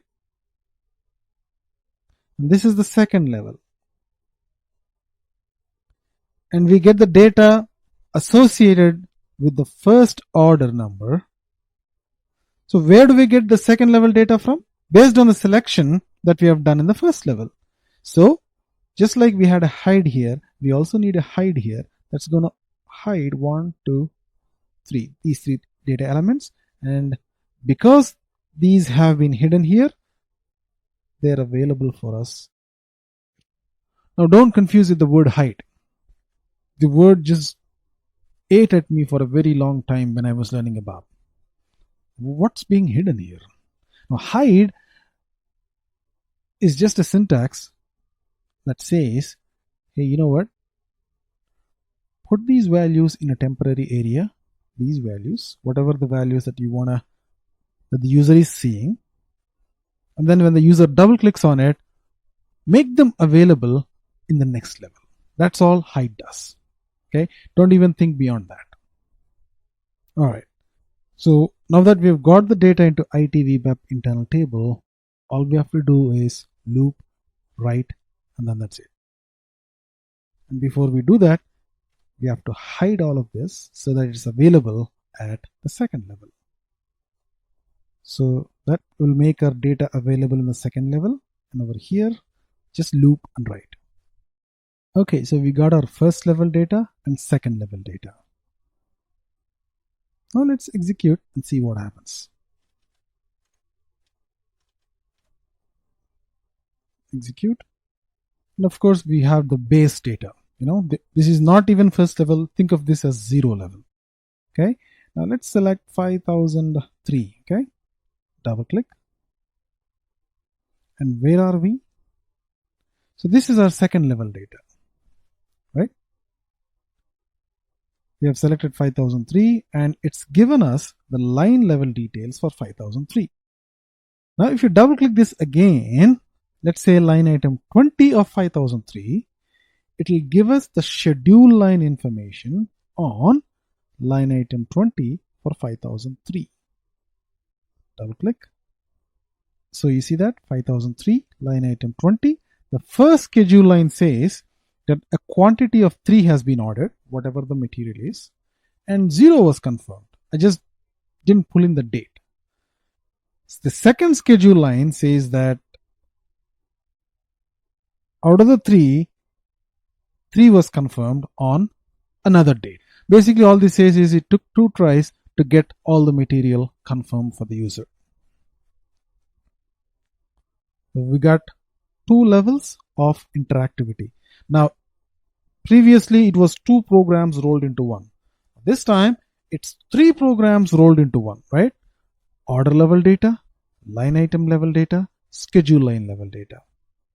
What used to take 3 programs previously is now just 1 program, and it's beautifully linked together because you can just double click, drill down and find out all the information that you need associated with that particular line number. So this is version 2 with 2 levels of interactivity. And in the next program, what we're going to do is essentially keep everything the same, but add something called as a top of the page. One of the problems with the previous program is when you execute it and start drilling down, look at the title here. Order drill down report 2 levels version 1. So now we are the base level, level 0, and we know that this is order header information. Right? If I double click on that and I get the line item information, where is my title? How do I know that this is line level information? I need to have some kind of a title on the top of the page, right? And if I double click that, I'm going to the schedule line information, the second level. And this is different from what we have seen in the previous screen, which was different from what was there in the main screen. So the top of the page title needs to change with what's being displayed on the screen. And we know what's being displayed at each level. We know what title to put, we just don't know how to put it. So in this version, we're going to add that little piece. So let's make a copy of this, call it V3, copy. So everything else will remain the same, but we're going to create a new event called top of page during line selection. So this is the event that's triggered when you do interactive reports. And how do you know what level you're in? Of course, psi lsin. If this is equals to 1, what you do is on the top of the page, you write that this is line item level data. So if you are at the second level, then it's going to be schedule line data. I'm just going to put different colors so that it's more attractive. So all we have essentially done is, if we are at the first level, this is the top of the page. If we are at the second level, this is what we need to print at the top of the page. Let's execute this and see what happens. Okay. Go to the first level, we have a title in green. Go to the second level, we have a title in red. Right? So we can have different titles or different top of the pages for each of the levels. Over here, I want to introduce another syntax called case statement. So if you already have some level of experience in C language, you would understand this. If not, that's fine. I'm just going to give you a different syntax that's going to do the exact same thing as these highlighted if statements, but using a different syntax. Okay, so I'm going to comment this like so, control comma. Now let me write the same thing using what is called as a case statement. So this is the syntax of a case statement. Case psi ls end, meaning I'm checking for what is the value of psi ls end. If it is 1, so this is equivalent to this statement. If psi ls end equals 1, then write this out onto the screen. I'm going to copy that and paste it here, right? If the value is 2, I'm going to copy this and paste it here, right? When others is more like a default statement. So what happens when it's neither 1 nor 2, right? You can have that default as well when you just say when others, and then you could put something there. In our case, we don't really care. We don't have any other cases. We just have 1 and 2. Now, what are the advantages of this statement, case statement? The advantages are, when you use case, if statement is a little cumbersome. What do you mean by that? Very simple. See, you're repeating this thing every time, right? If you're comparing the same variable again and again and again, then it's better to do a case statement than an if statement, because every time you have to do either an end if or an else if, and then you have to start again with an if and then an end if. So it's like one big blob that keeps repeating again and again and again. Now it's just 2 if statements here, but what if there are 10 levels? You're going to write 10 if statements. Instead, you can write one case statement and then just have 10 levels of when, which is more simpler compared to an if statement, and then just end it with an end case. It's just a different way to write the same logic, just more compact. Now we come to the next version of the interactive report, which is when the user clicks on a particular line, for example this line, you don't know whether the user has clicked on the first column or the second column or the third column or the fourth column. Well, you might say, how does it matter? Well, it does matter in some cases. Let me give you an example. Say, take this base level. You got order, date, name, and customer, right? So if the user clicks on order, then show order line item in the first level. But if the user clicks on the customer, show customer data like customer name and customer number. So this is first level data. This is also first level data. I'm not even talking about the second level data. But the difference being, if I click on this column, show me order number. If I click on this column, show me customer details. Right? Depending on what I click, I show the respective data. Now, previously, using the hide statement, there's no way to get what the user precisely clicked on. So that method will not work for this. So to get this, we need what is called as get cursor. Okay, this is the statement or syntax that we use to get what the user has exactly clicked on. So make version 4 of the program, and we're going to introduce a new data structure for customer. So that was our customer structure, and the table that we're going to use for that is KNA1. In case you're wondering how I got these data, Kunnar and name1, I got it from this table. The customer table is KNA1, and the customer number is Kunnar, and name1 is the name of the customer. So now that we got the structure ready, let's create the internal table as well. So these are our internal tables, and we need to create a couple more variables called fields and values. I'm going to say data field, just a variable. It's of type 20 characters, of type C, and value, This is, let's say, 10 characters, because order numbers, customer numbers, they are of type 10 characters. That's just for your information. You don't have to really bother about it. You can get the definition from the data dictionary. Now I'll tell you why we are needing these fields and values. Now, everything else remains the same, but over here at line selection, when the index is 1, what we're going to do is get cursor field FLD. FLD is a variable and field is a keyword. Value VAL. Okay, so we're going to have that statement there, and we don't need the second level because we're not doing 2 levels. Just at the first level, we need to bifurcate the logic. If the customer has clicked on the order number, show order data. If the customer has clicked on customer number, show customer data. So this over here, field and value, gives us an idea on what the user has clicked. Okay, so let me activate the program, put a breakpoint here, and then execute it.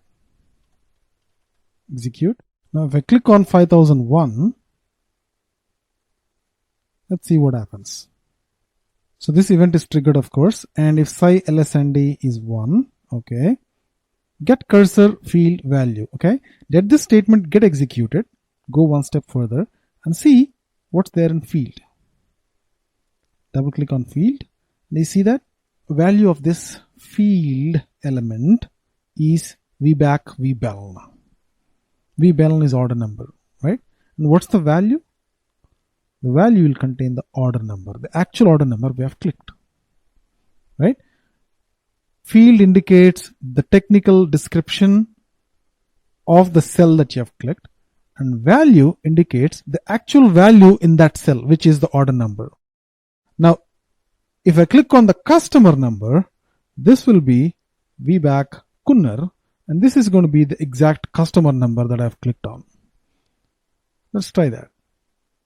If I go back and click on 2007 customer, okay, 2007, and step through and double click on field, and you see that it's vback kunnar, and the value is going to contain the customer number. So what we have achieved here is have a way to identify exactly the technical description of the field that has been clicked on and the value of that field. Once we get that, all we have to do is write an if statement that says if the field that has been selected is sales order number, go fire one SQL statement, and if the field that has been selected is a customer number, go fire another select statement. As simple as that. So one of the select statement is already there, the order based select statement. So all we have to do is indent this a little bit and just say if FLD equals vback vbel, right? All in caps. Make sure that they're all in caps. So if you put small letters, it doesn't match. Okay. If this is equal to this, put all of this inside the select statement. Okay. And then we're going to do the same thing for kunnar, except that this time it's going to be kunnar, Kunnr, and the select statement is also going to be different, which I'm going to rewrite now. So it's not going to be vbel, it's going to be kunnar name1 from kna1 into table it underscore kunnar, where vback underscore kunnar. This is not going to be vbel, instead it's going to be kunnar. Okay, and then we're going to loop at it underscore kunnar, the customer number internal table, into the work area for customer number that we've already created, And we don't even need the hide statement here, because unless we plan to go to the second level, we don't need the hide statement. We're just going to have one level, but two different kinds of logic. One, if the user selects the order number, give order details. At the same level, if the user selects customer, give customer details. So just replace WA Kunnar wherever we have WA Bap, and this is going to be K Kunnar. This is going to be name 1, right? Okay, so let's execute this and click on 5000. You get order data. Click on customer number, you get customer data. This is all we wanted, right? Click on customer, we need customer data. Click on order, we need order data. Today, we will talk about a subject called modularization and another topic called PF status. The key focus is going to be modularization. So what is modularization? Or making the program more modular. Now this is a concept that's not just used in ABAP. It's used in many programming languages. In fact, it's used in any programming language. Let's talk about an example from the non-programming world. Say you're building a bridge, right? Let's say 100 miles, right? So there's a long bridge that's 100 miles, and this long bridge will have a whole number of pillars, right? Pillar 1, pillar 2, pillar 3, pillar 4, pillar 5. Say each pillar is 100 feet apart. Now for those of you who don't come from an engineering background or a civil engineering background, you should know that the way these bridges are built is that each of these sections, 100 feet or 50 feet, are built actually off-site somewhere, and then they're brought here and then assembled. Why do they do that? It makes things go faster. So this is the factory that makes concrete beams 100 feet apart, and this factory could be pretty close to the bridge. But the purpose of the factory is to make these 100 feet concrete beams. That's it. That's all that factory does. And the bridge is going to be constructed one pillar at a time, one beam at a time.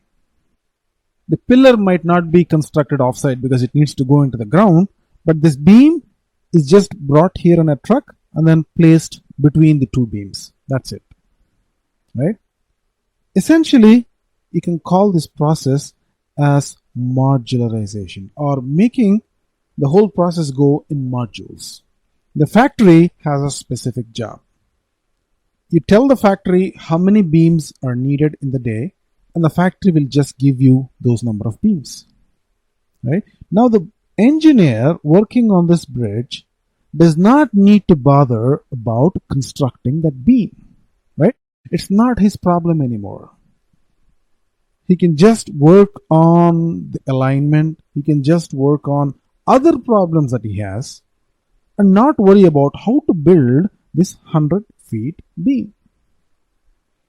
So modularization is taking a part of your work away and outsourcing it to somebody else. That's modularization. Let me give you another example, a real-time example. In the US, there are so many states, right? So this is Florida, and then this is Texas, and then this is Washington, California. If you just take California, it says just take San Francisco. You're going across a road. There is one gas station here, another gas station here. Price in this gas station for the same Shell and the same grade of petrol may be 2.01 per gallon, and maybe a couple of streets across, it might be $2.09. Apart from other reasons, one of the key reasons why there is a variation in the price right across streets or districts is because the tax that's levied varies by county, by district, by city, so on and so forth. Now this is okay for gas stations. Now imagine a company like Amazon that sells across customers residing in any city across the United States. Now, if it is selling something to a customer in San Francisco, the tax is going to be, let's say, 10%. If it's selling to a customer in Chicago, the tax is going to be 9%. And the 9 could change from 9 to 9.5 tomorrow. You never know. It depends on the local authorities. How the hell is Amazon supposed to know what is the tax or sales tax in Chicago today? Well, it might know it today, but how about tomorrow? Who's going to inform Amazon? Nobody's going to. To make things easy, there are some companies, they're called tax vendors. Their job is basically to contact each of the local authorities, get the latest tax rate, and have it with them. So anytime Amazon can call them, I'm not saying pick up a phone and call, I'm saying they can write a program that can call the interface here and say, hey, you know what? I have a customer that I'm selling this product to in Chicago. What is the tax rate? And this tax vendor is going to say, okay, as of today, the tax rate is 9.5%. What is the advantage of this? Amazon is no longer on the hook to calculate the tax for all these different jurisdiction codes across the United States. There are 55,000 plus jurisdiction codes in the United States. More than 55,000. And each of them could potentially have a totally different sales tax rate. Or sometimes, like in the city of Portland, there is no tax. Right? What we're essentially trying to do is relieve Amazon of the duty of finding out what is the tax rate across all these different constitutions or jurisdiction codes as they are called. This is an example of modularization. So when you think of modularization, think of outsourcing, offloading. There is a main program and there is a sub piece of work that needs to be subbed out or subcontracted out. All you have to do is call that little piece of program and that will do the work for you and say, okay, I've done it, or it returns a value which you need. Now each language does modularization in a variety of ways. Now there are different kinds of modularization. Modularization within a program, modularization out of the program, modularization across systems. Essentially, these are the three different varieties of modularization. Now, in the context of the example that we just discussed, the logic to calculate the tax lies with the tax vendor. Amazon doesn't have a clue. So in this case, the modularization is essentially happening outside of the system. Meaning, from the perspective of Amazon, Amazon's code is running somewhere on Amazon's server and it's making a call to the tax vendor, which is out there somewhere else, and the logic runs on the tax vendor's system and returns a value. So this is one example of modularization, but not the only example. Another example could be there is program A and then program B within the same system, say within the same SAP system.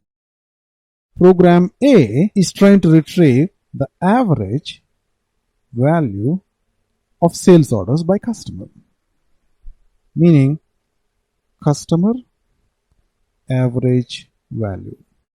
Customer 1000, the average sales value is $1,200 per month, let's say. Customer 2000, the average is 2500, so on and so forth. There is another program, program B, which does a specific job. What does it do? If you give it the customer number, it returns the average sales value. Now, program A might not just calculate the average value, it might do something else as well. Now, one of the things that it does is find out the average value of sales by customer. Program B just does that. It's designed for that. So all program A has to do when doing the computation for this particular column is just call this program, and this program will return the value of the average sales, and this column is computed, ready-made. Right? The rest of the columns it can do on its own. But that particular part can be outsourced or offloaded to program B. Now this is another example of modularization. In contrast with the previous example where the actual work was really done outside of the system altogether. So this is outside of the system. This is inside the system, but across programs. It's not in the same program, it's across programs.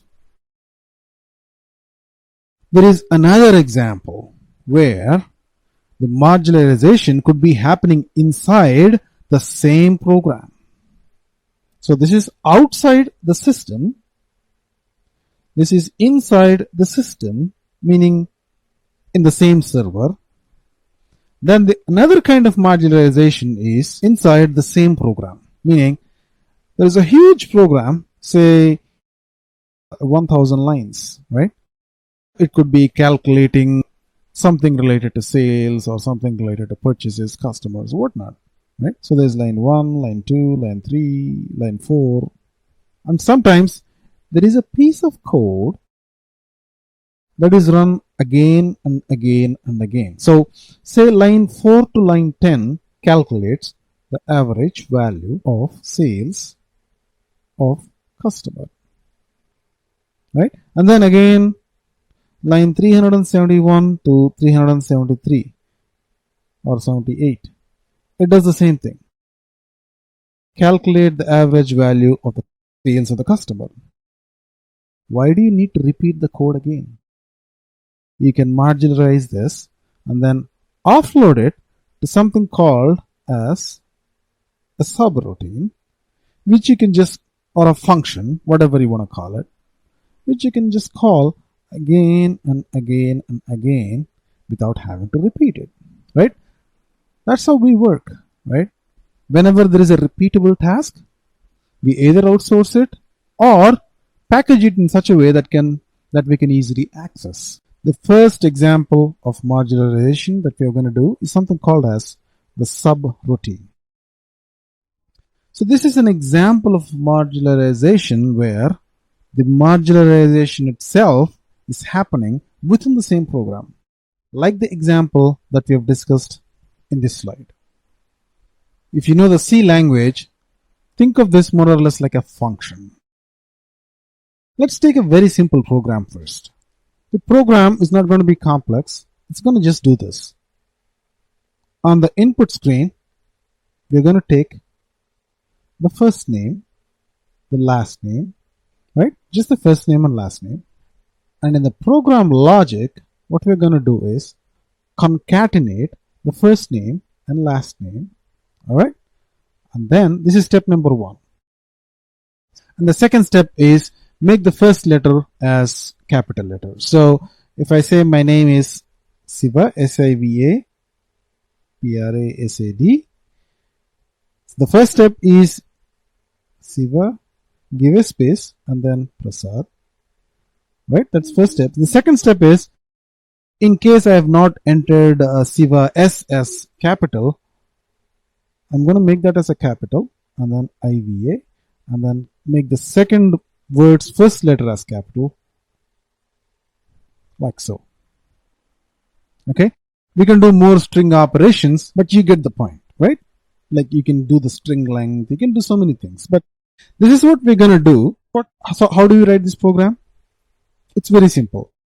You have a select option, or let's do a parameter because that's easy, right?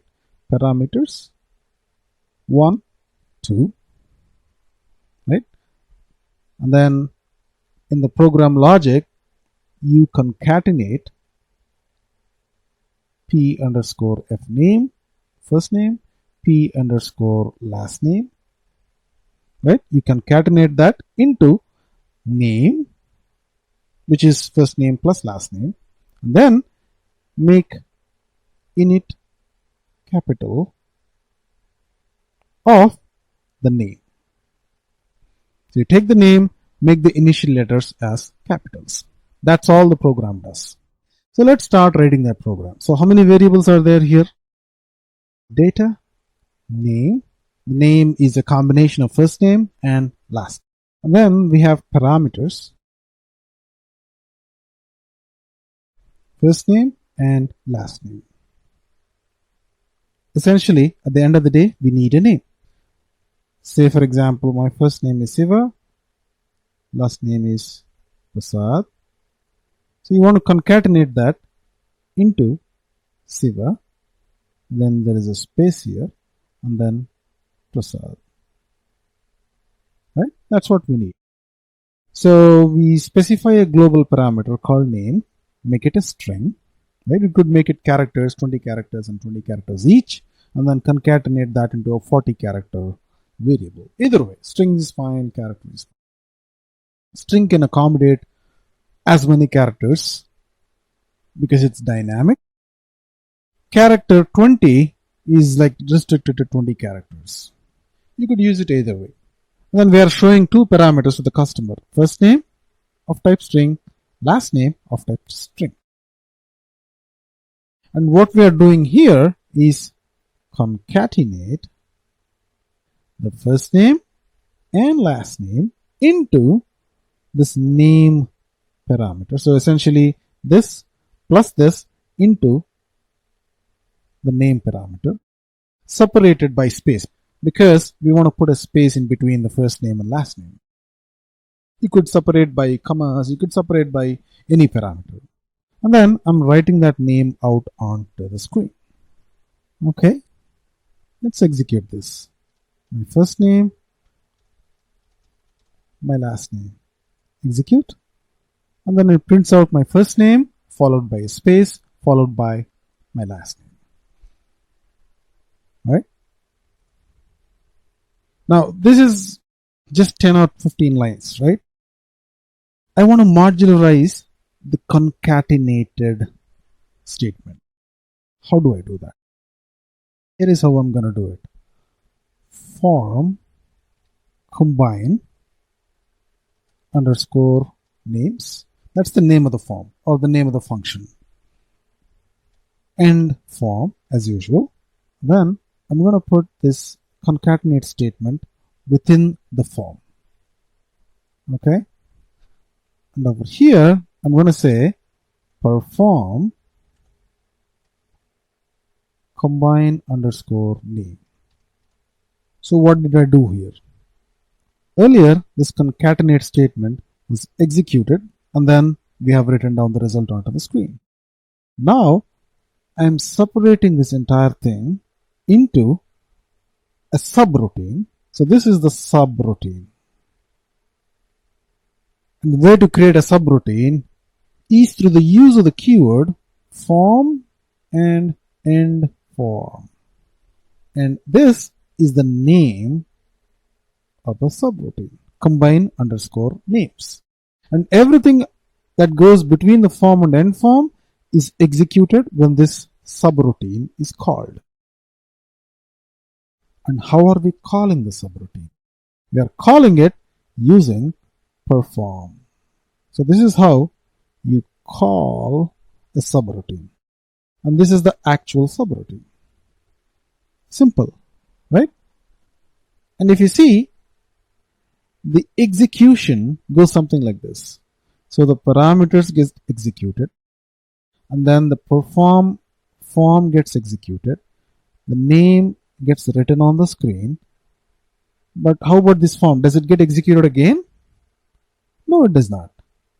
The form end form will not be executed by ABAP until you explicitly call the perform keyword. Perform and then the name of the form. Let's debug this and see the flow. So I'm going to put a breakpoint on the perform state and execute. Okay, my first name and last name and execute. Okay, now if I hit F6 or the execute in the debugger, it's going to call the perform and look at the way the arrow here moves forward. I'm going to hit F6 and the arrow moves to the right statement. The perform is complete, right? And then it writes onto the screen. I hit F6 again and then it's done, right? Let's go back again. Hit execute again. It stops at the perform statement. And now I'm going to step in to the perform. Instead of F6, I'm going to press F5, the first button in the debugger. What happened? You see, it went into the form. So we are trying to step in to the actual subroutine. So combine names is a subroutine that it has stepped into. Look at the yellow arrow in the left gutter. And then this concatenate statement is executed. Now if you look at the name, the variable name, at this point, name is blank. So after the concatenate statement is executed, now the name has the value of first name concatenated by the last name, and the end form is complete, and the perform is complete, and it moves to the right statement now, right? Let's step in and step out. So that's a simple example of a subroutine. Now it's not a lot at this point. It's just one statement, right? You could complicate it any way you want. And we're going to see some examples as we go forward. Now this is the simplest version of a subroutine. Now I want you to observe something. This subroutine needs two parameters, first name, and this subroutine needs two parameters, parameter 1, parameter 2, first name, last name. And then it modifies the third parameter, which is concatenating the first name and last name into the full name. So it's taking two parameters as input and changing the third parameter, right? In this case, it's not a big deal. I'm not worried about what's input, what's the output, because they're using the global namespace. Or you can think of this name or anything here, p underscore f name, p underscore l name, as global variables, meaning they are available throughout the program. To give you an example of what's a global variable versus a local variable, let's say, think of the Microsoft Corporation, right? There's Bill Gates or Satya Nadella, and then underneath that position, there is a CFO, CIO, or some other position. And underneath that, there is VP1, VP of sales, let's say, VP of finance, VP of somebody else, right? Now, Bill Gates might not know the name of this VP. He might or he might not, right? Let's say he does not. He knows the CFO, he knows the CIO, he knows some other key positions. And under this VP, there might be some other business division, BD1, BD2, right? Obviously, Bill Gates will not know who the business development manager is for, let's say, enterprise software. But this VP, to whom this business development manager reports to, will obviously know his name, right?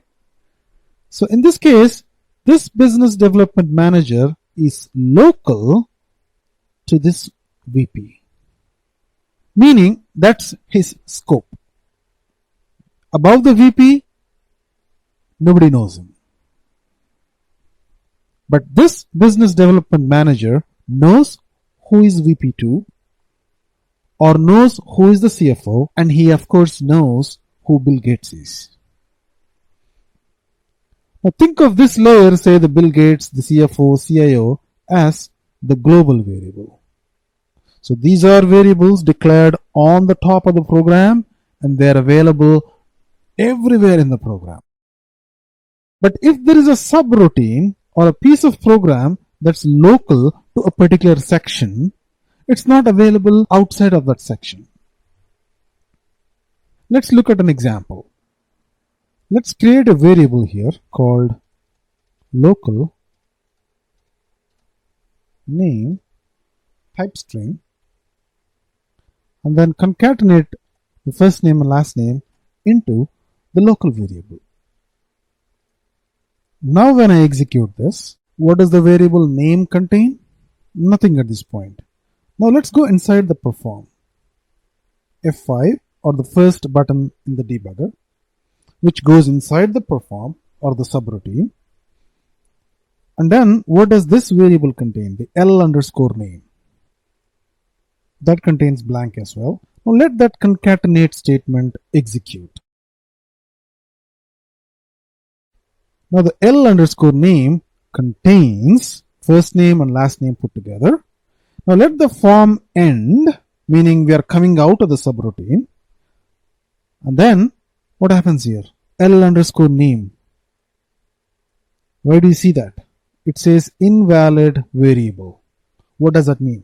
That means at this point, it doesn't know the value of L underscore name because the variable L underscore name is a local variable. Local only to this form. That's the scope of it. It's like that little VP down there who Bill Gates does not know because Bill Gates is sitting right here. He is a global variable. In the program, knows who that global variable is and what's the value. But this over here is a local variable which is local only to this form or subroutine. The value of that variable doesn't make any sense outside of that subroutine because, for example, when the program execution is at this point, SAP does not know what's the value of this variable because it's local to this form. Now, why are we talking about this? Local versus global. Now, the reason why we do modularization is because modularization makes things easy. The example that we have seen is a very simple example, right? What if the form itself, form and form, has so many lines, like let's say 300 lines. So it's a world in itself. It has so many things that are local to that form. Nobody else outside the form understands those variables and they don't need to. It's not their problem. All they need is they'll give some input and they need an output, right? Like you turn your wheel on your car to the right, the car moves to the right. Turn left, it moves to the left. You don't care about the inner mechanism. What's the gear? What are the levers inside the driving mechanism? Is it hydraulic? Is it this or that? You don't care. That's all subbed out to the steering wheel mechanism, right? All you say is, I want to go right. You turn your steering wheel right, and then it goes right, right? So the input is what you give this form, and the output is what the form gives you back. The way to do this is by using what is called as using, U-S-I-N-G, using, and then output is changing. Now in the context of the first and last name, you will be sending these parameters as using, F name, L name. So these are the parameters that the form requires. So we'll be sending them as using the using keyword, and then changing is the name because that's the parameter that we are going to put the concatenated string in, right? So think of this as input, Think of this as output, right? That's essentially what modularization does. It takes something and gives you something else. We don't care what's inside it, meaning the rest of the program doesn't care. As long as that particular piece of program can do it again and again and again, given a set of parameters, it gives you the result. Input, output. Now, so far, we were not using this because we were doing this kind of implicitly. Because we used global variables, we did not have to use using and changing. We were able to access the global variables. The F name and L name were global variables. The name was a global variable. So there was no need to explicitly pass variables to it and then get value out of it. But that is not how we do things all the time. I'm not saying it's bad to do it, but in some cases where you don't want to expose or you don't want the rest of the program to know about the logic behind these variables, you send them some variables and get some results. The way to do that is by saying using p underscore f name and p underscore l name, and I'm going to remove this local variable, and you modify the perform statement accordingly. So you don't just call the form or subroutine, you call it using the first name and last name, and it is supposed to change the name for you, which is essentially giving you the output of name. Let's see if this gives us the same result. Go inside the perform and execute that and that. See, you essentially get the same result. So you have enhanced the subroutine to take in some input parameters. You specify that using the using keyword, and then you specify the output parameter. You specify that using the changing keyword. And when you call the subroutine, you use the same set of parameters. First name, last name, and then the name. Now the order of these parameters is important. You are passing the first name and the last name next. First name first and the last name next, because we have defined the form like that. So if you interchange these, it's going to be messed up. It's going to have the last name first and the first name last, right? So the order is important. You pass them in the same order as the form has been defined. Let's quickly summarize what we have learned about subroutines. We started off with the concept of modularization. What is it and why do we do it? We have seen some examples, right? Modular construction. And we are going to see more examples of how we are going to do it. But for now, the simplest form of it is called as a subroutine. And we have created a subroutine that does a simple concatenation. A simple job, a one-liner. So there was this concatenation line, and that was separated out into a form and end form. So a subroutine starts with the statement form and then ends with end form. And to call that subroutine, you need to use the perform statement. Perform and then the name of the subroutine. It's very simple, right? And then we have talked about situation where the subroutine takes in some parameters and emits a parameter or more than one. And we have seen situations in terms of why we need to do it. If you don't do it, we are basically relying on global variables. So we have talked a little bit about global variables and why we need to use them. And if we can't use a global variable, we should be thinking about passing variables so that the subroutine can do its magic and return the variable in the changing parameters. So in order to do that, we use two more additional keywords called using and changing. Using is used to send input parameters and changing is used to send output parameters. And we have also discussed that using and changing can be used interchangeably. Meaning it's not necessary that using is read only and changing is not read only. Both are read write, meaning you can change the using, you can change the changing, or you can read the using and read the changing. And in this example, where Amazon finds out the tax of the customer depending on the zip code and state, we have seen examples of modularization inside the system and outside of the system. Meaning, within the same program, you can do modularization. That was the example that we have seen using subroutine. And in the next program, we are going to talk about something called as an include, which is another kind of modularization. And then in the next program, subsequent program, we are going to talk about modularization inside the same program. And then after that, we can talk about how to modularize the program outside the system.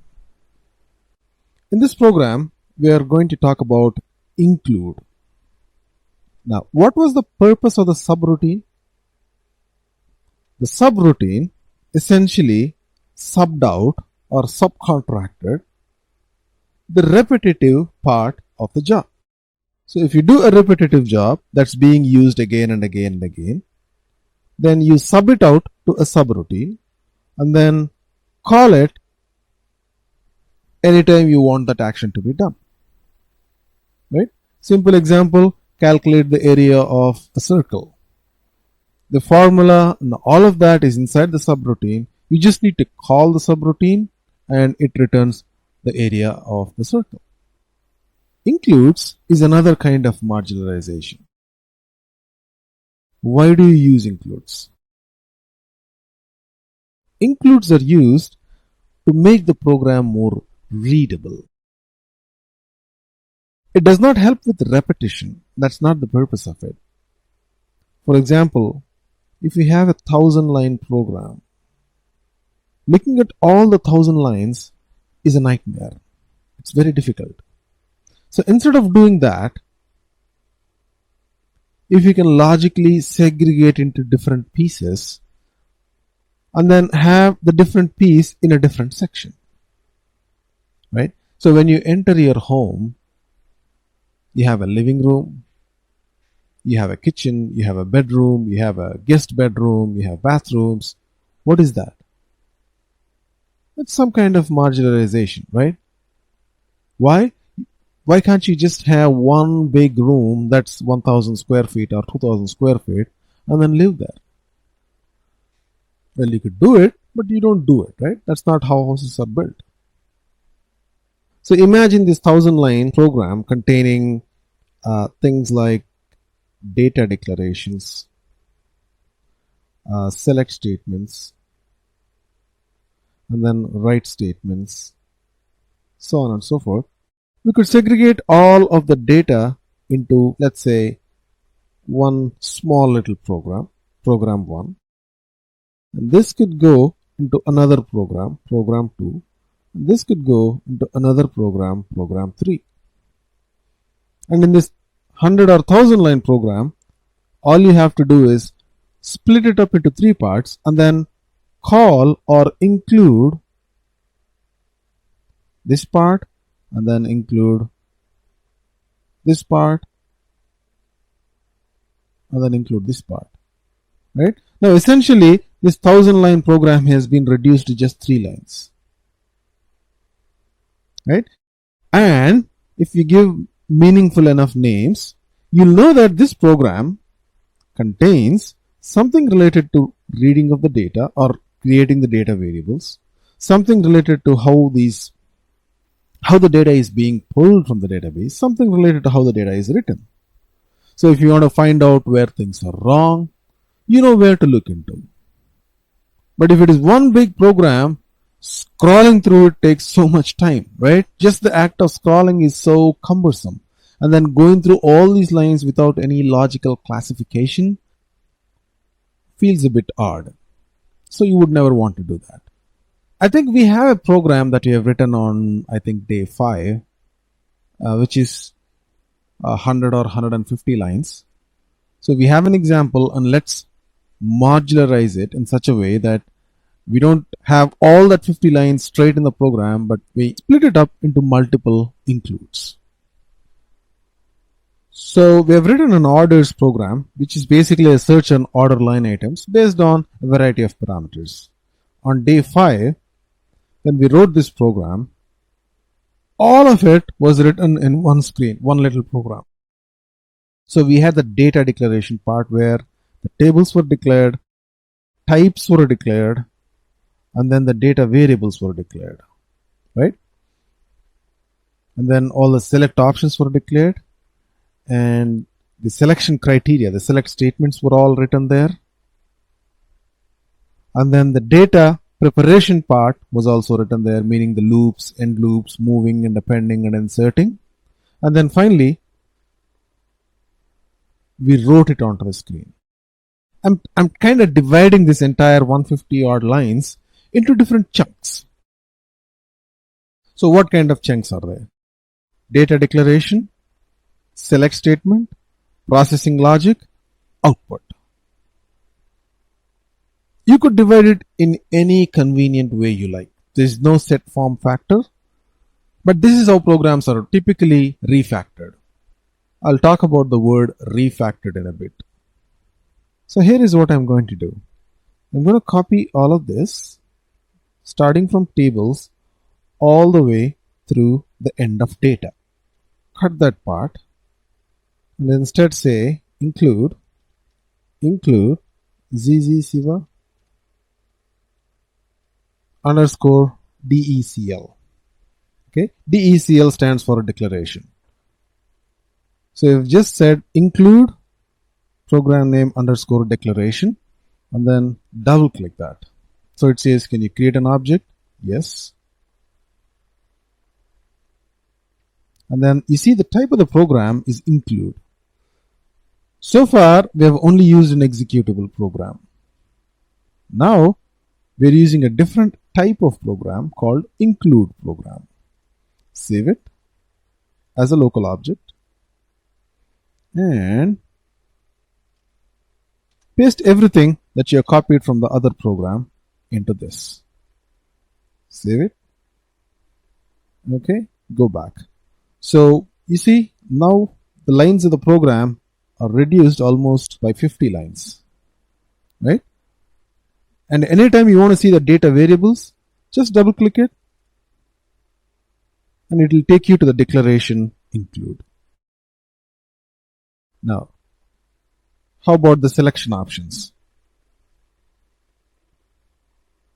Cut it. So I'm going to call it cell for selection. Cut the select options. Double click this. Yes, I want to create a new include. And it's of type include. And we are done. Then how about the start of selection? Start of selection all the way through. Say all these select statements are including the start of selection, let's say, can be put in another include. So think of this as select statements. Or you can call it as a fetch, so that we don't confuse with the selection options. So call it as a fetch, take all of this and put it into the fetch. And then finally, you could put this in a different include as well, but I'm just going to leave it right there. You see the program is much cleaner now, isn't it? It's just 22 lines. And then you want to see the declaration part. You can double click on this. It goes to the declaration include. Look at what you want to look there. Go back. You want to look at the selection options. It's in that include. You want to look at the way the data is being fetched from the database. It's in that include. And finally, we write it onto the screen using these write statements. Now, if you execute this program, it's essentially going to give you the same result. No different, right? Execute. and it gives you that screen. You can select based on the parameters, execute, right? So this kind of creating these includes is also called as refactoring. So we have essentially folded the code in such a way that all of the declarations are in this include, all of the select options are in this include, all of the select statements and loops and processing logic is in this include. That way, if you want to work on the declaration part, you just need to go and work on this program, a simpler version of that include program, which is just say 50 lines or 100 lines. Instead of working on this big 1000-line program or 150-line program, you could work on smaller chunks. Okay, this is one form of modularization. Now remember when we said one of the goals of modularization is reusability. To that end, we have used subroutines.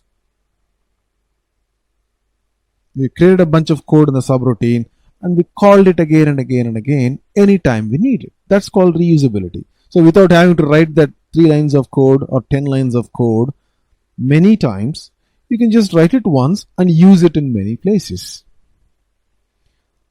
Another goal of modularization is refactoring. And that is done using includes. So what is refactoring? It's folding the code away into neat little pieces so that you don't have one monster to look at. All of that is neatly factored into small chunks of code, like this includes. Include 1, include 2, include 3.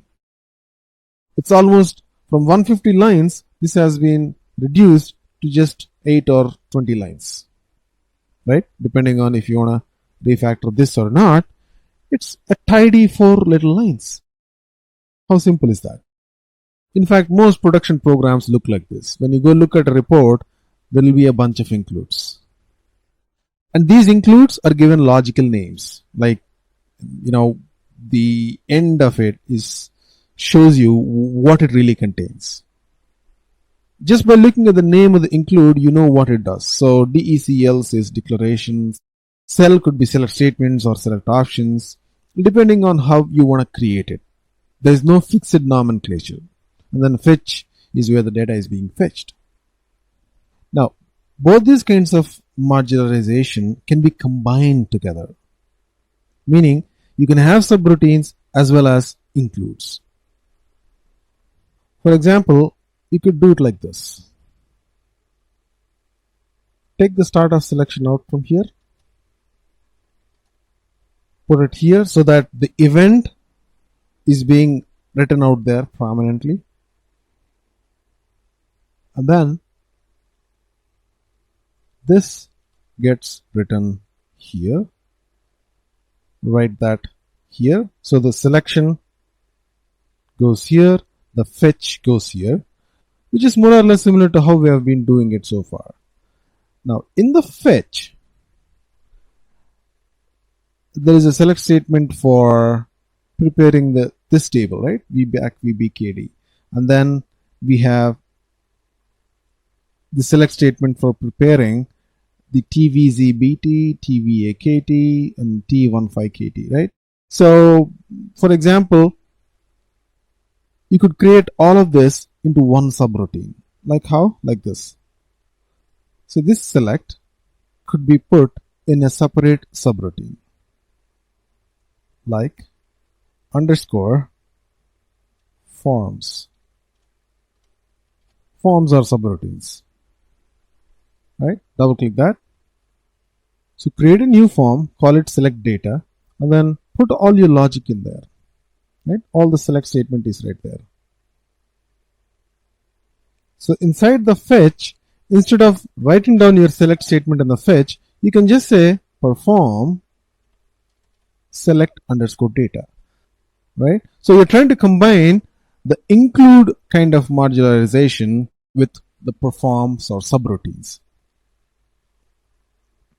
And then similarly move this away from here. So I'm just going to collapse this so that it's more readable.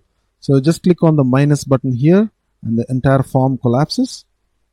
And then let's go create another form. Now this form could be something like form process data. Delete this from here and put just one statement, process data. So we have two subroutines in the forms include. All the logic is there, and in the fetch include, all you're trying to do is call these two forms. That's it. And finally, this is how our program looks like. We have a bunch of includes. One which does all the declarations, the types, the data, and any other variables. And then we have another include where all the subroutines are declared. And then we have another include where the selection options are declared. And then we have another include where the data is being fetched. And in that subroutine, we use the perform statement to call the subroutines in this include, right? And then we finally write it out onto the screen. Now, it might not make a lot of sense to modularize it to this extent on a 150 line program, because 150 lines is nothing. Imagine you have 2000 lines. In a productive program, anywhere between 1000 to 2000 lines in a report is not uncommon. Reading through 1000 lines or 2000 lines is painful, believe me. You don't want to do that unless the programmer has done some kind of a modularization like this, whereby there is some semblance of the structure of the program. So essentially, using these includes and subroutines, we are not just not trying to repeat ourselves, we are trying to give this program a bit of a structure, right? Like I said, when you enter a house, you have different rooms, right? It's not just one big room. Same thing with a company. A company has different departments. So each department has a certain job. That's modularization. It makes things easy to identify. It makes things easy to remember. It makes things readable. In this case, it makes the code readable. On top of avoiding repetition, modularization also ensures that the code becomes more readable. Next, we're going to talk about function modules. This is another kind of modularization. We have seen subroutines, we have seen includes. We have used them for two purposes. One is to refactor our code. This is to avoid repetitive code. What does a function module do? A function module also has a similar role to a subroutine. It plays exactly the same role, to avoid repetitive code. So what is the difference between a subroutine and a function module? Every Sunday, my wife makes mutton biryani. She's very good at it. I'm good at making desserts, but I'm not good at making mutton biryani. So every time I want to eat mutton biryani, I tell my wife, and she does all the magic, and finally the dish is ready. Think of that as a subroutine. She does all the work and I get the result. It's all within the same house, right? Me and my wife, we live in the same home and she does the work for me. So think of that as modularization within the same program. A function module, on the other hand, is modularization across programs, across systems. For example, if I want to order something, I can just pick up a phone or use the app and order the same mutton biryani, and the restaurant is going to make it for me and send it over.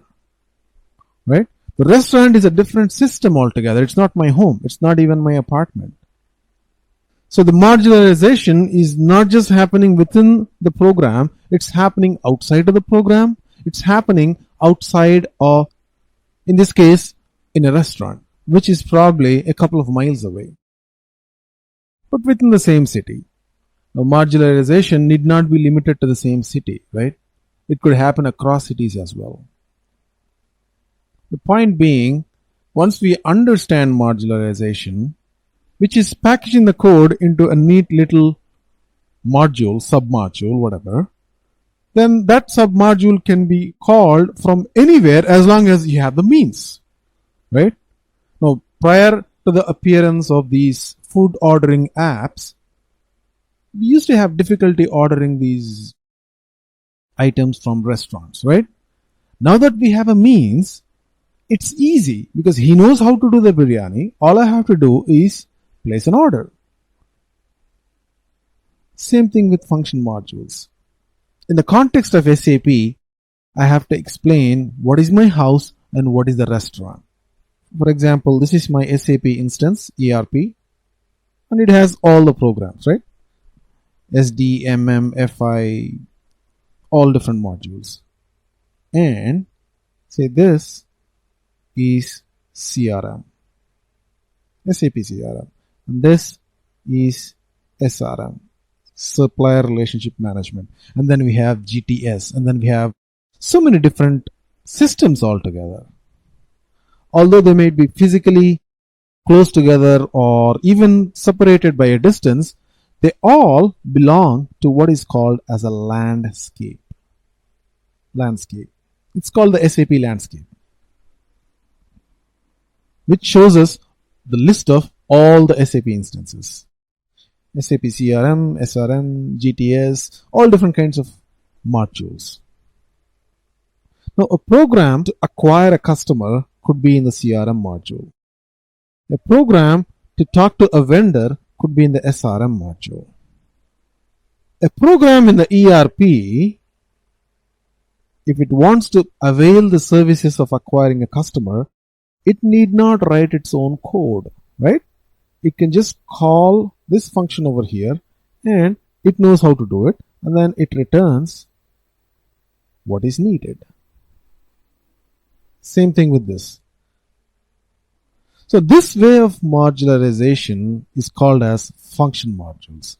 So the advantage of function modules over subroutines is that subroutines are limited to the same system, though not the same program, same system at least. But function modules can be called across programs, across systems, right? So when you do that, more protocols are required, meaning it has to be defined in a particular way. And they're not just limited to being called across systems. Even within the same system, there could be function modules, and that function module could be called from another program, right? It's not just across systems. It could be also within the system, but a different program or a different set of programs. Now, in this program 27, we are not going to be creating function modules, but instead, we are going to be using function modules. In one of the previous programs, we have used a subroutine to concatenate the first name and last name into the full name, right? Now we are going to extend this program using a function module. So what we're going to do is something like this. So there is a first name, there is a last name, and we are combining that into the full name. On top of that, here is what I want to do. I want to capitalize this letter and this letter, the first letter of the word. Now I could do it by going through each of the characters, finding out if that character is the first letter of a word and then capitalize it. Or I could search if SAP provides a function module or a packaged module that can do the same thing. So I'm going to search SAP Abap first letter capitalized function module. So I'm going to just search for it. I don't have to remember it. I just have to search for it. It looks like there might be a function module for that. Okay, try this FM. ISP convert first characters to upper. That's good. So we have something that's ready-made. We can just use it. So we have found out the function module. I've created a new program as a copy of the previous program. And over here, I want to use the function module. To call a subroutine, we have used the perform statement. But to call a function module, we have to use the call statement. And SAP can automatically write it for you if you know the name of the function module. The way to do that is by clicking on the pattern, specify the name of the function module. So using the pattern button, SAP automatically writes a template for us. And how does the template look like? Call function and then the name of the function module. This function module has something called as an importing and exporting. Now this is similar to the way we have called the subroutine. Using is similar to exporting. Changing is similar to importing. Right? Importing, exporting. Right? So what do we need to export to this function module? We need to export the name, right? Or the string. So we export the name, and over here, let's have something called as capitalized name, and that's of type string, and you put that in the importing section. So we export name and we get back the capitalized name, C underscore name, right? And at the very end, don't forget the stop. Okay, let's try it now. Execute, and the program dumps. What does it say? It says you have attempted to pass the field name to the formal parameter input string, but the formal parameter can only accept of type C. So it doesn't accept strings, it accepts characters of a particular length, character string, right? So what it says is this input string which we are exporting cannot be a string. It has to be of type character. So if you double click this program module, this is where the program module is defined, the function module. And what are the parameters for importing it? Input string, and it's of type C, right? And it's going to export the output string, and that's of type C as well. If you go back, instead of using string, use name, say 100 characters, type C. This is of type 100 characters too. So instead of using strings, we have used characters of length 100. So everything else remains the same. So we are taking the first name and last name as input parameters, and we are calling this subroutine. And inside this subroutine, we are concatenating the first name and last name into name, and then calling this function module by passing this name here as input and getting C underscore name as output. And after this perform is complete, we are writing C underscore name onto the screen. Right? So let's try and execute this now. Siva Prasad. Execute.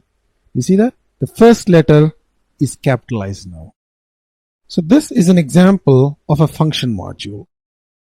Now we have seen how to use a function module, but we have not seen how to create a function module. We're not going to look at it in this program because it requires an in-depth discussion on how to create a function module, what are tables, what are exceptions, all that stuff. But for now, we're just going to use function modules. In the next program, we're going to talk about PF status. The final program for this day is PF status. PF stands for program function. So what is program function? When you execute a program, like so, you have a set of options here. This is called the menu. These are called the tools in the system toolbar. And over here, you can have other tools as well. That's called the application toolbar. And these are programmable, meaning you can give meaning to them. For example, if you have a list of order data, you could have a download button here. You're familiar with that, right? You use that on the web quite a lot. Similarly, this menu can have so many different options. Like the list can be printed or saved or edited, go to, system, help. These are all programmable. So how do we program this? The way to program this is via something called as PF status or program status. So I'm going to create a new program called PF status. And what are we going to do here? We'll create a simple list of materials and material groups. And we're going to give an option to download those materials into an Excel or a text file. So how do you do that? As usual, first you prepare the types. So you have a table, the Mara table. Then you're creating a type with material number and material group. After that, we need the data statement. We have created an internal table and a work area. For select options, we're going to just enter material. So the user can search by material. So the select statement is going to pull just the material number and material group from the Mara table into the internal table based on the selection of the material. So if you execute that, say give me all the materials with starting with an M, so it's going to give a list out, right? Now I want to create a menu here where we can provide the user with a facility to download the data into Excel or text file. How do you do that? In order to create these menu items, we need something called as PF status. The way to do that is by using what is called as set PF status. Now this word status could be anything. It's just like a variable. And this is the key, set PF status. So once you have that, set PF status and then a name, just double click on that. Create object, yes. You want to give it a name. Click OK. And this is the toolkit where you create these menu items. So something on the menu bar, right? So go there and then click download. Okay, download. And then double click that. And we want to download into, let's say, Excel. Give it a name, Excel download. And then maybe text. Save it. Activate it.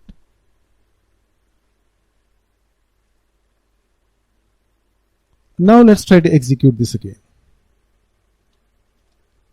All materials starting with M. Now you see this menu item here called download, and then it has two options, Excel download, text download. Right? Now it does nothing, but it's available there. Right? Now how to do a download to Excel? That's problem number one. Problem number two is how to identify that the user has clicked on this Excel download. So the first problem is how to create the data and then produce that file. And the second problem is how to identify the event that the user has clicked on the Excel download. It's similar to the events in a classical report. Right? A classical report had events based on how the user interacted with the program. Similar to that, we can catch these events like the user has clicked on this menu item and respond to that. The way to do that is by using what is called as the user command. So the event at user command responds when the user clicks on any of those events, like the menu event or the toolbar event. And each of these need to be associated with what is called as a code or a F code. So for example, over here, when we wanted to download either to Excel or to text, we have clicked on one of the options, right? Excel, text. Now this was given a name of Excel and this was given the name of text. That is what is called as a function code. A unique name to identify each event, as simple as that. And in the user command case, when it is text, do something, and when it is Excel, do something. For now, let's just write a message. So in case of text, we output the message text. In case of Excel, we output the message Excel. Execute. M star, all material starting with M. And if I click on text, it has identified the correct event and then output that message called text, right? And then if you do Excel, again it has identified the correct event and output the message called Excel. So far we are able to identify an event and then respond to that event, right? That's all we need. A part of the problem that we have started with is solved. Now the only problem that remains is how to actually download the data.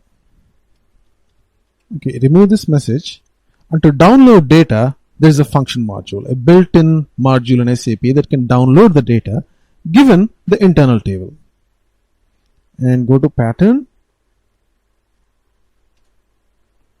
The name of the function module is GUI_download.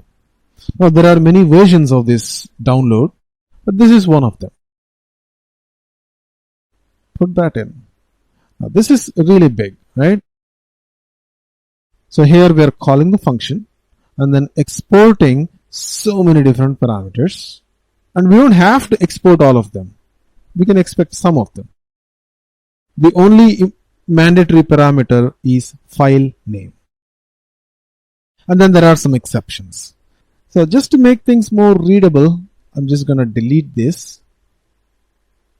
And I'm not going to be using most of these fields anyway. I'm going to delete that.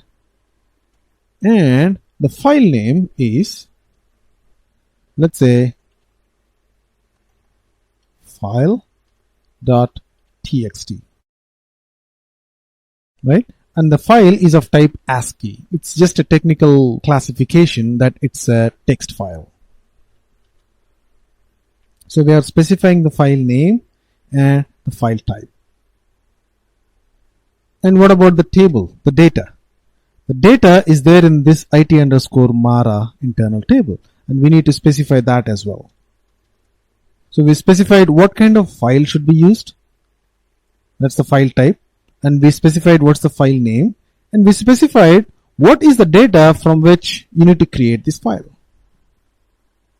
So let's try this again. M star, execute, download, text download. You see that? It says SAP is trying to create a file, give me permission. I allow that. And as you can see, in the downloads folder, the file has been created, file.txt. I click on that. You see, material group. The same thing that we have on the screen is there in that file. So we're good, right? This is what we needed. Now to create an Excel version of this file, you just need to change the file type. Let me make a copy of this. And instead of text, put in XLS. And instead of ASCII, use DAT file or data file. Everything else will remain the same. So if it is Excel, then call this function. I've just tidied up this program a little bit, removed all the comments, and this is what we need. A file name to export, a file type to export, and the internal table where the data resides. So in case of Excel, I'm going to download that to an Excel file. In case of text, I'm going to download that to a text file. Now let's execute this. So we have seen that the text version works. Now let's see if the Excel version works. download Excel. Looks like it's working. It's saying file.xls, try to create, allow. Okay, looks like we have got our file. Double click that. And this is our Excel file, right? Material group. Now this is just 2 columns. You can have as many columns as you want. You can have headers, like give a description of what each column is. Whatever you want can be had into that Excel. The point being, we have responded to that event. We have identified what that event is, and then we did what was necessary to respond to that event, meaning download the file in this case. This is how menu elements, like what we see here, can be created and responded to. Now, how about creating an icon like this on the toolbar? So we said we wanted to create a download icon, right? Let's do that in the next lecture. So we want to create a toolbar icon. Double click on that. And earlier we have created something in the menu bar, right? Like so.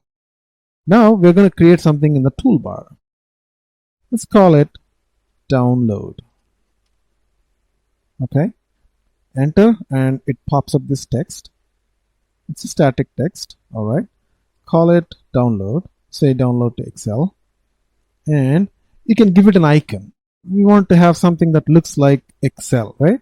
So go there, click on Excel. You can select that, right? And every tool on the toolbar needs a function key, a keyboard shortcut. Let's give it a keyboard shortcut, F6, right? What I'm trying to say is, see, every application toolbar item has a keyboard shortcut. In this case, it's Control F8. For example, this is Control F11 and this is Control F10, right? Every icon has a keyboard shortcut. So do that. Activate it. Back. And it's the same piece of program. It's a user command and we want to respond to it, right? And instead of Excel, it's going to be download. D-O-N-L-O-A-D. Right? We're going to do the same thing, download to Excel. Let's execute this again. All materials starting with an M. And do you see the icon there? This was not there previously. We have created it. And it has a text. It says download to Excel when you hover your mouse on it. If you click on that, let's see how the system responds. What do we want? We want to create an Excel file, right? And it seems to do that. Allow, and the file should have been created now, right? That's how we create toolbar icons. Now, how about going back? You see, this seems to be disabled, right? Back is disabled, cancel is disabled. As soon as you set a PF status explicitly, these are gone. SAP automatically provides them for reports if you don't set a PF status explicitly. But if you do that, you're on your own with respect to these buttons. So let me go back to the program, and in the status of function keys, for these, I want to say back, and this is exit, and this is cancel. Okay, so this is back, this is exit, this is cancel, right? So activate them. And what do we need to do in case the user clicks on the back or exit? So here is what we need to do. When back, when the user clicks on the back button, when back, leave to screen 0. Leave to screen 0 means leave to the previous screen. Now, we have not seen what screens are. We'll see that in module pool programming. But if you write this statement, leave to screen 0, it goes back to the previous screen. And when you click on exit, you want to leave the program entirely. You could do that with the leave program statement.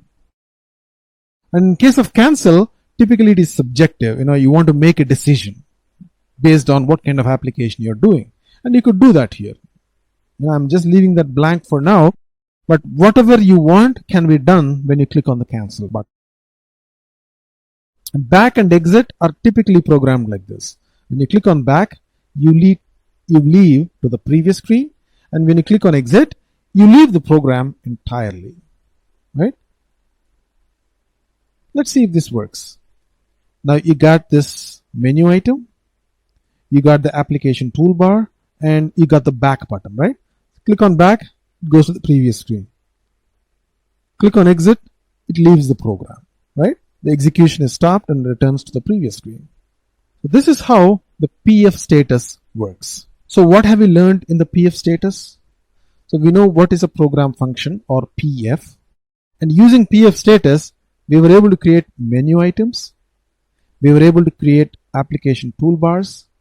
We were also able to create using the event @user command. And then we know what are function codes. Each of these events are coded. For example, download, we said the keyword download. Back is BACK, back. Download to Excel is EXCEL, Excel. So those are the function codes. Now, we have not seen everything on modularization yet. And we have only seen the parts that are required for the next section, which is ALV grid based reports. Today, we will talk about a different kind of report called ALV.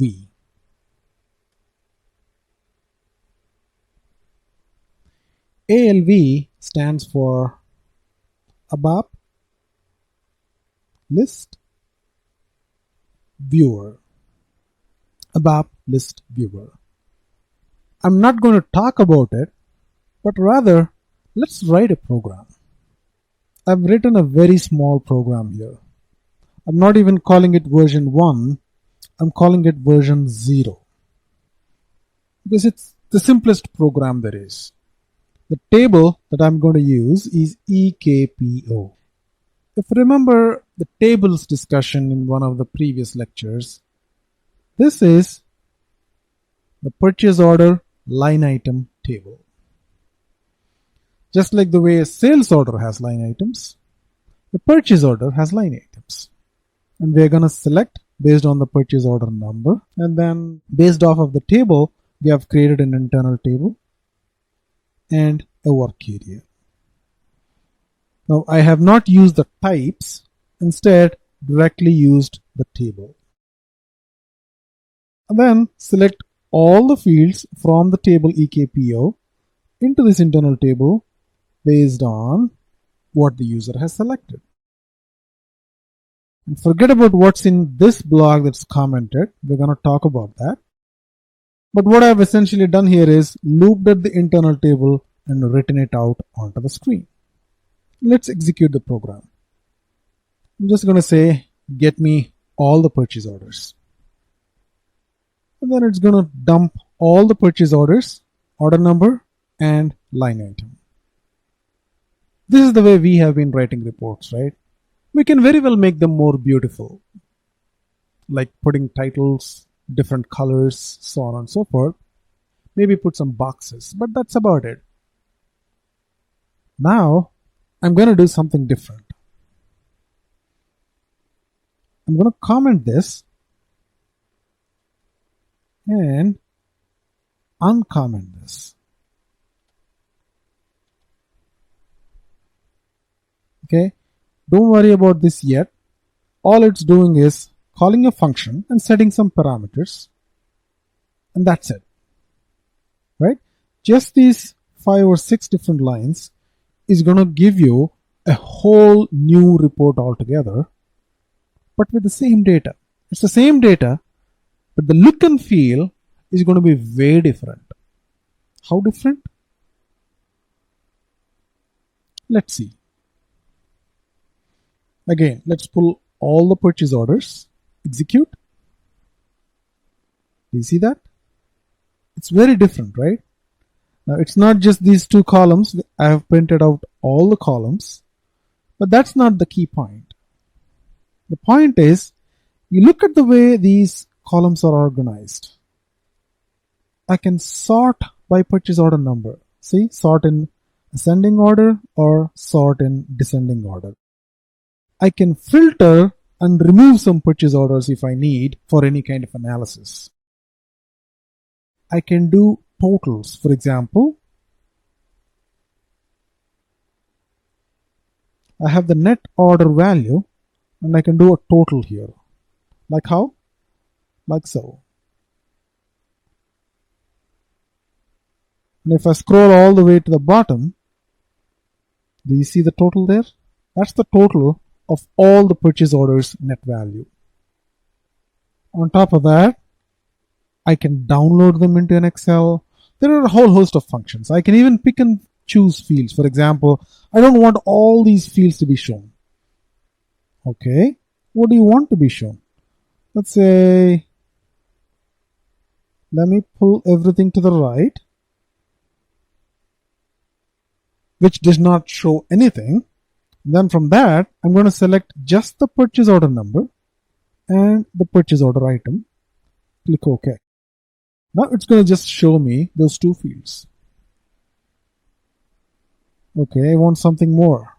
I can do that. Give me the material as well. Okay. Now it pulls the material.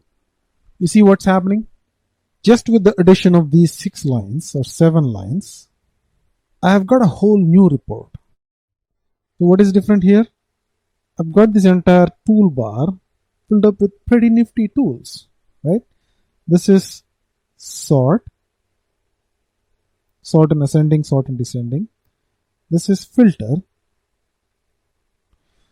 which is similar to the way you use filter in Excel. Okay, filter me these rows only, or filter away these rows or these data points. I can download to Excel. I can pick and choose columns, right? So this is much more flexible than what you have here. This is bland. This is rich, right? So this is an ALV report. It's called Abap List Viewer. So these days, if anybody asks you to write a program that lists anything on the screen, you're never going to use the right statement. It's always going to be an ALV grid. The reasons are pretty obvious, right? The output itself is so rich and it's got so many tools, all built in. You don't have to lift a finger. It's all done by SAP. All you have to do is provide it some parameters. Now, this is the simplest version of an ALV program. If you look over here, there's no title, right? There's no title that says purchase order. There's no title here that says item. You would have to explicitly do a write for that, right? But over here, these titles are automatically pulled in. Where are they pulled from? They are pulled from the definition of the table EKPO. The definition of the table defines the data elements. These data elements have short, medium, and long texts. So everything is pulled from the short, medium, and long texts of that table's data elements. Now, it's very rare that you use the entire table, right? You always combine data from tables. Using types, you create your own structures and then internal tables. Populate the internal table with a select, either directly or via a join. And then finally show the data in the internal table onto the screen. Now, using the ALV grid is very easy if you're just displaying data from one table. But if you want to display data from multiple tables using a type, an internal table, a select that populates the internal table, it gets a little bit complicated. So let's go to version 1 of the program, which is a real ALV program. And it's going to do more or less the same thing, purchase order line items. Instead of using the table statement and then using the internal table to populate all the fields in the table, we're going to only choose 2 or 3 different fields and see how this program is going to be different. So we're calling it version 1. The only goal of this program is to show two elements from the EKPO table onto the screen in an ALV grid report. So the first step that we do as usual is create a type. That type is only going to contain two fields, ebel, the order number, and ebelp, the order line item. And then over here, we have created an internal table and a work area for the corresponding type. And then you see something weird here. Another internal table, another work area of type something that we don't recognize yet. So what is this? SLIS, T, field cat, blah, blah, blah. To understand this, we have to talk a little bit about what is a field catalog. So in the previous example, we have seen the advantages of an ALV grid report, right? So it's the same data, but being shown in a different format. Just that it looks pretty on the eye. Now, to make it look pretty, in this program, we have not done a lot, just called a function module. And like I said, this works if you are just dumping data from a table. But that's not what we want to do in this program, right? We only want to show two columns from the EKPO table. And to do that, there's a bunch of things that we have to do. What are those things? Now, when you have an internal table, IT underscore EKPO, and that internal table contains ebel, the purchase order number, ebelp, the line item, right? And then maybe some other fields that we are going to add later. For now, it contains just two fields. And then when we do the select, it's going to populate this internal table with data based on the user selection. When you do a write, all we are doing is taking up this internal table, looping at it and say, okay, what's the first row? The first row is 300001, line item 1. The second row is 30002, line item 2. So we're going to write 300001, line item 1. And then the second iteration goes to the next line, 30002 or 3001, line 2, and then so on and so forth, right? That's how we do write onto the screen. With ALV, we do something different. What we do is, we say, okay, we're going to write it out onto the grid, but I'm not going to use a write statement. Instead, I'm going to use a function module called reuse underscore ALV grid display, which is going to make this report look very pretty. But I'm going to pass in some input parameters. What is needed to make this report look pretty? Okay, let's see. Well, these descriptions are available, right? So let's call them field descriptions. And then we can rearrange these positions, meaning the column, this column can come first and this column can come later and the material can come before. So we can rearrange the position of the columns. So column position. And we have these tools, right? All these tools make the report look good, right? So we have these tools. Okay, and we can go on and on and on. We can do things like totals, subtotals. We can do all of that stuff right in the program. And this is the magic function module that does all of that work for us. Reuse ALV grid display. And how are we going to pass these parameters? Well, to pass these parameters, we need to use a bunch of types. Types that this function module requires. And all of those types are created in a pool of types called SLIS.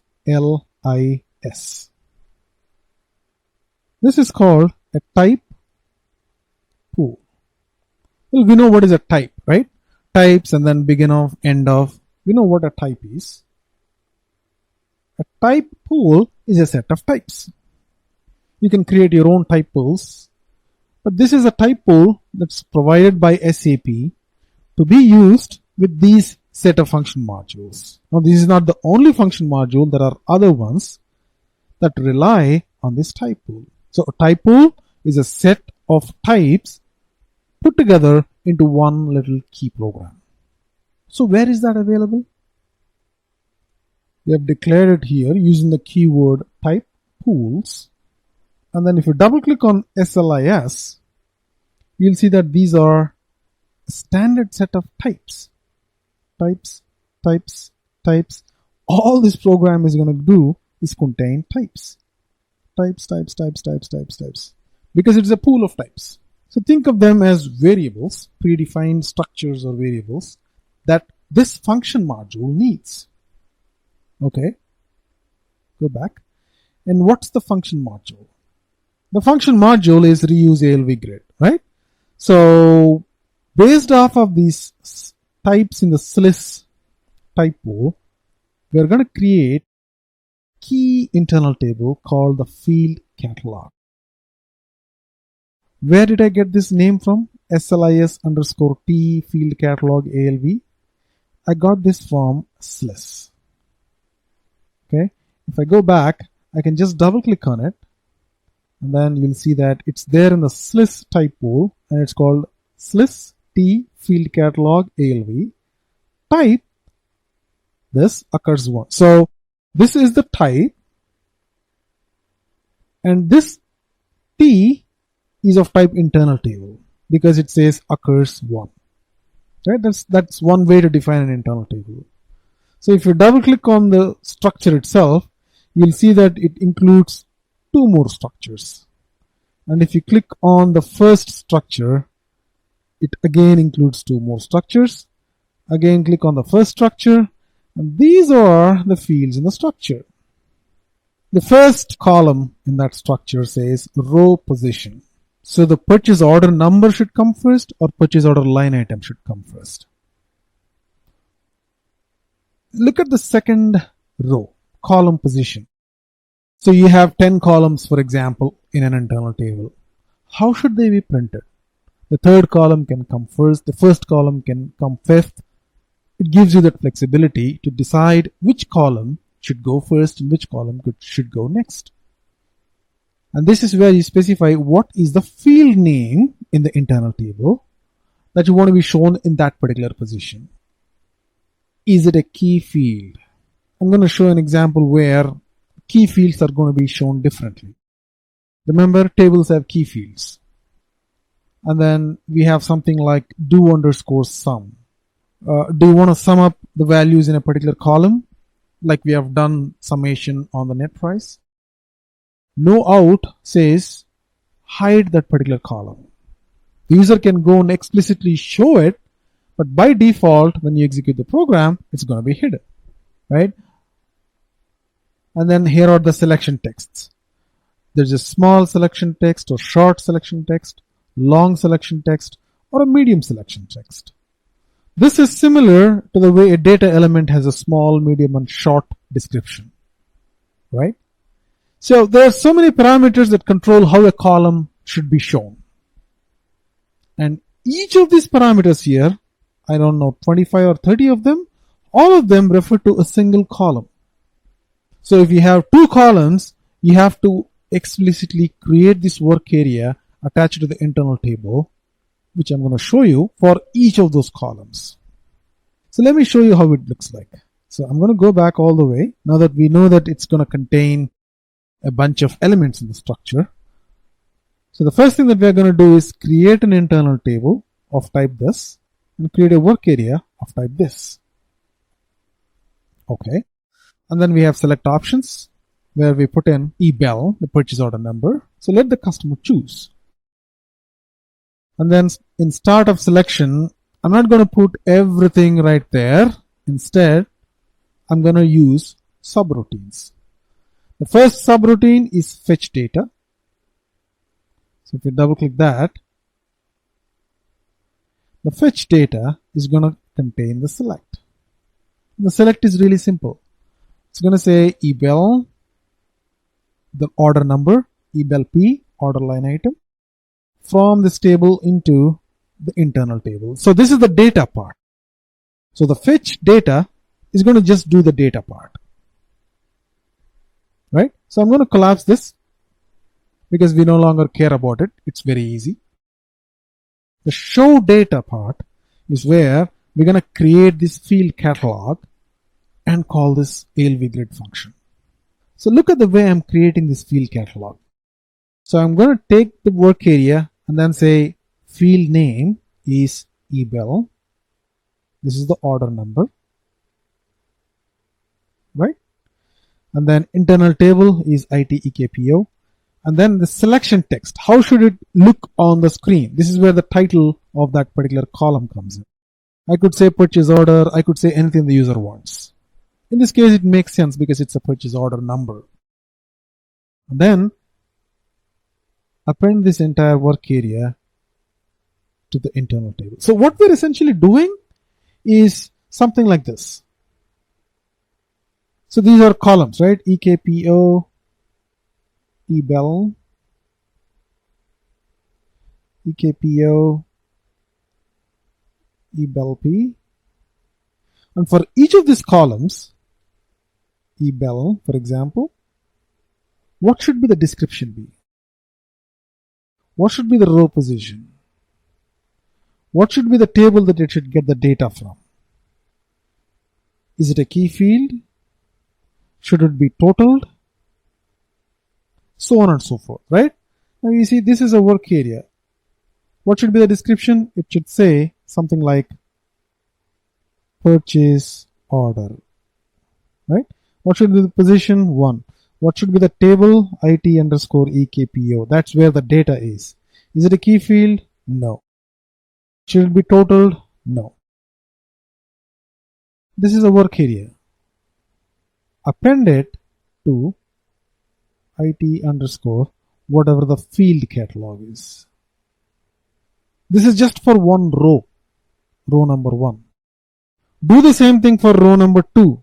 Row number 2 is ebelp, and then it has a description, it has a row position, so on and so forth. Put all that stuff in and then append it again to the internal table. So internal table called the field catalog is going to contain the formatting information for the data that's there in IT underscore EKPO. So this is the data internal table and this is the formatting internal table. See, there are 2 internal tables that this function module needs. Data internal table and format internal table.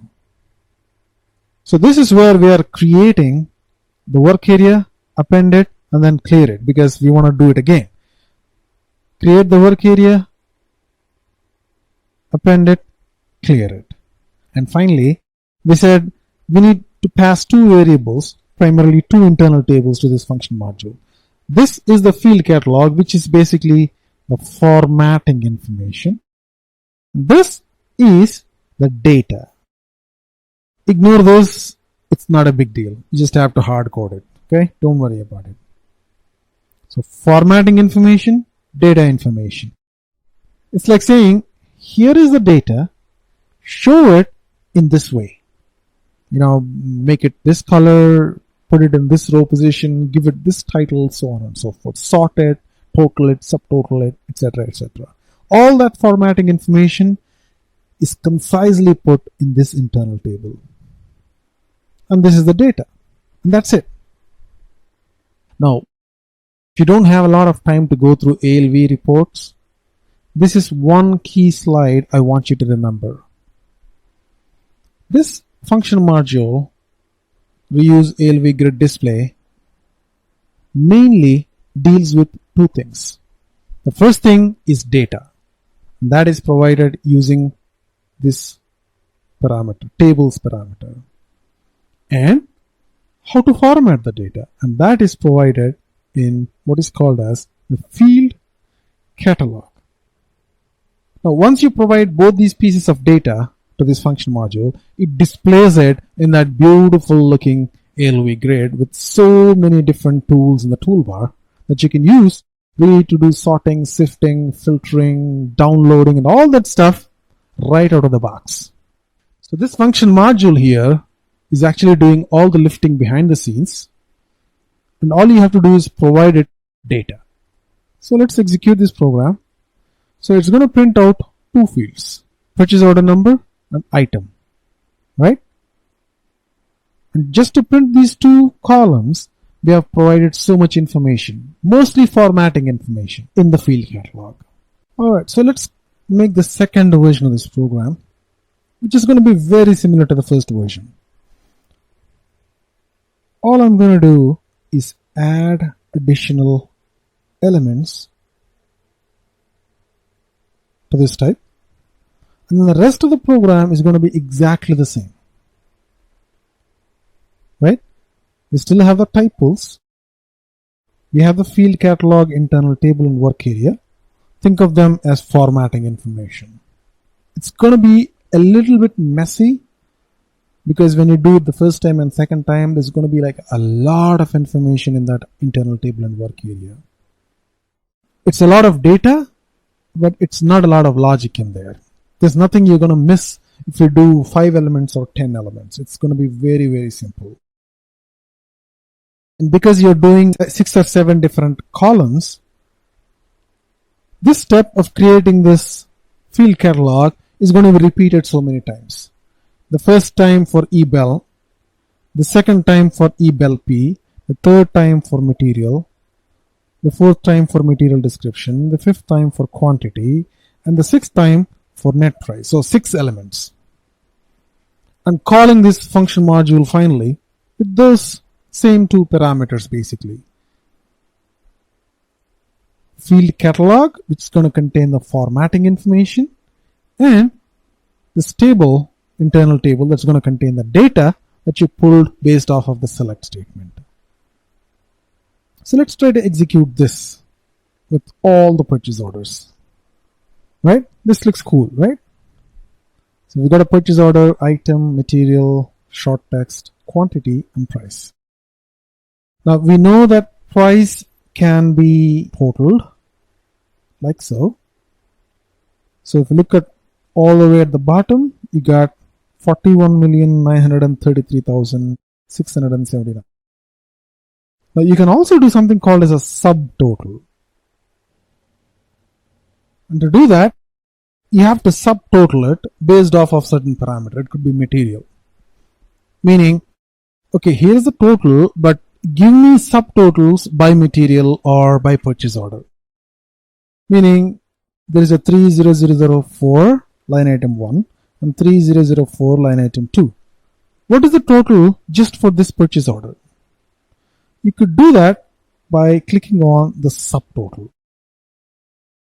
So you specify the subtotal and then say, what is the sort criteria? To do a subtotal, you have to first sort. Because if you don't sort, these things could be messed up, right? You don't know where they are, where 3004 is. Right now they're all together, but it could be different. So the first thing that you have to do is sort. And once you do the sort, and you don't have to do it explicitly, it'll automatically do it for you. Select purchase order, pull it into the sort criteria, and then if you click on this button, right, click OK, it'll automatically do the subtotals and say 3004 line item 1 and 2, the subtotal is 38.90. 3006 line item 1, 2 and 3, the subtotal is 167.48. Right? And then of course at the very bottom you have the total for the price column. Now you can do this dynamically on the screen just the way that I've done right now, or you can make it show the subtotals by default programmatically. Everything that you do using these tools, whatever you see here, can be done automatically using the program.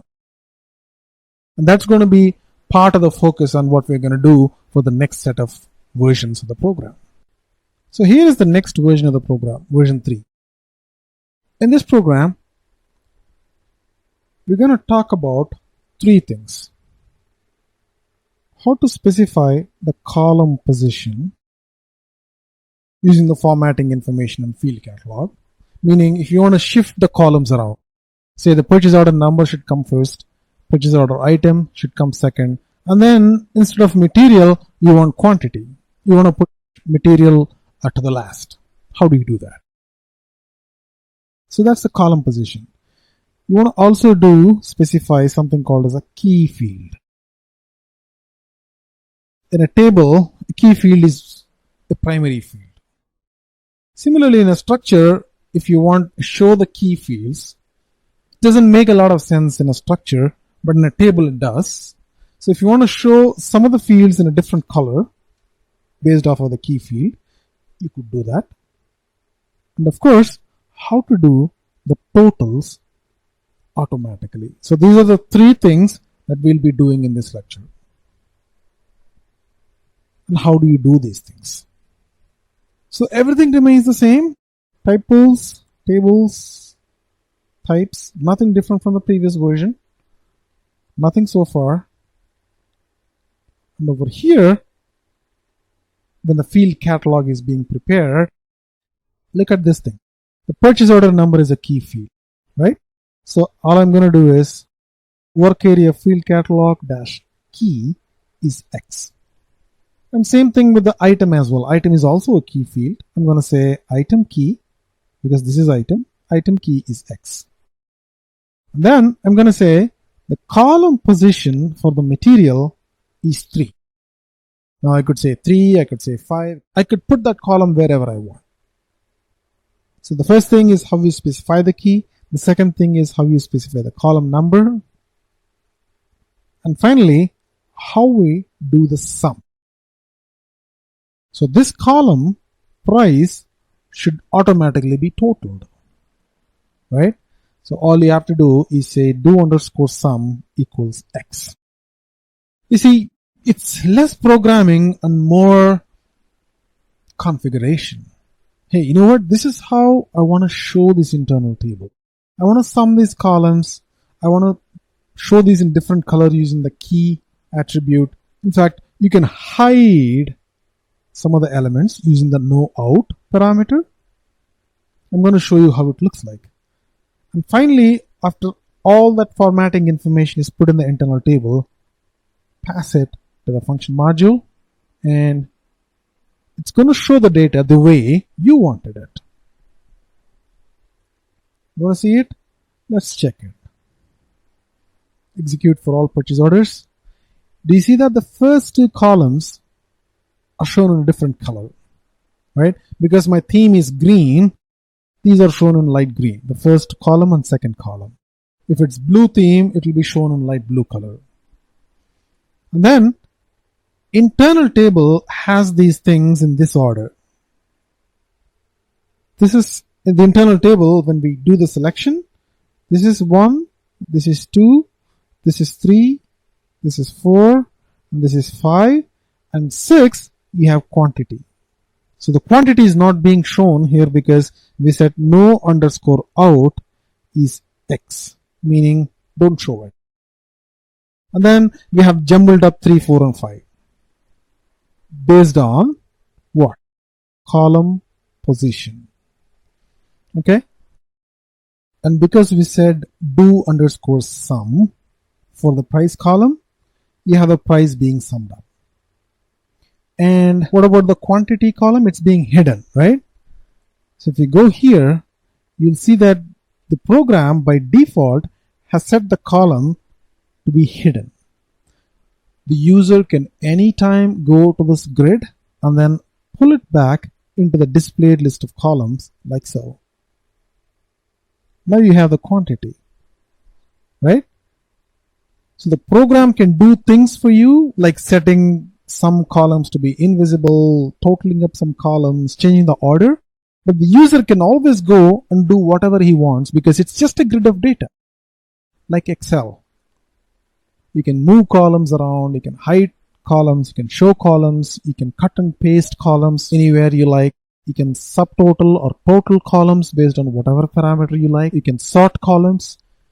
all we are doing using the field catalog is providing the formatting information so that the user doesn't have to do all of this again and again. Because if we know for sure that this is how the formatting should be, ideally, for this set of data, you can do all of that in the field catalog.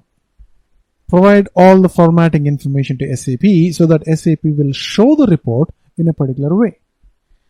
Later, the user can go and do his own formatting. Like, okay, I don't like sorting by purchase order. I like to sort by price. That's absolutely fine. Do it. Right? So this is sorting by price, where you have the highest price value at the top and it goes in the decreasing order. Or you don't want to show the short text. It's fine. Remove it and the short text would be gone from the list. Okay, so this is version 4 of the program, and in this program we're going to do only one thing, and that is how to specify the sorting information. Programmatically, of course. We know that the user can dynamically go and sort the ALV grid table any way he likes. But how do you do it programmatically? Well, to do it, let's double click on this function module. If you look at the import parameters, there's an internal table here called sort, it_sort, and it's of type sys t sortinfo ALV. So of course we're going to create this internal table and specify the sort criteria, because basically you can sort based on more than one parameter. If you have a table, you can sort based on the first column and then sort based on the second column.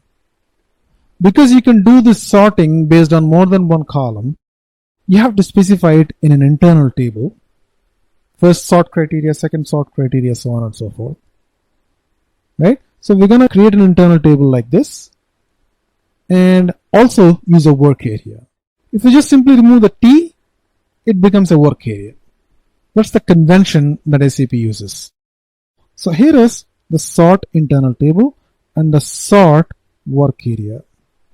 So if you look at the type differences between these two, the only thing that's different between this and this is the T. If you remove the T, it becomes the work area. If you put the T, it becomes an internal table. And how is this sort populated? Here you go.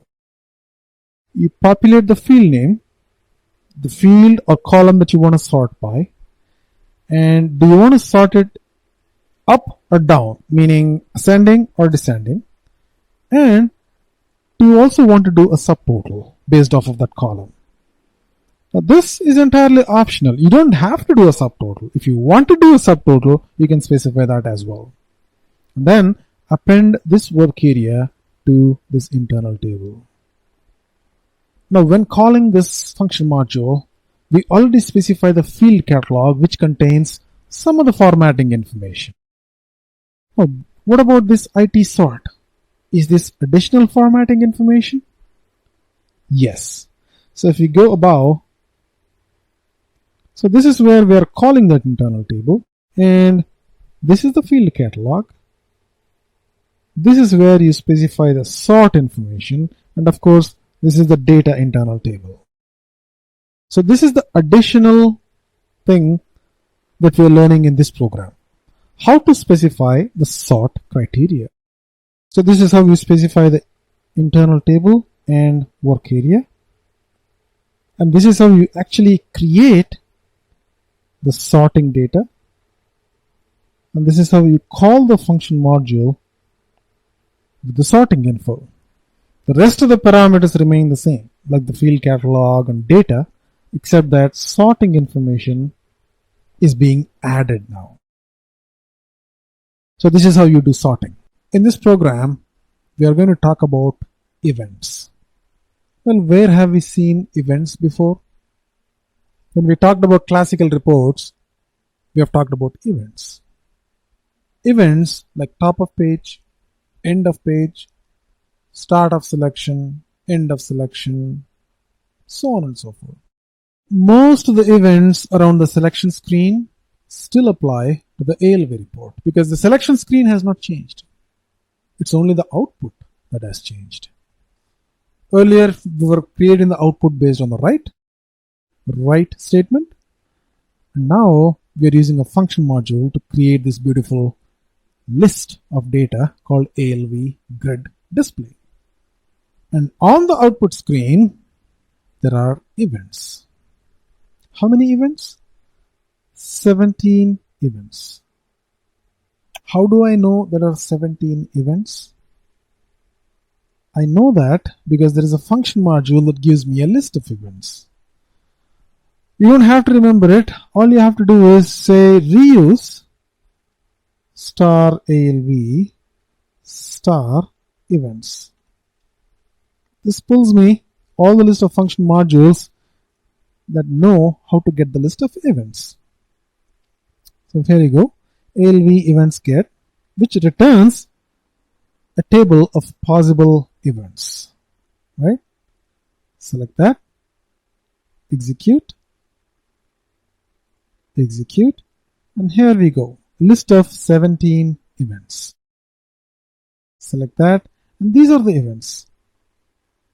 And do we need to use all the events? Well, you don't have to. For now, we are going to just look at one event, the top of page event. What is this event going to do?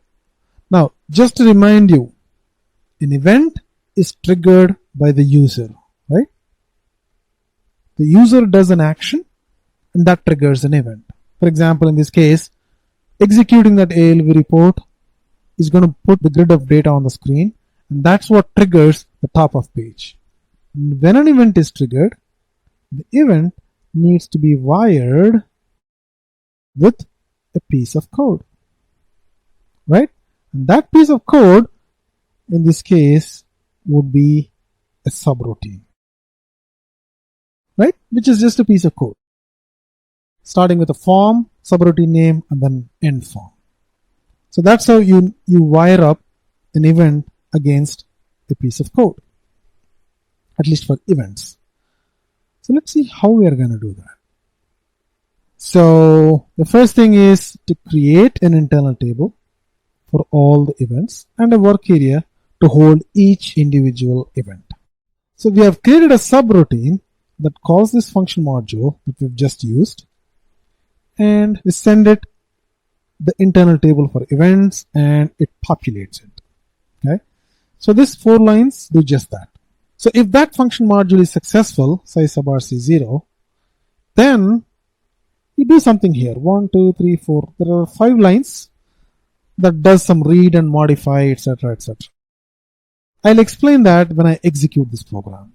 Okay, so what I'm going to do is put a breakpoint in the call function and execute it. Execute it for all of the data, and the debugger should start. Okay.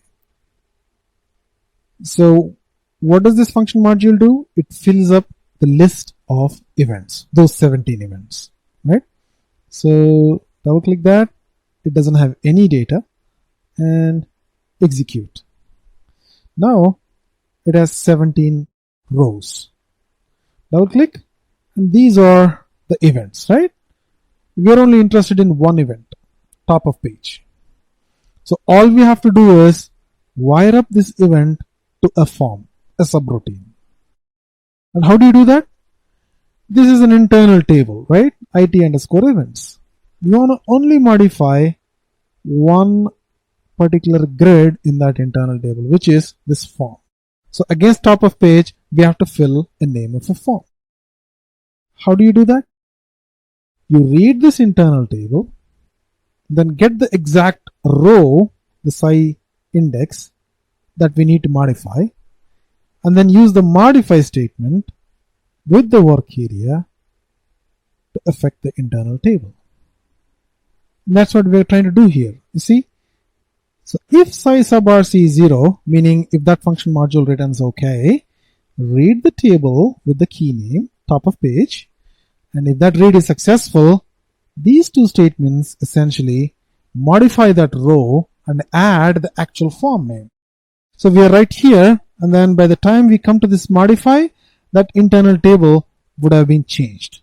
Now, let's see that. This row should be modified with the corresponding form name. Execute, execute, execute, and there you go. The form name is filled up now. That's what that modify statement has done. It's just manipulating an internal table, nothing beyond that. Right? And once that internal table is modified, you see that there are 3 lines in the header. Big, bold header, and then a little bit smaller, and then a little bit smaller date. So this is the date field. Year, month, and day. So how do we do this? Well, to achieve this function module that we have wired up has these 15 odd lines of code. And then each of these blocks actually corresponds to a particular line in that internal table. So when you write the top of page in an ALV grid, you don't use the write state. You use a special function module, reuse ALV commentary write. Okay. Now, if you're wondering how I know that because if you go back to the function module and the list of events, right? So this is the list of events, and look at the function module documentation, list of events. And if you look at the ALV grid display, look at the function module documentation, and specifically IT_events, you would get that from the documentation. Go to the function module SE37, specify the function module name, ALV, reuse ALV grid display, and if you drill down to the events section on the top of page, you'll see that the documentation contains this function module. And what does it need? It needs a header. It's going to contain as many rows that you have. So basically what it's trying to say is, hey, okay, you're trying to put something in the header, good, and you can have as many rows as you want in the header. And because we are talking about more than one row, send me an internal table that contains formatting information for each of these lines that you want me to put on the top of the page. Right? So what do we want to put? We want to put something in the header. We want to put 3 lines. Something in bold, which is the title, and then the username, and then date. I just made that up. Title, of course, understandable, but username and data, I just made that up because I want to show you how to put these lines in different formats. So how do I know that H is header, S is selection, and A is action? I really don't know it. Again, I followed the documentation. So if you look at this ALV commentary, right, it imports the list commentary, right? This guy. I double click on that, and then it's of type list header. I double click on list header, and then over there I see that H stands for header, S stands for selection, A stands for action. So each of them basically is a keyword that's used to format those lines in a different way. One for bold, one for italic, one for regular lines. Right? So I didn't create them. SAP has already created them. We're just trying to use them. Right? So you specify a type, and then the info contains the actual text itself. So type and info. The type contains the formatting information, and the info contains the actual text that should be printed. And then you can have a logo as well. Logo comes here, but we're not interested in logos at this point because when we come to smart forms, I'll talk more about logos. For now, just understand that we have just wired up this event, top of page, to trigger every time the report is being displayed. And when the report is being displayed, something needs to be shown on top of the page. And what needs to be shown on top of the page is what this subroutine does. It just prepares the internal data that contains the formatting information and calls this function module. Now this is how it has to be done. There's no other way around it, and that's clearly specified in the documentation. So it might look very, very theoretical, but then again, don't worry too much about it. Once you get a template, you're going to work off of that template. You're not going to recreate this again and again and again, right? Once you have this template, all you have to do is just modify it here and there to suit your requirements. The whole point of using these function modules is to not reinvent the wheel. So SAP has given you all these facilities. You just have to use them. And in order to use them, you have to know what function modules, what typos, what variables, what internal tables to use to get the right results. So what is the primary challenge when it comes to ALV reports? When you compare them to standard classic reports with the right statement, the data is all the same. Fetching the data is exactly the same. The selection screen events are exactly the same. It's only the output that's changing. And the change is pretty dramatic, right? You got so many different features. In order to get these rich set of features, you're not reinventing the wheel. You're using the functionality provided by SAP. And the way it provides that functionality is via the use of function modules. So the function modules provided by SAP is what you need to be conversant with to get a good idea on ALV reports. Because we use so many of these built-in function modules, things might look a bit complicated, but that's okay. The first time, second time, third time you write these reports, it's not going to be easy. Okay? Trust me on that. By the fourth time you write a report, you'll know most of the things. As a beginner, even if you don't know most of the things, that's absolutely fine. You can stop right here and then consider yourself good with ALV reports. Because there is so much of ground to cover anyway, don't get bogged down with all this stuff. So many different function modules, events, types. It's just going to be confusing for beginners. That's pretty understandable. Just stick with it and produce a basic ALV report. That's more than enough for starters. In this version, we're going to talk about how to set the PF status for an ALV report. Well, we know what is a PF status, right? Program function status. It essentially controls the menu and the system toolbar and the application toolbar. What icons to put in, what icons to activate, what should be shown in this menu. We have seen examples of these in one of the previous lectures. How do you do this in an ALV grid is what we're going to see in this lecture.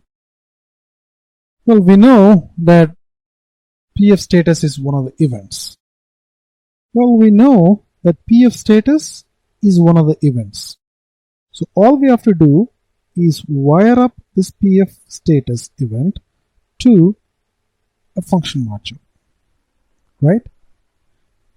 And we'll do it exactly the same way that we have wired up the subroutine for the top of the page.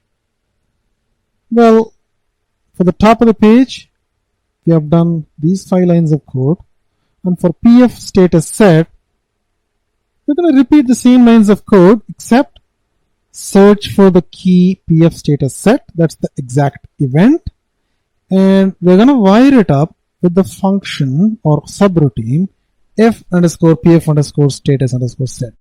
This is just a name. I'm just adding a f underscore to signify that it is a form. And the rest of the statements is exactly going to be the same. We're going to read this table. If the read returns successful, then we're going to modify that work area that we have read into, and then modify the internal table with this work area based on the index that we have read. So if you go again do a debug, you'll see that the form will be placed in the exact location of the event. We'll see that in debug once again. So let's execute the 6th version, and then okay, I've put a breakpoint, so let's execute this and see how the events are being modified. So if size bar is 0, IT events. There are 17 of them. So we go step by step into the read, and we should see that the top of the page and the PF status set and the corresponding forms should be populated, right? So F6, F6, and here you go. So the first event that gets populated is the top of the page event with the corresponding form. And then keep going, and you should see that the PF status should also be populated, right? PF status is populated now. So this is basically the work of this if loop here. There are 2 read statements and 2 modify statements, right? Exactly a repetition of what we have done for top of the page. Once we are done with that, whenever that ALV grid report shows up, PF status set is going to be fired because the status needs to be shown. And once that is fired, this form will be called for us by SAP. Remember, this is event-based programming or event-driven programming. The event is triggered, corresponding form is called. That's all there is to it. So what does this form really contain? Now, the form uses a specific syntax. It says using RTXTab type so-and-so, right? We're going to talk about that in a minute. And then all we're trying to do here is set PF status. Remember, that's how we create a PF status, right? Set PF status, and this is a status that we have to create. ZZ Siva 09 ALV status. Don't worry about the X tab. So the X tab basically is for excluding certain external status events. Like take the entire standard portfolio of events and then exclude some from it. The exclusion is optional. You don't have to always exclude. But if you want to exclude, this is how you do it. Right? Now let's go create this status. Alright? Now when you execute this, you'll see that it says status of the user is missing. Now the status is missing because we didn't create that status. We have just written that statement, but we did not actually create it. Now the name of the status is ZZ Siva 09 ALV V6. Right? ZZ Siva 09 ALV V6. Now if I create a status from blank, double click, create the status, you'll know that most of the tools here will be missing. Because we have seen that in one of the previous chapters, right? We have to explicitly create each of these tools and each of the menu items. You even have to program the back button, cancel button, exit button, right? That's very cumbersome. Most of the time, when you create an ALV grid, you don't want to create the functionality for all the elements in the toolbar from scratch.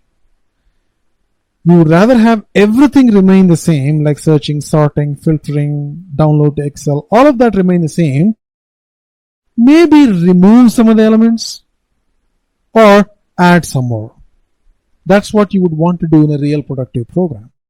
So what I'm going to do is, to copy a GUI status where all of these buttons and all the menu elements are activated, what I'm going to do is double click on the reuse ALV grid display, and over here click on this display object list. Okay, and over here double click on the GUI status, and you'll see that this GUI status standard underscore full screen has all the menu elements and the application toolbars already ready to go. So you don't have to really create all of these from scratch. They're all ready and good to go. So what I want you to do is right click this and copy to create what? Let me create a new session. This is the name of the target program, ALV V6, and the status is this. Control C and Control V. Copy. Okay. Click on copy. So that was created. Okay. Now you can go here and open your program. Go to the set PF status. Double click on that and you'll see that it's ready, right? So activate it, save it, go back, now execute it. Do you see that? All the icons are ready now. The back button works, the sorting works, the filtering works, subtotals, totals, all of the functionality behind these buttons work perfectly well. So this is how you set the PF status. Now you can very well modify whatever you want in this PF status. Because it's a standard PF status, all you have to do is go double click on the PF status. And for example, if you want to add a new button, you could do that here. Like for example, click save as text and save as text, and you could put an icon name there. So just pick something and then set keyboard shortcut, save, activate, go back and execute. You see your new icon, right? Save as text. Similarly, you can remove icons if you want. You can even remove stuff from the menu path. It's all under your control now. Basically anything associated with the menu, the application toolbar and the system toolbar is under your control now. And how you respond to it is also under your control. So far, versions 1 through version 6, we have covered the basics of the ALV grid. Now, we're going to discuss a program which builds on top of what we have already learned. But before we do that, we have an important topic to cover. Well, we're not going to cover all of it, but parts of it. The topic is called OpenSQL.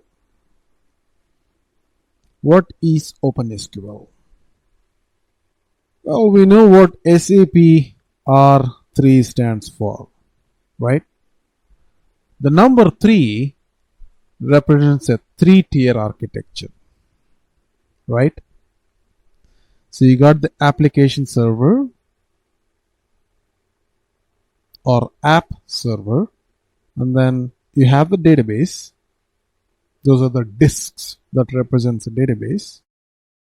It could be Oracle, it could be Microsoft SQL, it could be MySQL, any database that is supported by SAP. So this is the first tier, second tier, and the third tier being the GUI. This is the GUI. This is where we perform transactions. This is how we basically interact with SAP. So this is the third layer. So 3 layers. Typically, these 2 layers reside together geographically. Meaning, if you're an American company, probably all your servers are out there in the United States somewhere, say Arizona. And both the app server and database reside in the same place. This is the user desktop, right? That's where we log in and then perform transactions like create purchase orders, run reports.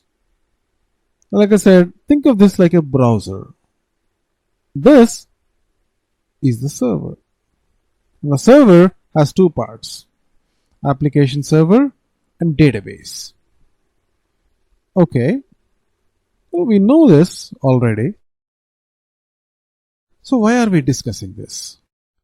When we create these reports, SE38, so many different reports, all of these reports run on the app server. This is where they run. And in the reports, we have been using internal tables, right? What's an internal table? It's a table, grid, of data that resides in memory. So this is all in memory, meaning it's not stored permanently. So you perform transactions on the internal table, like delete some rows, insert rows, modify rows, append rows, collect rows. These are all transactions that happen in memory. But what happens when the program exits? Okay, you run the program, you're done with the processing, you exit. Does it change anything permanently? Any internal table operation? No, it does not. It just resides in memory. You perform operations. Once they're done, if you exit the program without persisting, when I mean persisting, store them somewhere permanently. Because when the next time you come in, you don't want to redo everything again, right? As a simple example, you create an email in Gmail and save it as a draft. Where does it store it? It stores it somewhere in the database, right? I'm not sure what database Gmail uses, but it does use some kind of a database, right? Think of database as a persistent store. Persistent meaning once you store it, it stays there until you delete it, right? So you can retrieve it anytime you want. You can create a draft today in the evening. You go have a drink, sleep, and then in the morning, you can go edit it again, sleep again, have your lunch, dinner, edit it again the next day. Isn't it?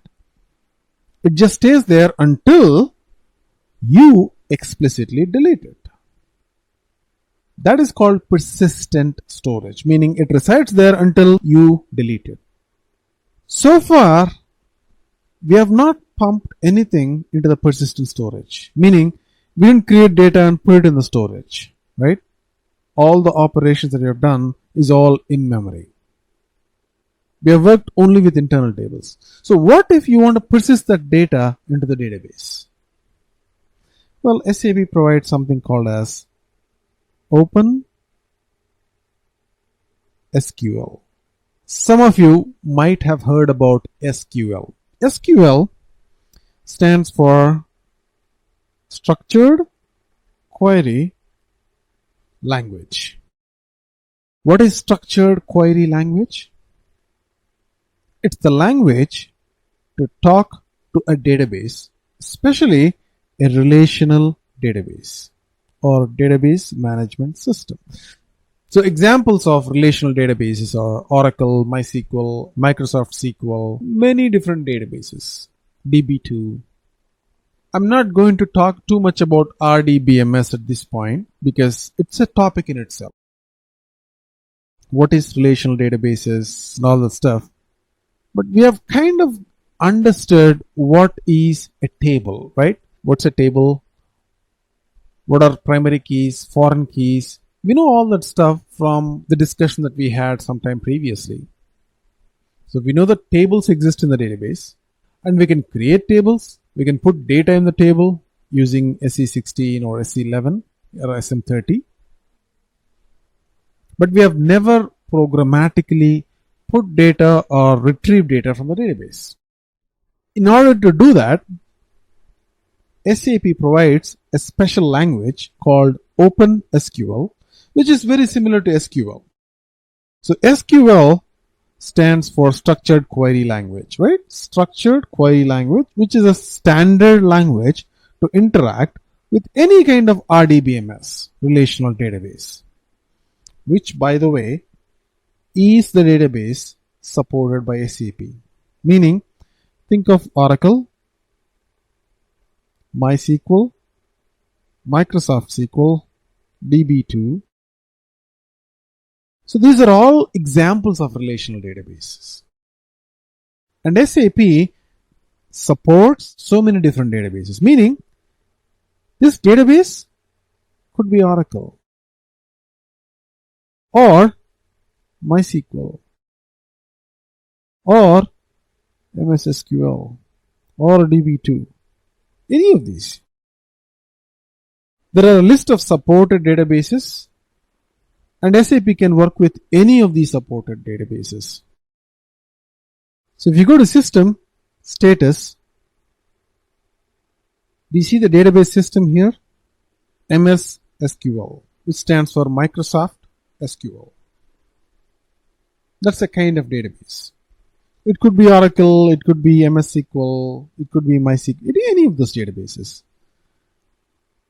Now, OpenSQL is a version of SQL that is proprietary to SAP that's built in such a way that it can interact with any database. It doesn't matter if you're interacting with Oracle, MySQL. In fact, most SAP consultants don't even know what's the underlying database with which they're working. You talk to any ABAP consultant and ask them what's the database that they're using. They'll look confused. Well, the reason is pretty obvious. They don't care. It's probably only the system administrator or the basis consultant that cares about the database. Now, why does an ABAP consultant doesn't care about the database? Because of OpenSQL. OpenSQL is written in such a way that you don't have to really bother about the kind of database. As long as it's a supported relational database, you're good to go. Why are we talking about OpenSQL now? The reason is simple. So far, we have been doing reports, and all these reports does is select data from the database, right? So we have been using select statement quite often. Select this variable, select that parameter, join these tables based on this where condition. Inner join, outer join, left outer join.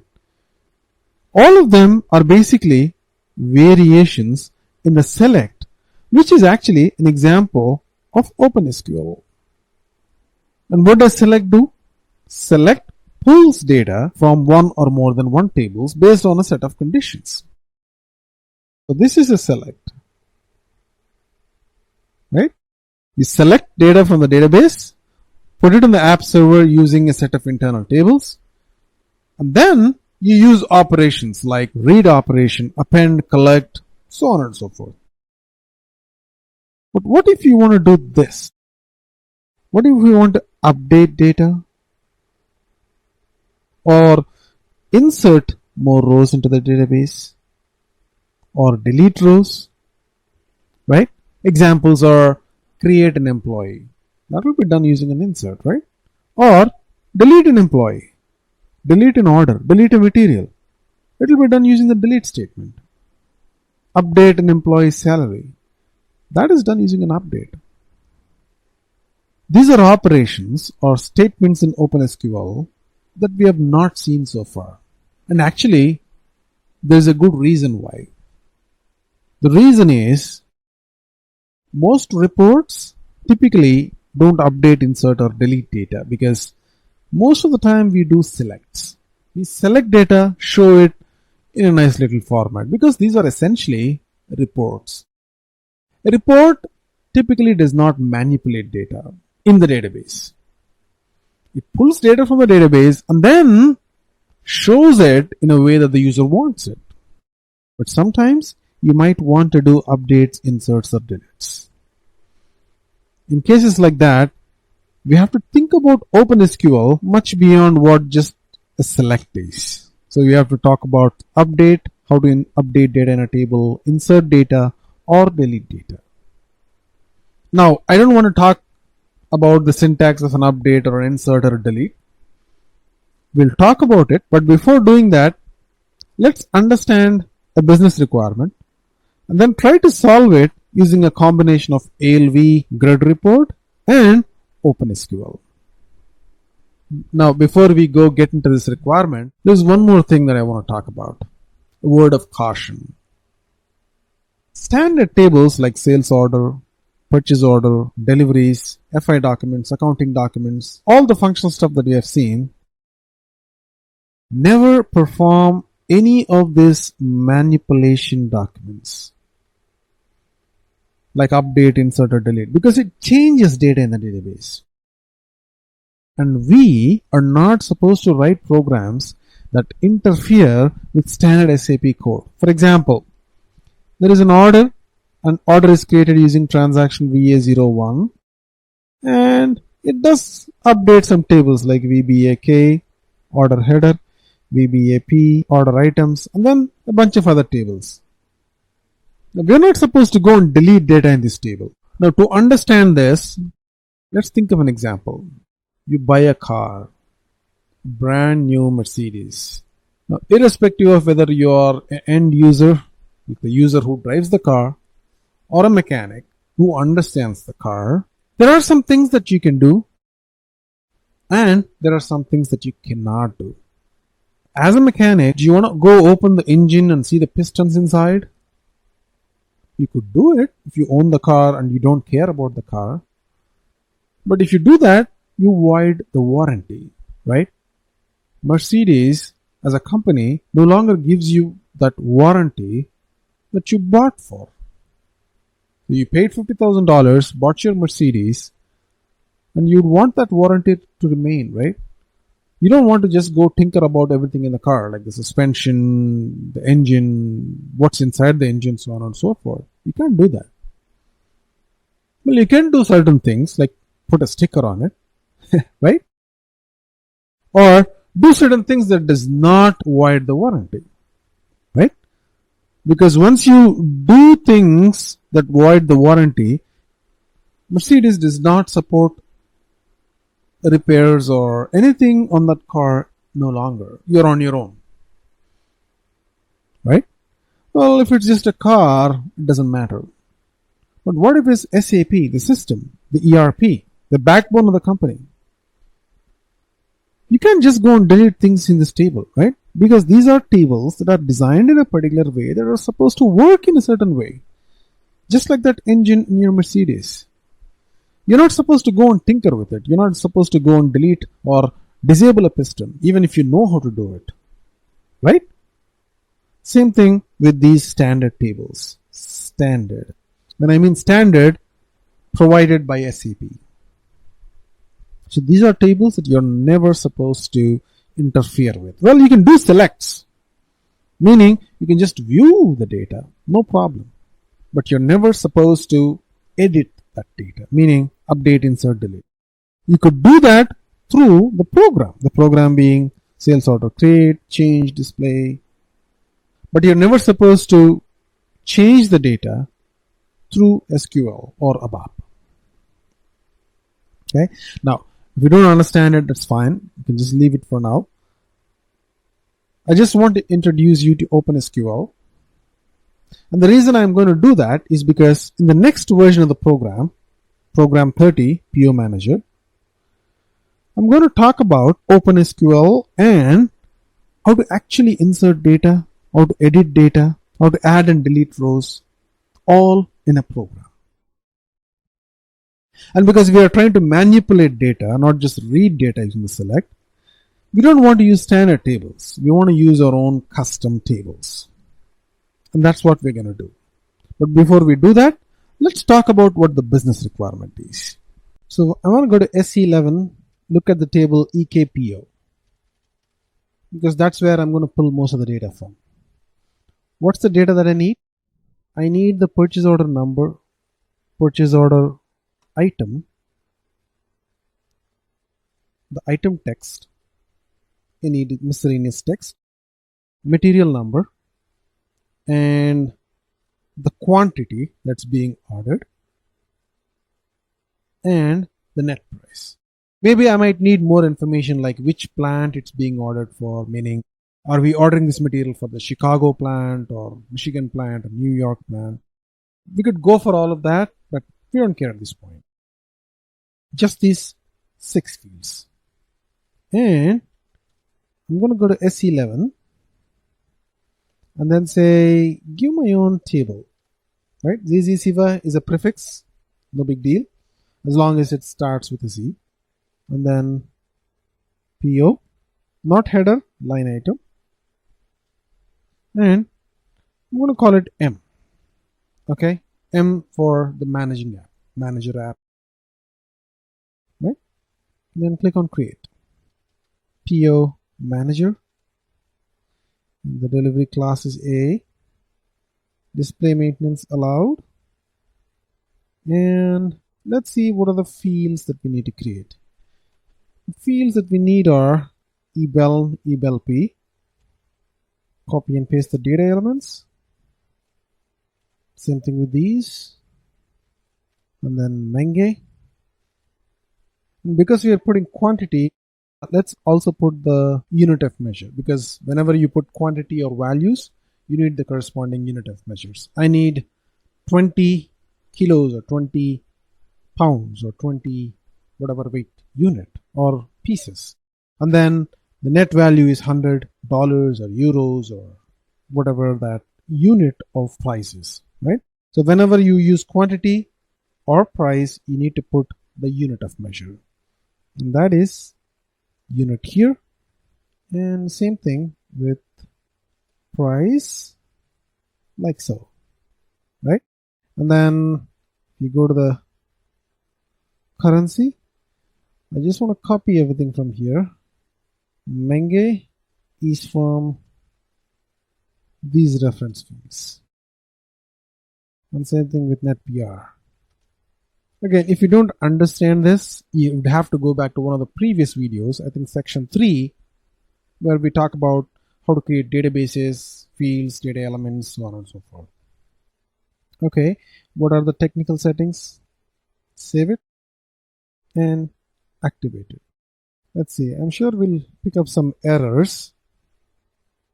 Like what? Okay, specify a primary key. Let's go specify a primary key. Go to fields. And what are the primary keys? I think it's ebel, ebelp. These are the primary keys. Activate. And I think this time it should go through. Well, there are warnings, but that's fine. Don't care. And save. Right? So we don't want to put data in it. Instead, I'm going to show you a screen where we're going to create a button that's going to insert data. Okay, so the database is created. And typically, you would go to utilities and generate a screen for managing data in it, like SM30. Unless we do that, SM30 does not work. In this case, we're not going to do it. The reason is, I want to create this ALV program in such a way that we're going to be able to insert data into this table on the fly. So and here's what I want to do. Let me show you the requirement. Okay. So this is the basic requirement. We understand the business scenario. Let's talk about the specific requirements. What this report should do. So here is what this report will look like.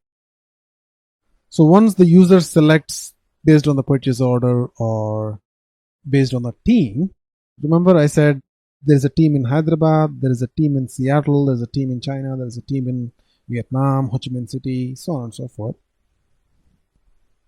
And they keep entering data into this table, and that's where they maintain the status of what is happening with a particular PO that they've created. So I've created this PO for Pete's Coffee, and these are the line items, and currently it's still being worked on, or it's complete, and this is being created by the Hyderabad team, right? That's what this first two rows indicate. So this team. So the first set of requirements is I should be able to delete or insert rows into this table. This is a Z table, custom table, right? So I'm free to do whatever I want. I can delete data, I can insert data. So create a couple of buttons here, one for delete and one for insert.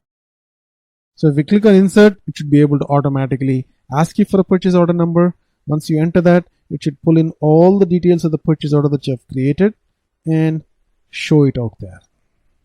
So those are the first two requirements. The first requirement is to delete, and the second requirement is to add rows. The third requirement is to create a hotspot, meaning, okay, here is a PO that we have created. The purchase order transaction is ME21N or 22N to change or 23N to display. The moment you click on this column, because it's like a hyperlink, right? It's underlined. None of these other parameters are underlined. It's just this column that's underlined. The reason is because it's called as a hotspot. It's a feature of ALV. So once you click on that, it should open the purchase order in that respective native transaction, which we'll see in the next set of programs. And number 4, you should be able to edit which team this purchase order has been created by And what's the current status? These are all editable fields because see, this is all grayed out. This is grayed out. These are editable, right? So you should leave some of the columns editable, namely team and status columns. And that's the fourth requirement. The fifth requirement is, as soon as the user hits on save, any status changes, like this is in progress. If the user types in progress and clicks on save, that should be saved in the database. So these are the key requirements. We have just 5 requirements, right? So how do we satisfy this requirement? Let's start writing that program. So here is an example of a business requirement. So this is something that I've done some time ago. So this company is a procurement company. So they procure goods for clients. Right? Procure meaning purchase. They purchase because they have better purchasing power. So imagine this. There is a shop that sells pastry, a bakery, right? There is a shop that sells coffee. There is a shop that sells something else that's consumable. And all of them need goods, right? Raw materials like flour, sugar, coffee, so on and so forth. Now there are 100 or 1,000 odd pastry shops or 10,000 coffee shops across the United States. But each of them are really small, right? One coffee shop maybe does 500,000 or $1 million in sales per year. And that's not a big enough volume to demand your vendor to reduce your prices. So this company, what it does is, it aggregates requirements across so many different coffee shops or bakeries. And then, because it has so much more purchasing power now, because we are now dealing with not just millions but billions of dollars of purchases, the vendors, the coffee dealers in Jamaica or this flour dealer in Michigan, they're more willing to listen to you and then give you better deals, right? So this aggregator, whoever he is, food processing company, let's say, or brokering company, purchasing company, gathers purchase orders from so many different clients of theirs, which are these coffee shops and bakeries, and then place purchase orders to optimize their entire supply chain so that this coffee shop receives their coffee beans in time. That's the summary of it. So we are talking about implementing SAP for this company, this trading company. And it's a huge operation. Okay. So they have a business process outsourcing center in India and elsewhere as well, Manila, China, so on and so forth. And what they do in one of those operation centers is they have a set of people. This company sends all the purchases that they receive from their vendors, meaning, okay, I need so many tons of coffee or so many pounds of coffee or so many pounds of sugar. They receive all the requirements and send those requirements to these outsourcing hubs. And there are these people who take a look at these purchases and based on a certain algorithm, meaning, okay, this is the best provider for this kind of coffee, they provide the best price, they have their internal database. Based on that, they look at the requirements, what is required, and create purchase orders in the system, in SAP, and process them. Essentially, it's a back office, right? They have a back office in India, they have a back office in Brazil, they have a back office in Vietnam, they have a back office in China, so on and so forth. Okay? So this process of gathering the requirements and until the time they're creating the PO, it's all something that happens outside of SAP. It's all internal. It's their business logic, right? So once they create the PO, they have to report it back to their parent company and say, okay, here is the PO that I have created, or here's the PO that I have partially created, and this is the status so far. This is how far I've worked on it. And I belong to this team, meaning I'm in the Hyderabad team, and this is the PO that I have created. And I'm yet to add some orders because I'm expecting some more orders for this coffee company in Michigan, right? So it's a work in progress. And in order to track their work in progress, we have created an app called the PO Manager, which essentially does this. So they get the requirements, they do their algorithm, and finally they create a PO, right? A PO or purchase order in the system, which places a purchase order with this Jamaican coffee dealer, right? Or this Indian Ooty coffee dealer.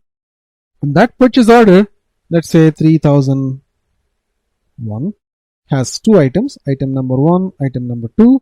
Item number 1 is coffee, item number 2 is sugar, this quantity is, this is the price, so on and so forth.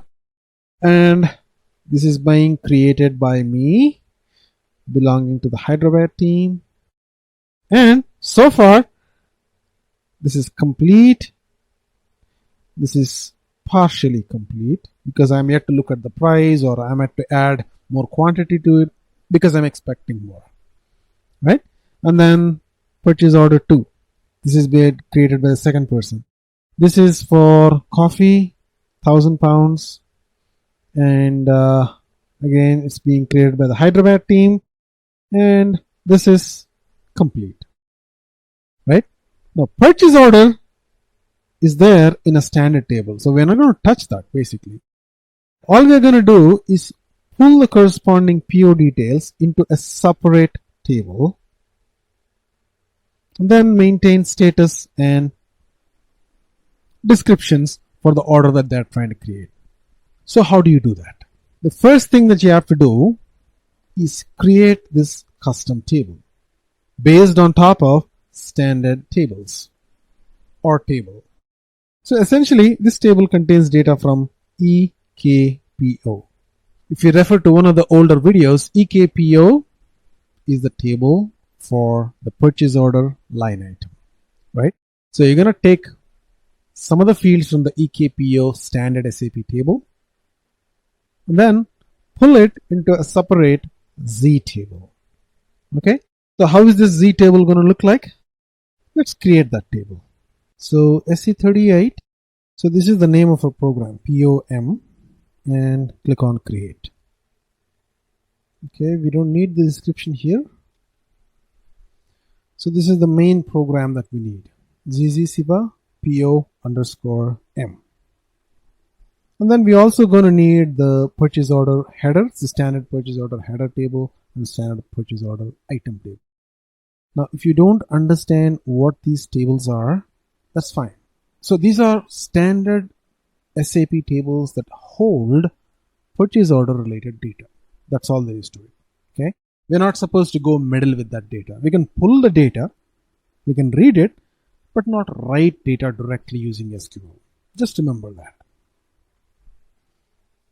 Okay, so we are declaring these tables, and then I want to create a type to hold the data in the ALV. In order to do that, I'm going to click on pattern. I'm going to not write all the fields one by one. Instead, go here and then say ZZSiba POM, which is the custom table that we have created. In that table, we need all the fields. Okay, copy.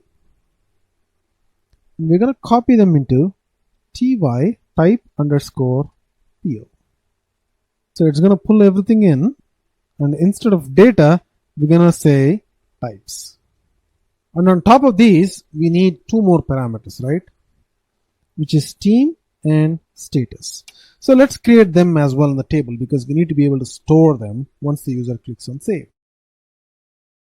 So to do that, let's say team, and let's call it ZZ team. That's a new data element. And then status. This could be ZZ status. Okay. Now this is a new data element, so let's go double click on it and create it. And this represents the team, and we're going to use a predefined data type character of, let's say, length of 10 characters. And then we're going to put some descriptions. And similarly, let's also create the data element for ZZ status.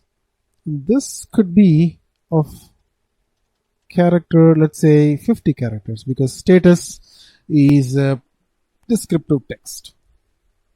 Okay, now that the table is complete, let's go back to our program and let's go to pattern, the name of the table here.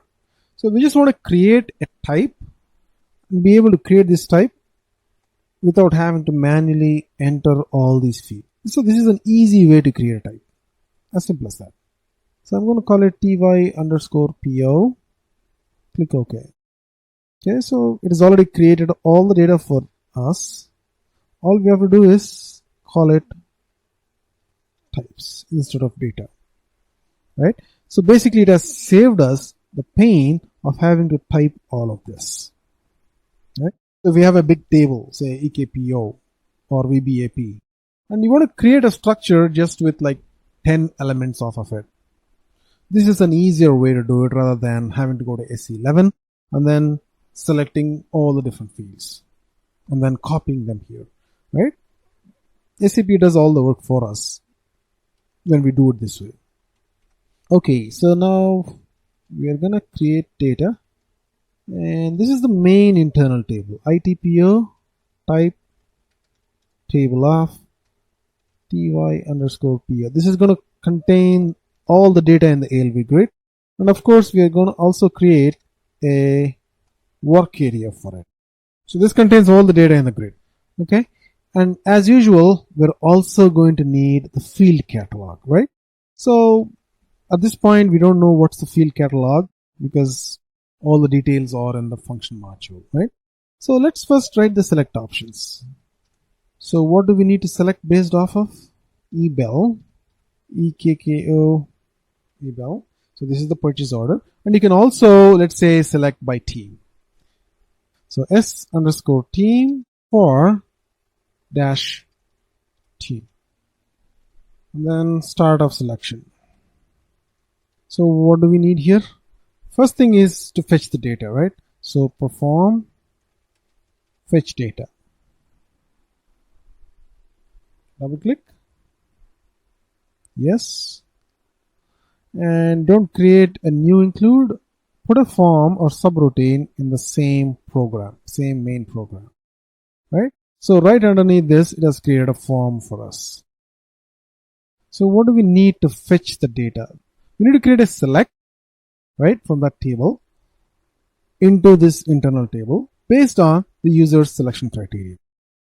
So select star because we need all the fields from this table, the custom table that we have created, into the internal table that we have just created, where EBEL and SBEL, whatever the user has selected, purchase order, and T. Now, if size sub RC returns anything other than a 0, then something is wrong with the select, right? The data is not found. So if no data is found, then output a message that says no data found, because we don't want to surprise the user with a blank grid. Pretty printer. Okay, so we have fetched the data into the internal table. So the next thing to do is prepare the field catalog, right? Prepare the field catalog. Now, earlier, we tried to read data from a big table, purchase order line item. It has like 100, 200 different columns. And then we were only going to show 5 or 6 different columns from it. So we have prepared the field catalog field by field, right? Remember, we said this is the field name, this is the edit status, so on and so forth. But over here, it's just 8 or 10 different fields, right? So you don't have to prepare the field catalog like that. Instead, let me double click and create this routine, and I'm going to show you how I'll prepare the field catalog. So it's using a function module called merge. So all the data elements are already created, right? So why do you have to repeat that stuff? Instead, what we can do is call a function called field catalog merge. So reuse field catalog merge. Okay. So what does this do? So in place of structure, uncomment it and say ZZ Siva, this is the name of the table, underscore PO underscore M. ZZ Siva underscore PO underscore M. Right? Well, this needs to be in capital, right? So I'm going to select that and say Control U, uppercase. Okay, so that's the first parameter. The next parameter is where do you need it? We need it into this parameter called the field catalog, right? So, but we have not declared the field catalog, so we need to declare it. We need to declare it of what type? Well, we don't know, right? We never know what those types are. We always go into the function module, look at the parameter, and find out that this is the field, right? So double click. Right, so this is the field catalog, right? So changing CT underscore field catalog, copy, go back, and go all the way to the top and declare it as a global variable. So here's our field catalog, type table of this guy, and in fact this is of type table, right? So it's not even going to be type table of, it's just going to be type. And I said the work area is of type almost similar, except it's not going to have a T. You can find the definitions for all of this in the SLIS types pool. If you have questions, refer back to the previous classes. Okay.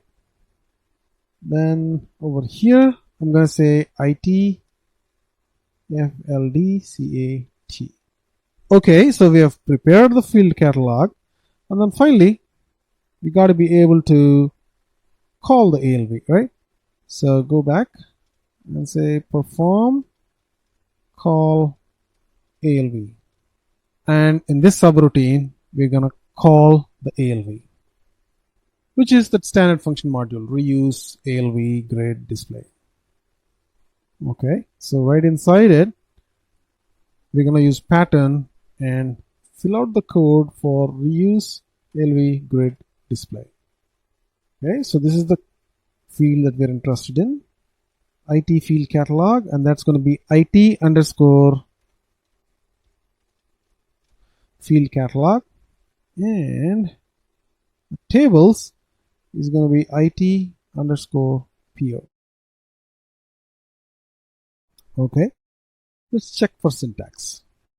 Looks good. Activate. Okay, so we need the purchase order number and team, and once you hit execute, there's no data here, right? So we didn't put any data in this table. This is a brand new table and we didn't put any data in, and it gives a blank screen with just these column headers and nothing else in it, right? Which is cool. We're good with it. So the first thing that we want to do is be able to put some data in it. So put some data in it, we need some kind of a signal, right? Meaning we need to be able to put plus button here, and when you click on this, it should give a pop-up or something that says enter PO, and you enter a PO number 3000021 or 20, whatever that number is. And once you enter that, it's going to look into the EKPO table, the standard table, pull out the required fields, just 5 or 6 different fields, and populate it into the internal table so that you see all the data in this grid. And this is step number 1. And step number 2, also populate it into the custom table, right? Put it in the screen and put it also in the database. So this is the screen, the ALV, and this is the database. So whenever the user hits on the plus button in the PF status, the application toolbar, two things need to be done. Go see if the user has entered junk data or not. If the user has entered junk data, ignore it or throw a warning message. If the user has entered good data, go to EKPO, validate it, and then refresh the screen with the new data and also update it in the database. Okay, so the first thing to make that plus button happen here is to create your own custom status, right? PF status.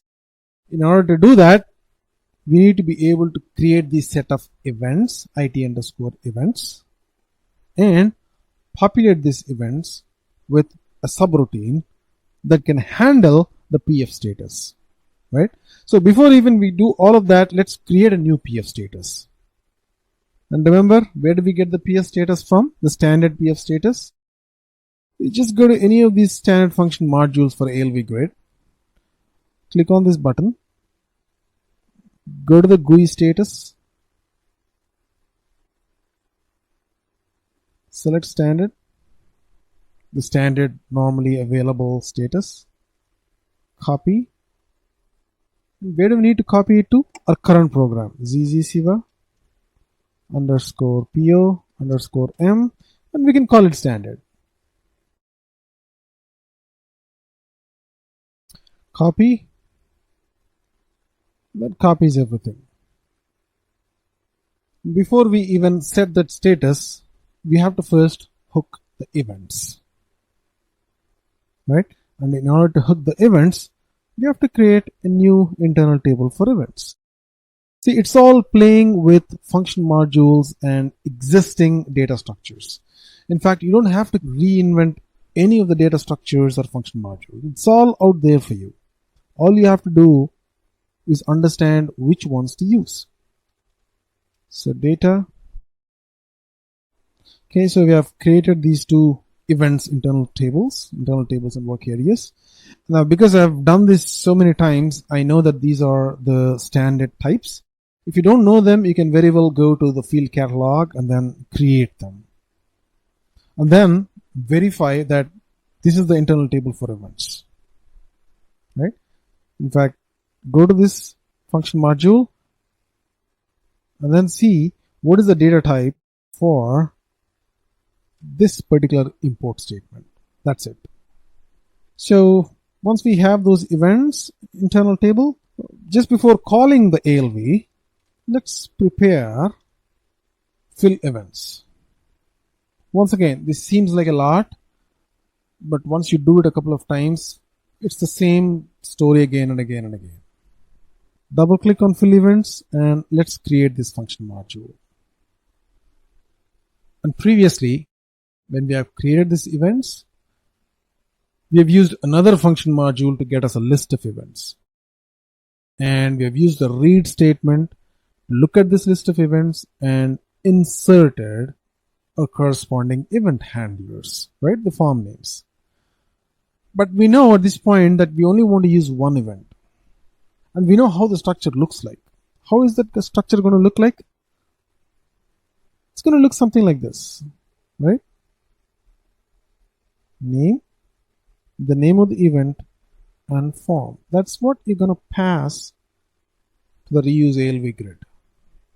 And over here, what we're going to do is we're going to say the event is PF status set, and the form name is of course F underscore PF underscore status underscore set. It could be anything. I'm just using it with the F underscore because it's easy to identify that it's a form. So this is essentially what we're trying to do in this form. So how do you do that? The work area name is PF status. The work area form is F underscore PF status, and append that to the internal table. So the name is PF status set. I know it because that's the event that's responsible for the PF status. And we're going to append WA underscore events to IT underscore events. Well, we did the append, but we have to do two more things. So one is set this it underscore events as the events table in this function module. Like go here, uncomment it, and paste it there. So that's setting up the wire. And what's the actual program or subroutine that has to run? It's this function module, right? So copy that and create a new function module. So this is the function module that's going to be called when it comes time to handle an event. So there you go. What do you do in this form? Set PF status. What's the name of the status? Standard. Remember, this has to be capital. You can't do small letters, right? Then this function module has a certain signature, right? We have seen that in one of the previous programs. And the signature for that is using RTEXTAB type. I'm just going to copy that from the previous program. Type plus, okay. Double click on this PF status because it has to be activated, remember? So everything comes there, but it has to be activated. So you got all the buttons, menu bars, so on and so forth. So just go save it, activate it, syntax check, activate, and execute. Okay, no data found is okay, but still you don't see those elements in the toolbar, right? That's because we need to set up the scirep ID in the reuse ALV grid call. So this is the one that I'm talking about, scirep ID. Scirep ID basically refers to the current calling program.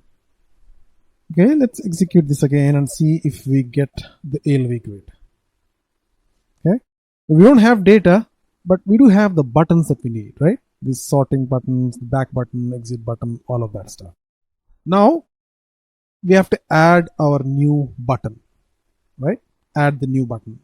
The first button that we're going to do is the add button. So how do we do that? So double click on the PF status, and in the application toolbar, we're going to put the add button, right? So it's going to look something like this, insert entry. So go here and say add. It's a static text. And then say add purchase order. And the icon name is going to start with something like an insert. So go search, insert. Okay, so this is insert multiple lines, but you want to insert just one row. For example, one PO number, right? So insert row and then save. Put a keyboard shortcut. All of these have keyboard shortcuts, remember? All the tools in the application toolbar have keyboard shortcuts. Save, activate. Go back and let's execute this again. Execute.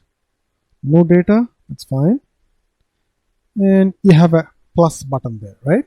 So we were successfully able to add a button to the application toolbar. Now, when the user clicks on it, something has to happen, right? What is that something? The something is it has to open a pop-up, ask us for a PO number. We enter the PO number in there. It pulls the data for the corresponding PO from the PO table, EKPO, and puts it in the ALV grid, right? How do you do that? The first thing that we have to do is wire up the user command event, which is how we make the program respond to events. So it's not just PF status set, it's also got to be user command. And before we do that, we have to make sure that we clear the work area. What's the name of the event? User underscore command. And let's create the form for that as f underscore user underscore command. And we're going to create the subroutine, right? I'm not going to create that from scratch because the signature is already created as part of a separate program. So I'm going to copy that. But the content is going to be something different, which we're going to do now. So this is the name of the form. And what do we write here? Well, to insert data, basically we have to respond to that add method, right? So when we clicked on that add button, we have to respond to that. The first thing that we have to do is when the user clicks on add, we should show a pop-up that gathers the value of the purchase order, right? So in order to do that, we have to do something called as, well, there are multiple ways to do it. The way that I'm going to do is based on function module called pop-up get values. Pop-up get values. So what it needs basically is a set of fields, basically one field, and that's going to be a purchase order field, right? So we're going to create that data local to this function module like so.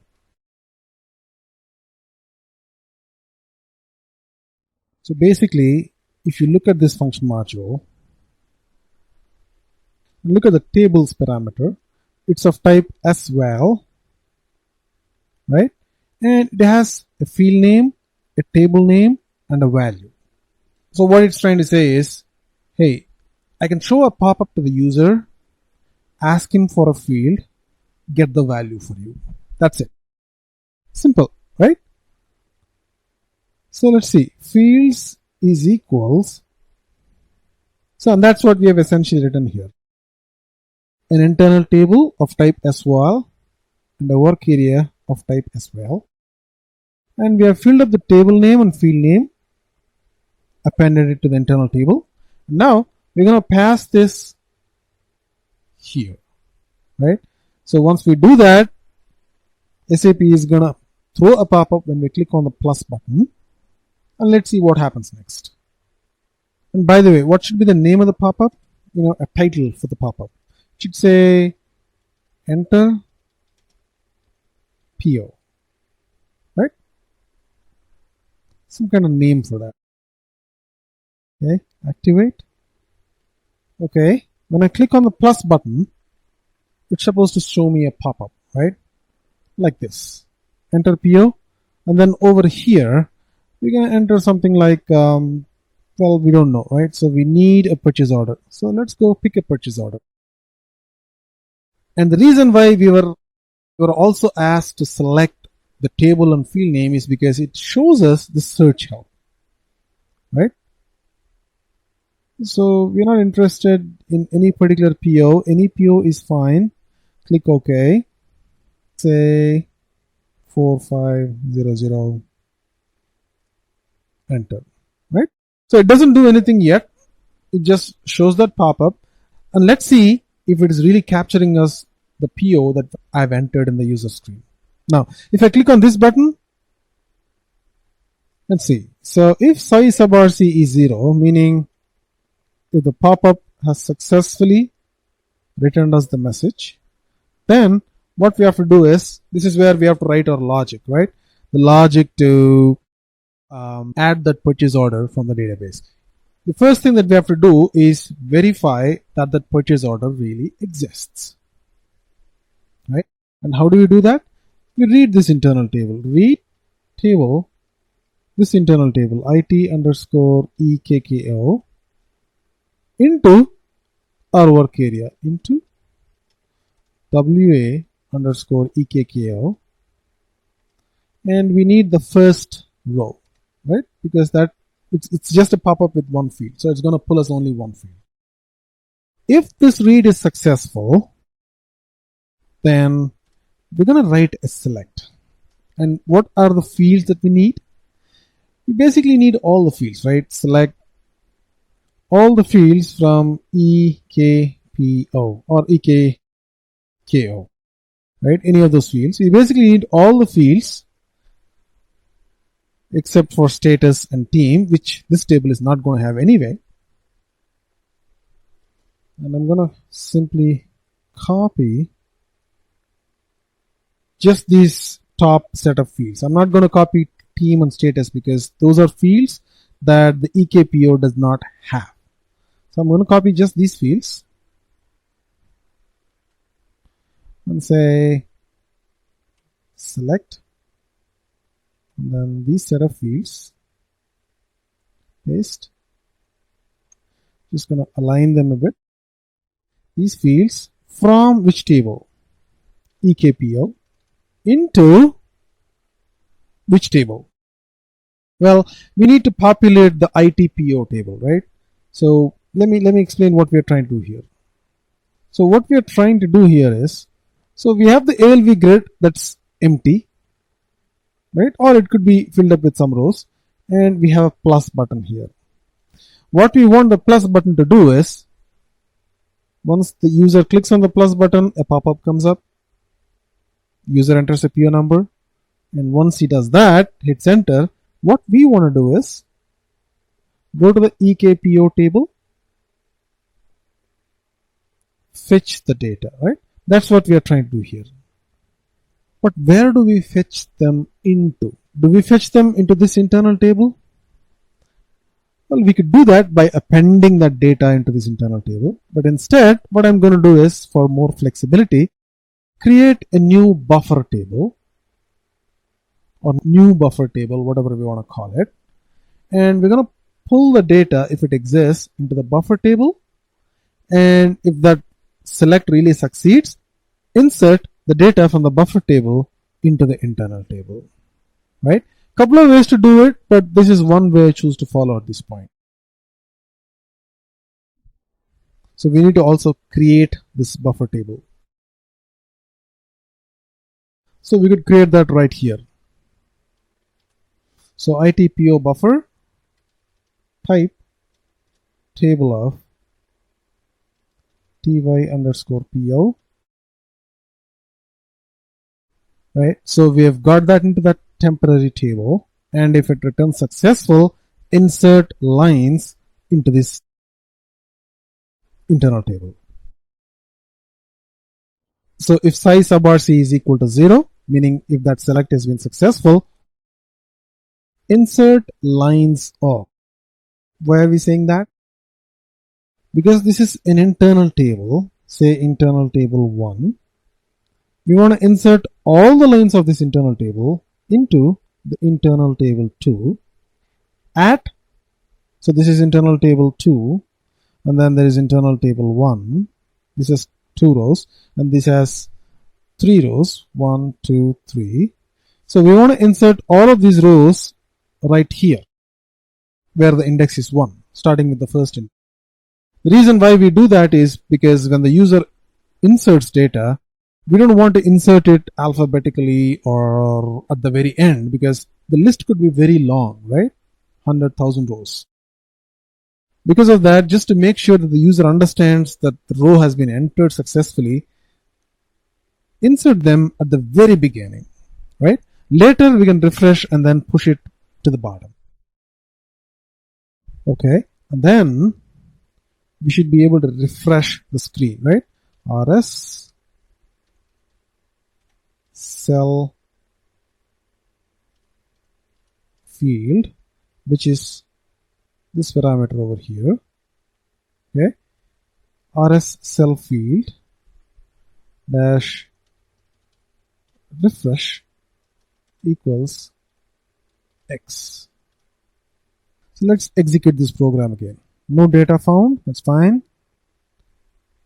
And then when I click on the add button and put the purchase order number in there, it didn't do anything, right? It didn't insert data into the buffer. There could be many reasons. Let's put a breakpoint and analyze why.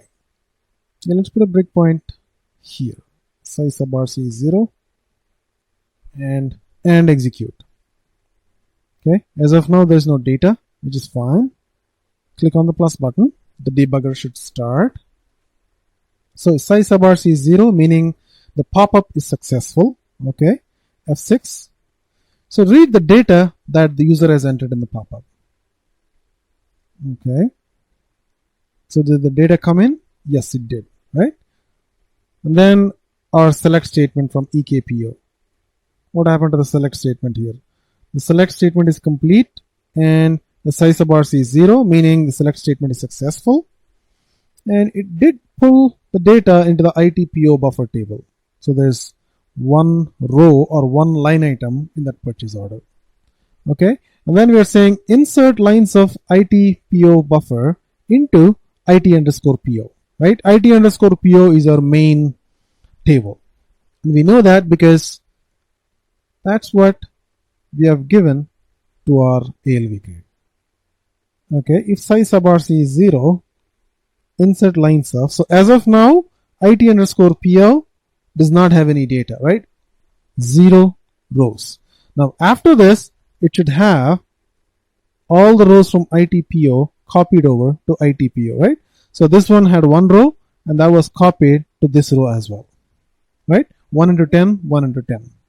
And then we are saying refresh equal to X.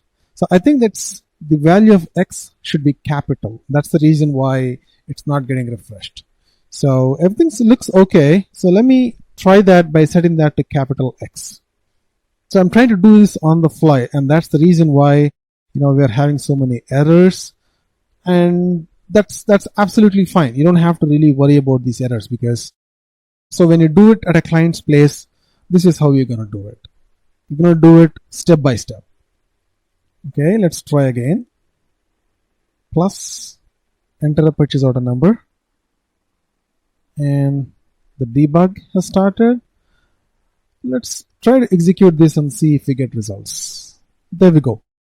That purchase order details, like the purchase order number, item, short text, material number, quantity, and all that stuff is all right there. Right? Now, the add button is half complete. So now why do I say it's half complete? Because the data is there, right? If I go back and come again, the data is gone. Why is that? Because we have inserted that into the internal table, which is still in memory, but we didn't put that in the database. What do I mean by that? Remember, we have completed this step. But this step, until we do that step, the data is not actually persisting. So we have finished first step, refresh the screen, everything is looking good, but we just need to do the second step as well if you want to see the data persist into the database. So let's do that as well. So how do we persist data into the database? So this is where we have to use something called as OpenSQL. Like I said, this is very similar to the SQL that you use to manipulate your internal tables. It's not all that complicated. And I have a document that explains most of the basic commands, like select, the different variations of select, right? And then we have something called, and then we have the insert. So what are the different variations of insert? And then we have the update, different variations of update, single row versus multiple rows. And then we have finally the delete OpenSQL. And we also have something called the modify, which modifies certain rows or certain columns only, right? Now, I can walk you through all of these statements, but that's going to be a bit boring. We don't want to do that. Instead, I'm going to look at the requirement at this point and then only focus on that particular statement. So what do we need to do here? We have to insert one or more than one rows in one internal table, right, into the database. Because when I said pull 45000084, that could have one line item or 1, 20, 30, 40, 50 line items. So it's basically inserting an internal table with more than one row if possible into a database table. How do we do that? Let's see. Let's look at the insert section. So this is insert. And how do we insert data? This is inserting one work area. Okay. Not interested. And same thing here. And this looks like it, right? Insert. This is the database table. And from table, internal table. It doesn't matter how many rows are there in the internal table. All of them could be inserted, right? So this is the syntax that we are interested in. Insert, database table, from table, IT, internal table. So if this insert has succeeded, inserting into step number 1, which is inserting it into the internal table for the ALV, then insert it into the database, right? So to insert it into the database, let's do something. Let's loop at that buffer internal table, which contains all the data that we need to add into the internal table. Let's loop at that, right? Once we have that, we need to actually move all these fields into another internal table, which resembles the structure of the actual table. So what I'm talking about is this structure, right? This structure could be different from the actual structure of the table. Maybe some columns are missing or the sequence is missing. So when we insert an internal table into an actual database table, the structure has to be exactly similar.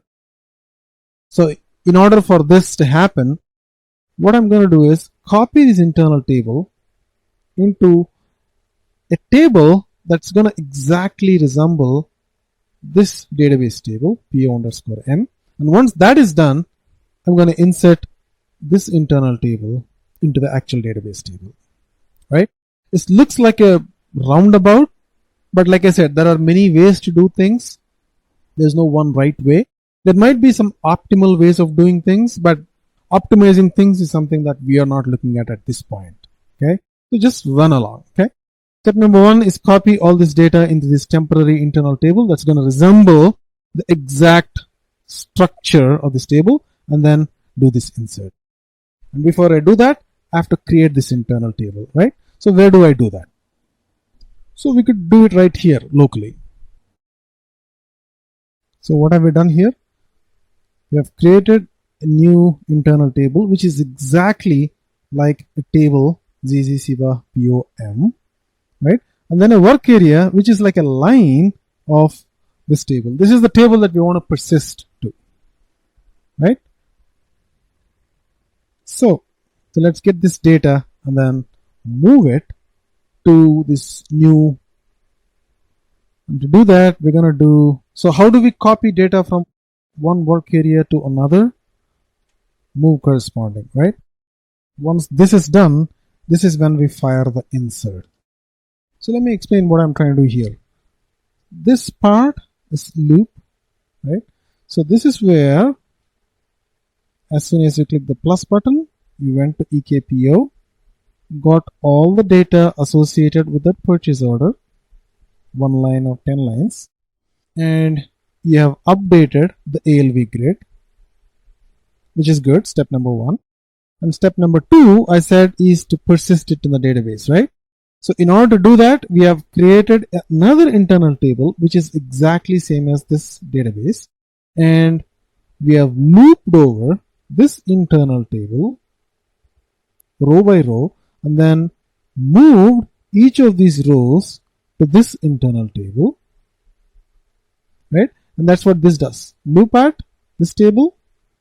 So this is this table, and move corresponding append to this table. So this is this table, right? After that is done, this insert over here, this insert this entire table. So this is this table from this internal table, right? So if you remember this picture, you should be good to go. So let's execute and see if this works. Plus button, a pop-up comes up. We enter the purchase order number, click OK, and PO inserted. So the message says PO is inserted, and the PO is here. But how do we know that the PO is really inserted into the database? It shows here, which is a temporary internal table, right? So let's go back, then execute this again. Now remember, this is going to again go to the database and fetch data for us, right? And you see data. What does this mean? This means that the data is really persisting in the database. If you want to check it, you can go back to the program, or you can go to SE16, double click on this table name, and then go to data view, and you should see that that single row should exist in that table. Execute. It does exist there, right? So we have achieved essentially to persist the data the user has asked us to add into the database table. So in the next chapter, we'll talk about deleting rows. Well, it will follow roughly the same logic, but we're going to do it in the next chapter. Okay. Now we're going to add the delete button and hook up the functionality to actually delete data that the user has selected. Now, how do you know what is the data that the user has selected? So imagine a situation like this. Let me add some more rows and then you'll understand what I'm talking about. I'm adding 6, 5. Let's see if that exists. Okay, looks like there is a 6, 5. So there are 2 rows. Now, how do I know that if, for example, imagine that there were a delete button here. So if I select one row or more than one row, how does the report know that these are the rows that have to be deleted? So there are again multiple ways to do this. So the simplest way is with a functionality called box. Okay. So to enable box, again, there are multiple ways. The simplest way to enable a box, of course, is to make any of the fields editable. Meaning, see, we said initially that one of the requirements that the team and status, they have to be editable, right? That's the whole purpose of the program. We need to be able to select which team is working on a particular purchase order and what is the current status. To be able to do that, what should we do? Where should we change the program? Well, field catalog, of course, right? Field catalog has a property called edit. All we have to do is make that field catalog for team and status columns editable. How do we do that? When we were preparing the field catalog, we didn't do much, right? We just did a field merge and the field catalog was available for us. Now here, if size sub RC is equal to 0, meaning if that field catalog merge is succeeded, what we want to do is modify that field catalog, whatever this function module has returned, by setting the edit column to X for certain columns. How do we do that? Well, let's see. I've changed the work area to X for the field catalog.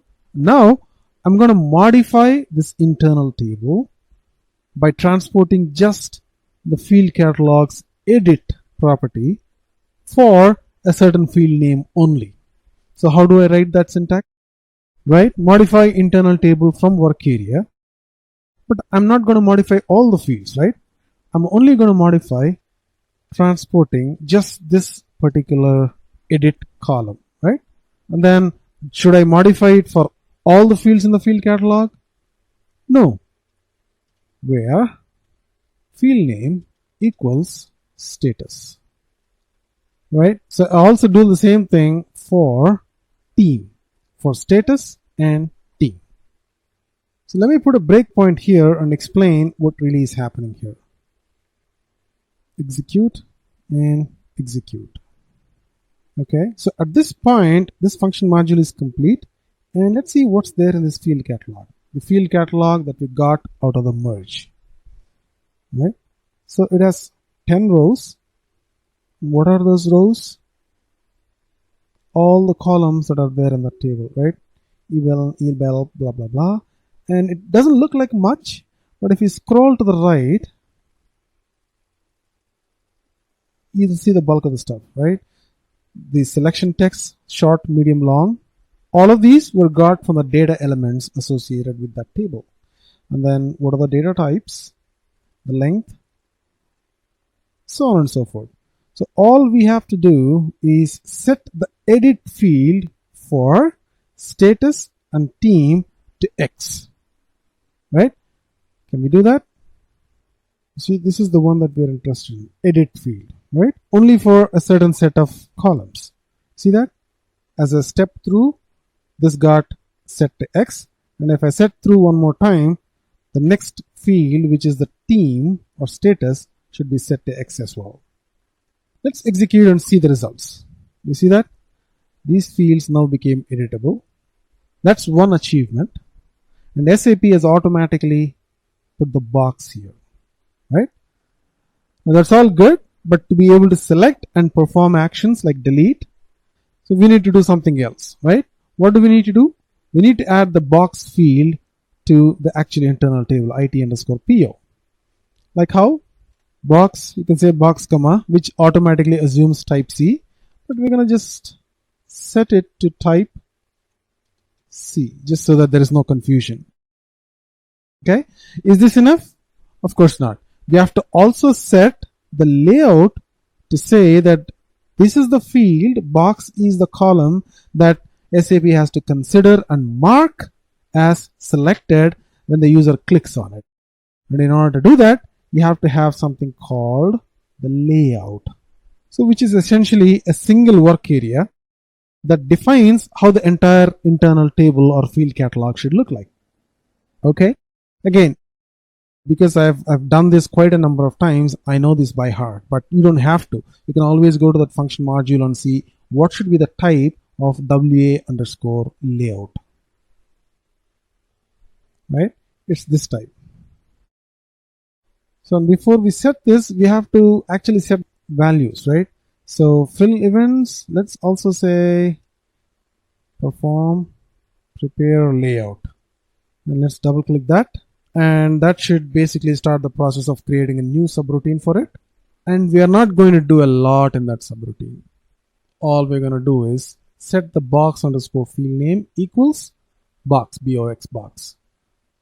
WA_layout dash box_field name equals box, the field that we've just added into our primary internal table. And that's it. Now going forward, anytime the user selects one or more than one rows, all of them will be marked with box equal to X. Well, we have already seen this in one of the previous programs, right? So let's go ahead and add the delete button. Okay, double click on standard, go to application toolbar, and right next to add, we want to add delete. And it's going to be a static text. And we're going to say delete PO. And we're going to put a delete icon. Search for the delete icon. This should work. Delete. And just put a keyboard shortcut. Check. Activate. Save. Now if I execute it, I should see that delete button. It will work. I know it will work. Over here in the user command, I've just written all these lines of code, right? But I never said for which user command it should start executing, right? Now, remember, now you see all of this is code that should get executed when the user clicks on the add button, right? So what I'm going to do here is fold this line of code, and then all of this should come under a case statement. Let me tab it a little bit to the right. Let me put a case statement here. Case r_ucom, right? That's our parameter here. Remember, r_ucom. Case r_ucom when add, right? Everything here should work as is, which is good. Now let me, then when delete, then you have to run another piece of code, and then of course finally end the case. So what should we do when the user tries to delete it? Again, there are a couple of things that had to happen. One thing is loop at the internal table and delete everything that's marked as X, right? So loop at the internal table, IT_PO, the main internal table, and loop it into WA_PO work area. And do we need to loop at all the items or only the selected items? Because we don't care about the unselected items, right?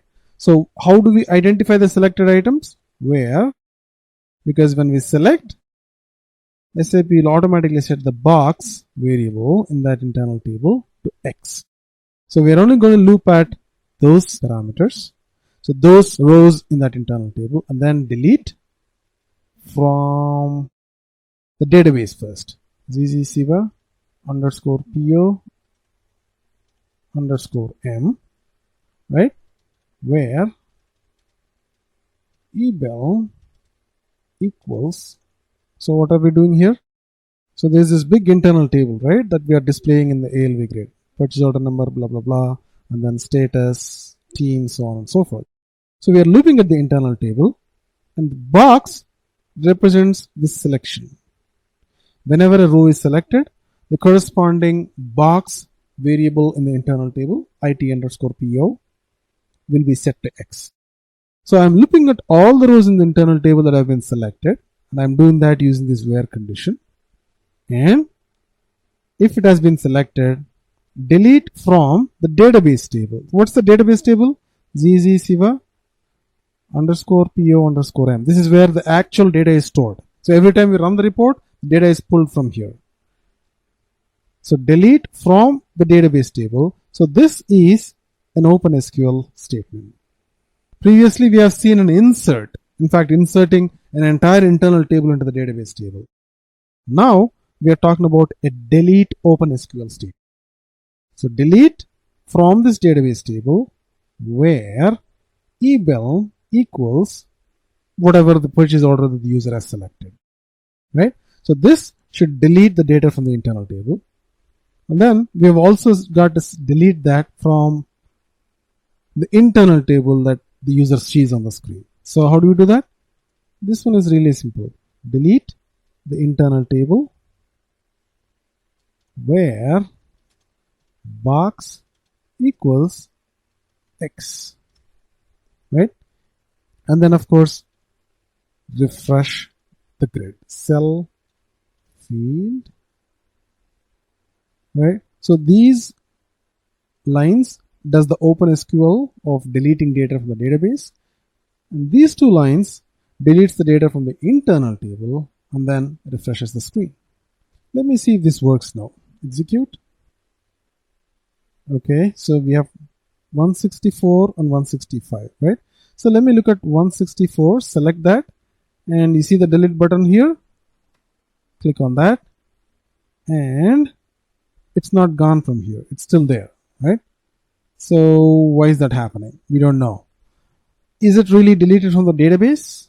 We don't know that either. So let's go check that database table. Okay, it's neither gone from this or not gone from that. So the delete is not working. So why is that? So first off, let's see if this event that we have wired is being properly triggered and it's connecting to the right form or not. Okay, so let's check it again.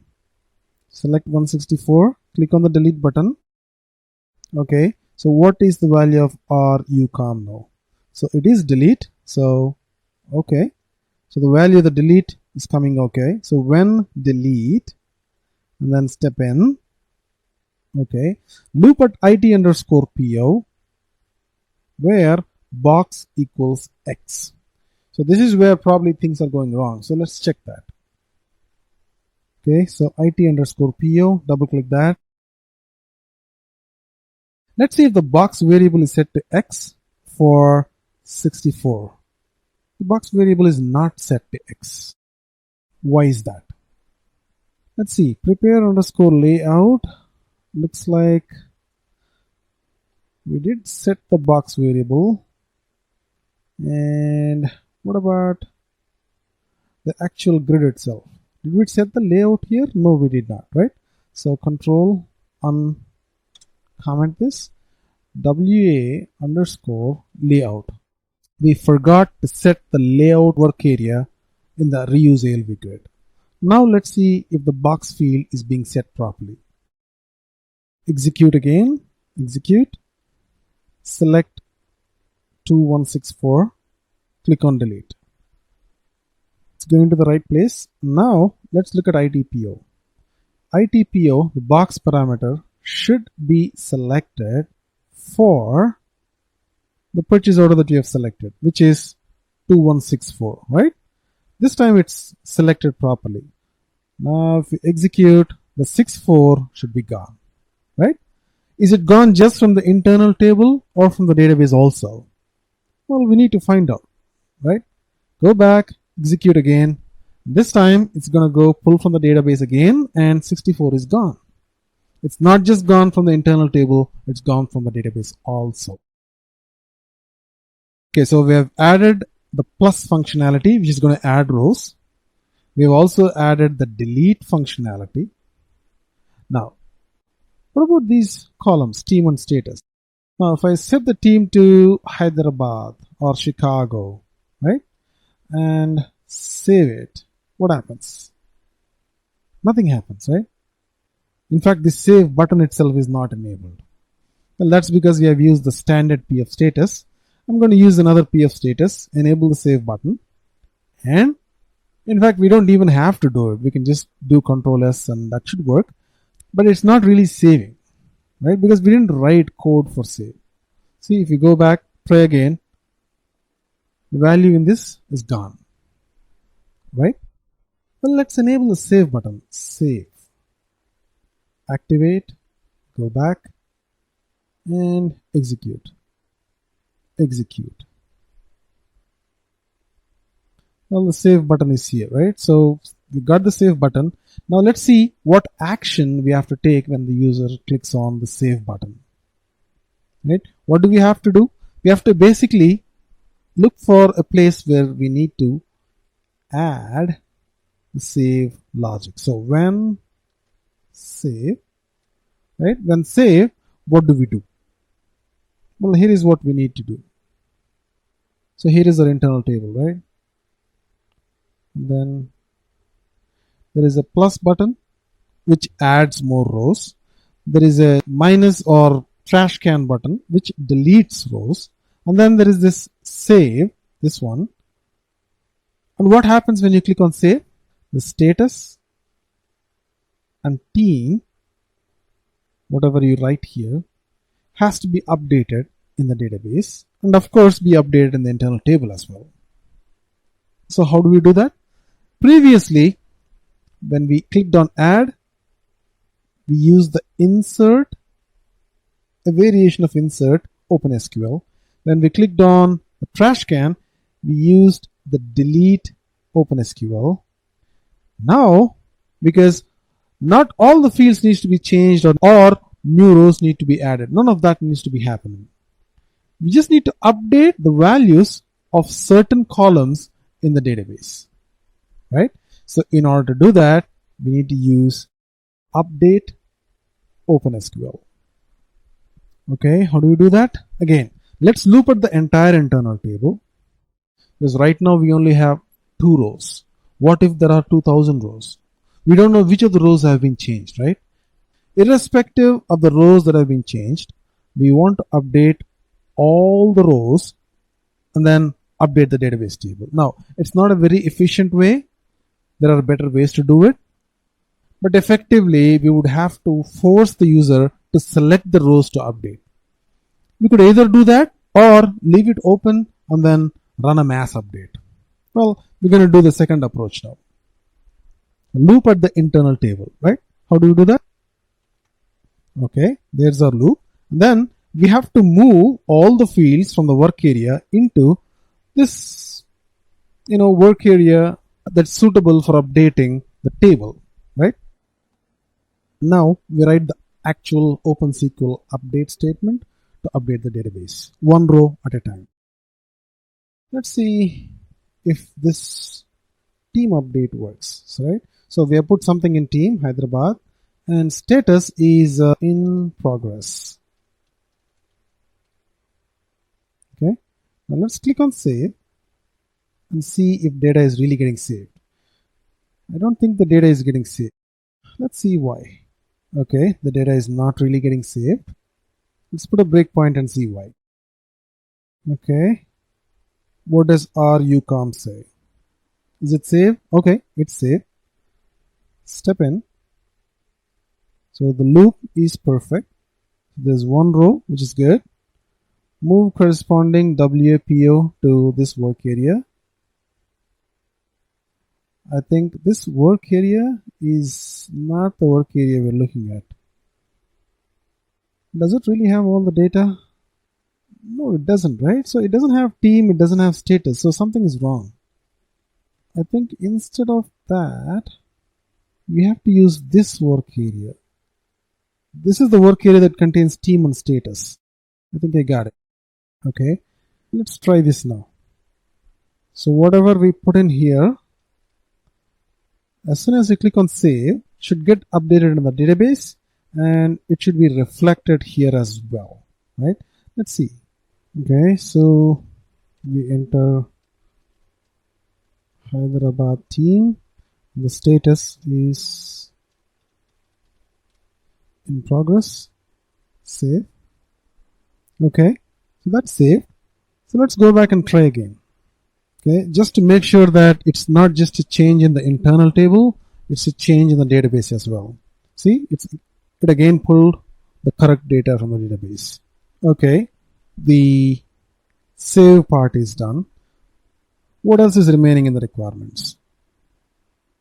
Deleting the rows is done. Adding of the rows is done. Editing and modifying rows is done. Saving changes is done, of course. These two things are linked together. And finally, we have the hotspot. What is a hotspot?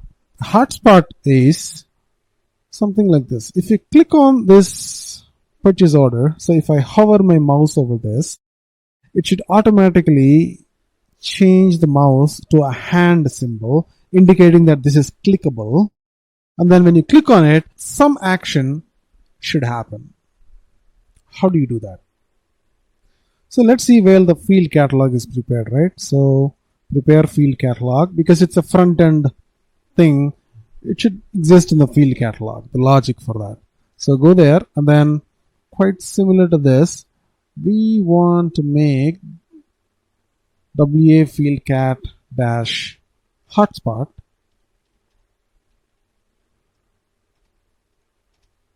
equals X, right? And which field do we want to make clickable? The main purchase order table, right? So let's select one of these rows. It's not the edit field, it's the hotspot field that we want to change. And it's not for the team, but it's for eBell. E-B-E-L-N.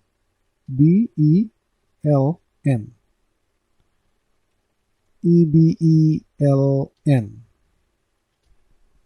Okay. Let's execute and see if something changes here. You see that? If I hover my mouse over here, it shows that hand symbol. That means it's clickable now. Now we have not hooked up any action against that click, but we have made it clickable. Now, how do we identify that event? It's basically like either a double click or a hyperlink. Both are one and the same. You can either double click on this line or you can click on a hyperlink. Both are equivalent. So the event for this is ampersand IC1. Well, you don't have to take my word for it. What you can do is put a breakpoint over here, like so, and then execute, double click, and when the debugger starts, click on RUCOM, and you should see what the value of that event is. See that? And ampersand IC1. So that means there was a double click. Now, because there is a double click, all we have to see is, what do we do now? Well, we know what the event is. What do we do now? Well, as soon as the user clicks on that purchase order, why don't we show the actual purchase order? That seems like a good thing to do. If you click on the material, you show the material master. You click on the purchase order, you show him the purchase order. Well, the transaction for purchase order is what? ME23N. Okay, ME23N. To call a transaction, there are a certain set of things that have to be done. Not too complicated, just 2 or 3 statements. So go to this field over here, hit F1. This is the purchase order, and this is the purchase order screen. It's all material management, so we don't have to bother about it. This is where the actual purchase order is created. and this is the number that's generated. So click on that number, click on the help button, and I'm specifically looking for something called as the parameter ID. And click on this button. This is where the technical information is, right? I'm looking for this field, parameter ID. What's the value of it? BES. So the transaction is ME23N and the parameter ID is BES. Okay, so we're going to make this more interesting. Okay, now we're going to have another when statement. When, what's the value? Ampersand IC1. IC1, right? So what should happen now? Well, very simple. First, get the purchase order that the user has clicked. There could be more than one field. So there could be thousands of rows and the user has clicked, say, the 33rd row. This parameter, RS cell field, it gives us the exact key and value that the user has selected. Okay, so let me show you right here. If RS cell field dash field name, this is the field name that the user has clicked on or double clicked on, equals ebel, then what do? Then we set the parameter ID. Just say set PA and then it automatically fills for you. Set parameter ID is BES. Right? It has to be in caps. And what is the value of the field? Field, this guy, dash value. So the field is ebel and the value is whatever this structure shows up with value. Okay. So once the parameter ID has been set, all you have to do is call the transaction. Call transaction. The transaction is ME23N. Now, if you don't know the transaction for now, that's fine. You don't have to really bother about it. I'm here to help you. But eventually, you will have to know it. At least the basic transactions. VA01 for sales, ME21 for purchase, FB01 for finance, right? So not all of them, just some of them. Okay, so let's execute and see if it works. Okay, I'm going to double click on this or just click on that hyperlink. See, it opened 450000165. That was the purchase order that we have clicked on, right? 165. Let's go back. See, this is the purchase order.